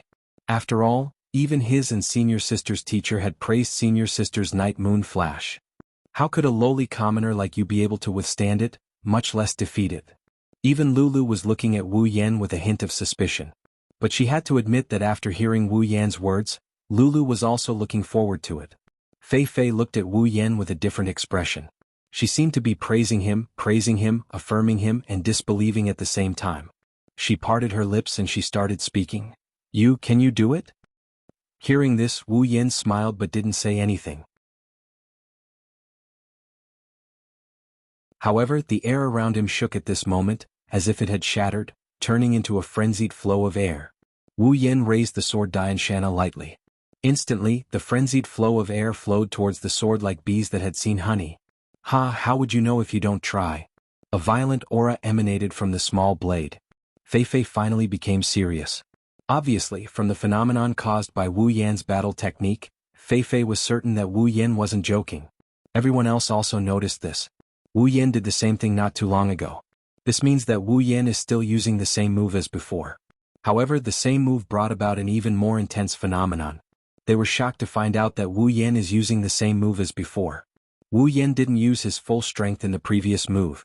The Tier 6 experts who were closest in strength to Wu Yan and Fei Fei were already numb. It wasn't that they didn't know how big the gap was between them and a Tier 7 expert. However, the battle happening in front of them had already exceeded their scope of understanding. Of course. After all, the battle between Wu Yan and Fei Fei was considered a peak existence among Tier 7 experts. As a level 68 Fei Fei, coupled with her powerful combat aura blade and night moon flash, it wasn't surprising for her to be able to fight at such a level. However, for a level 65 Wu Yan to be able to fight at such a level, even someone of the same level as him might not be able to do so. With the support of sword mastery and chaotic return to Horizon Dance, Wu Yan had already become one of the top existences among Tier 7 experts. Interesting, the sky darkened again. Day turned into night. Under the colorless night sky, a ray of moonlight descended from the sky and turned into a beautiful Milky Way. It was a Milky Way but it emitted moonlight. At this moment, it seemed to have turned into a rope. Under the influence of an invisible force, it slowly wrapped around Night Elf and Fei Fei's hand, causing Night Elf's crystal clear blade to be dyed in moonlight. If this is a challenge from you, then I accept it. Fei Fei raised Night Elf and looked at Wu Yan with a serious expression. Even she didn't realize that under that serious expression of hers, there's a joyful heart. This should be the last. Wu Yan also raised his Nietan Temple Shana and pointed it at Fei Fei. The surrounding atmosphere was constantly replenishing the light, making it brighter and stronger. On one side is the moonlight, on the other side is the flame under the wind. They are facing each other from afar, displaying their power to the sky and the earth. Do your best. Lulu had already forgotten her original intention. Seeing this scene, she couldn't help but cheer. To her, she felt proud that her family and friends could be this strong. Hughes, Gray and Tigray all gulped. Although they had their own thoughts, they couldn't deny that they were all looking forward to what would happen next. Ikaros, Mikoto, if you see Yen in danger, save him immediately, Hinajiku said to Mikoto and Ikaros. She couldn't take her eyes off the shocking scene on the stage. Ikaros didn't say anything, but her pupils had already turned deep red. As soon as she sees Wu Yen in danger, she'll go up and stop him. Only she and Mikoto, who are both Tier 8, have the ability to stop a duel between two Tier 7. That bastard, he doesn't know how to restrain himself. Isn't he afraid of throwing his life away? Mikoto gritted her teeth, but her brown eyes were also staring at the stage. The two on the stage didn't have the spare energy to observe what was happening outside the stage. They had to admit, the more they fought, the more their blood boiled. Gradually they had to use their full strength in this duel. If they couldn't fight to their heart's content, it'd be a pity for them and for others. Come. Yeah. Fei Fei shouted excitedly. Her fighting spirit shot through the clouds. As you wish. Wu Yan roared. He took a step forward and rushed towards Fei Fei. Wherever he passed, the air trembled and dust was extinguished. The red glowing Ni Diansho cut through the wind and waves. Under Wu Yan's guidance, it was surging violently. Fei lowered her head and shouted. She also rushed towards Wu Yan. Like the queen of the night moved with her movements. Moonlight danced with her movements. The elves of the night chirped excitedly. In an instant or maybe 10,000 years the two met in the middle of the stage. Looking at each other's faces, they swung their swords and moonlight towards each other without mercy. Heaven and earth went silent, all sound disappeared, and then, boom, silver and red light filled everyone's eyes. Between heaven and earth, only these two colors were left. A deafening sound that was enough to shatter one's eardrums exploded under the silent sky. Ah! Countless people raised their hands in pain and covered their ears, trying to slow down the sound. But soon their hands weren't enough. A violent shockwave blew from the center of the stage, blowing up sand and dust towards the people around. They wanted to raise their hands to block it, but they were afraid of shattering their eardrums. For a moment there was nothing they could do. How terrifying.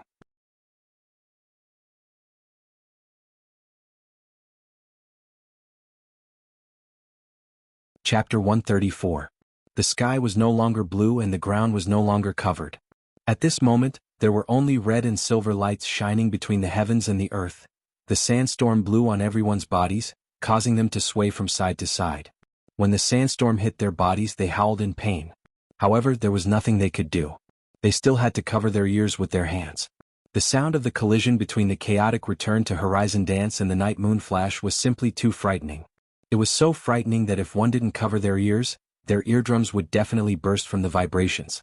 Only those warriors and mages who had cultivated warrior energy and magic power could mobilize some of their warrior energy and magic power to protect themselves from the loud noise, the sand, and the wind.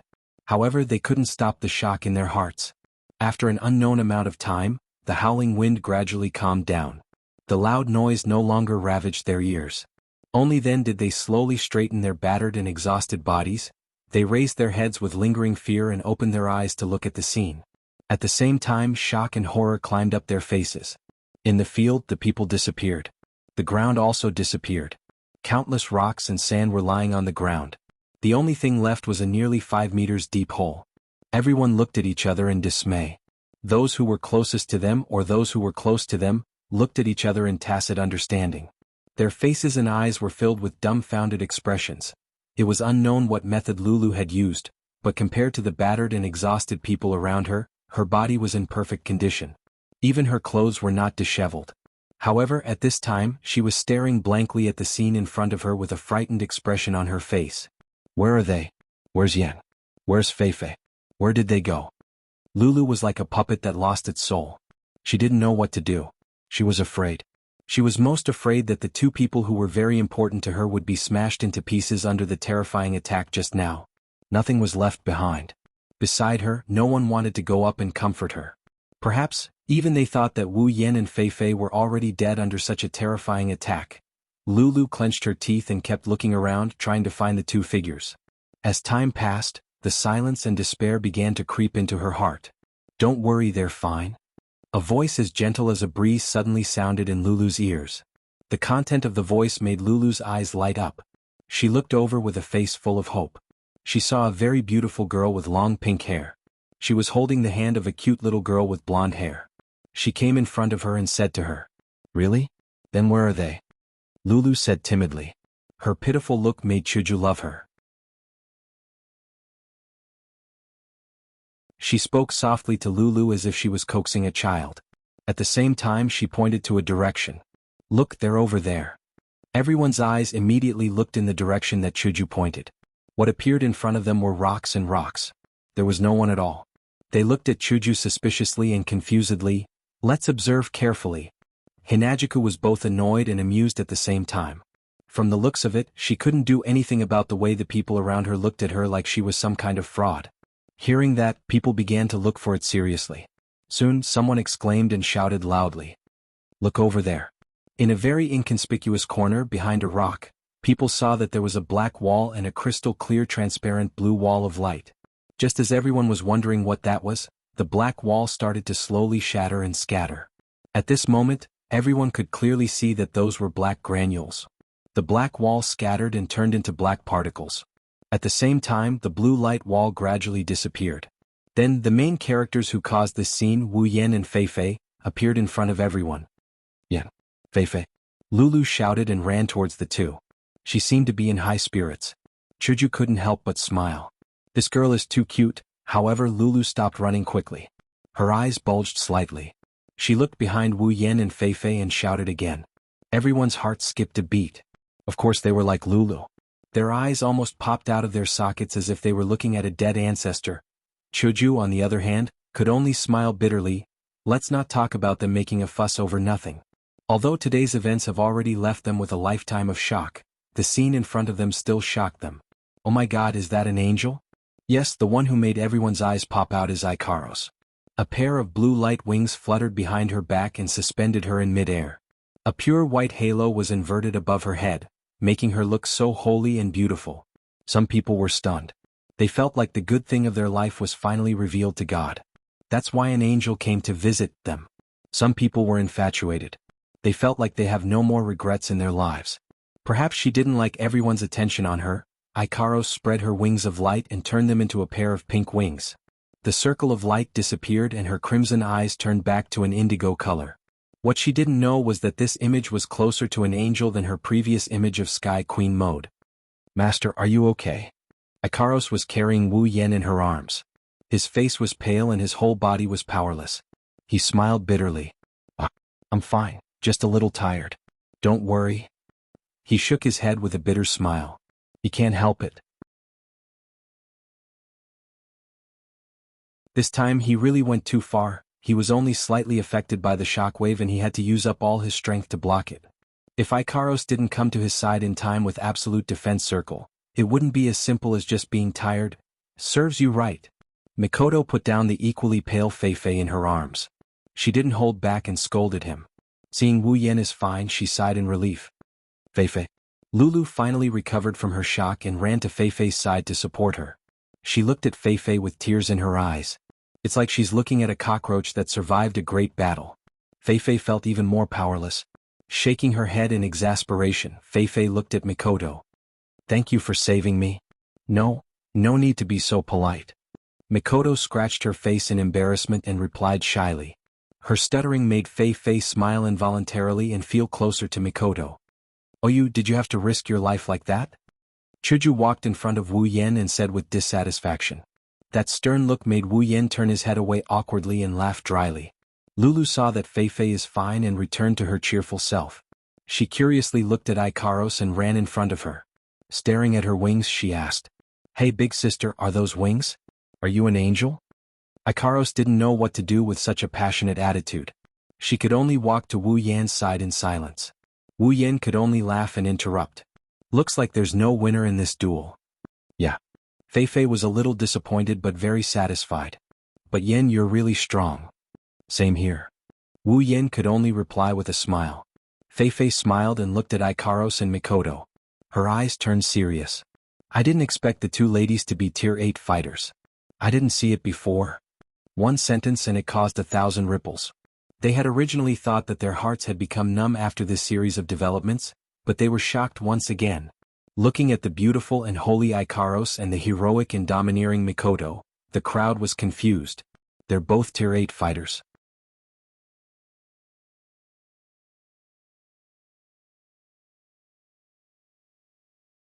Chapter 135. There's no way they wouldn't be suspicious. One had to know that for Fei Fei to reach the 7th level at her age, she was already an amazing genius.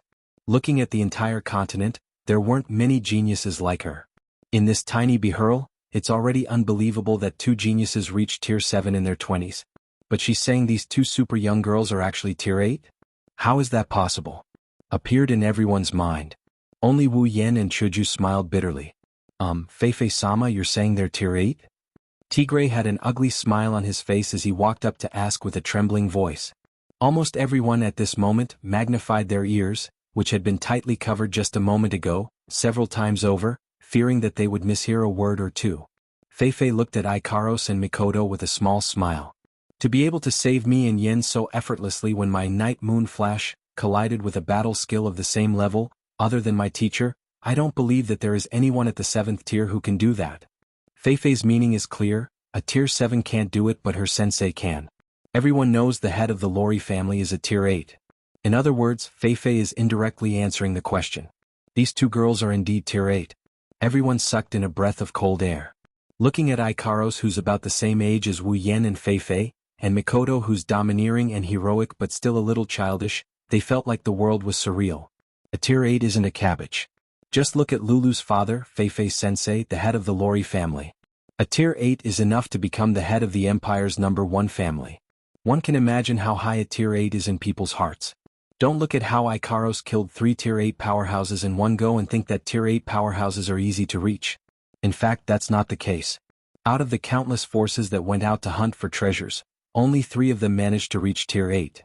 This just goes to show how powerful and precious a tier 8 powerhouse is. Because of this, everyone felt a bit unnatural. After all, such a character was right next to them. Especially Gray and Tigray, both of their hands were trembling. It was easy to see how unsettled they were. One of them felt like he was floating.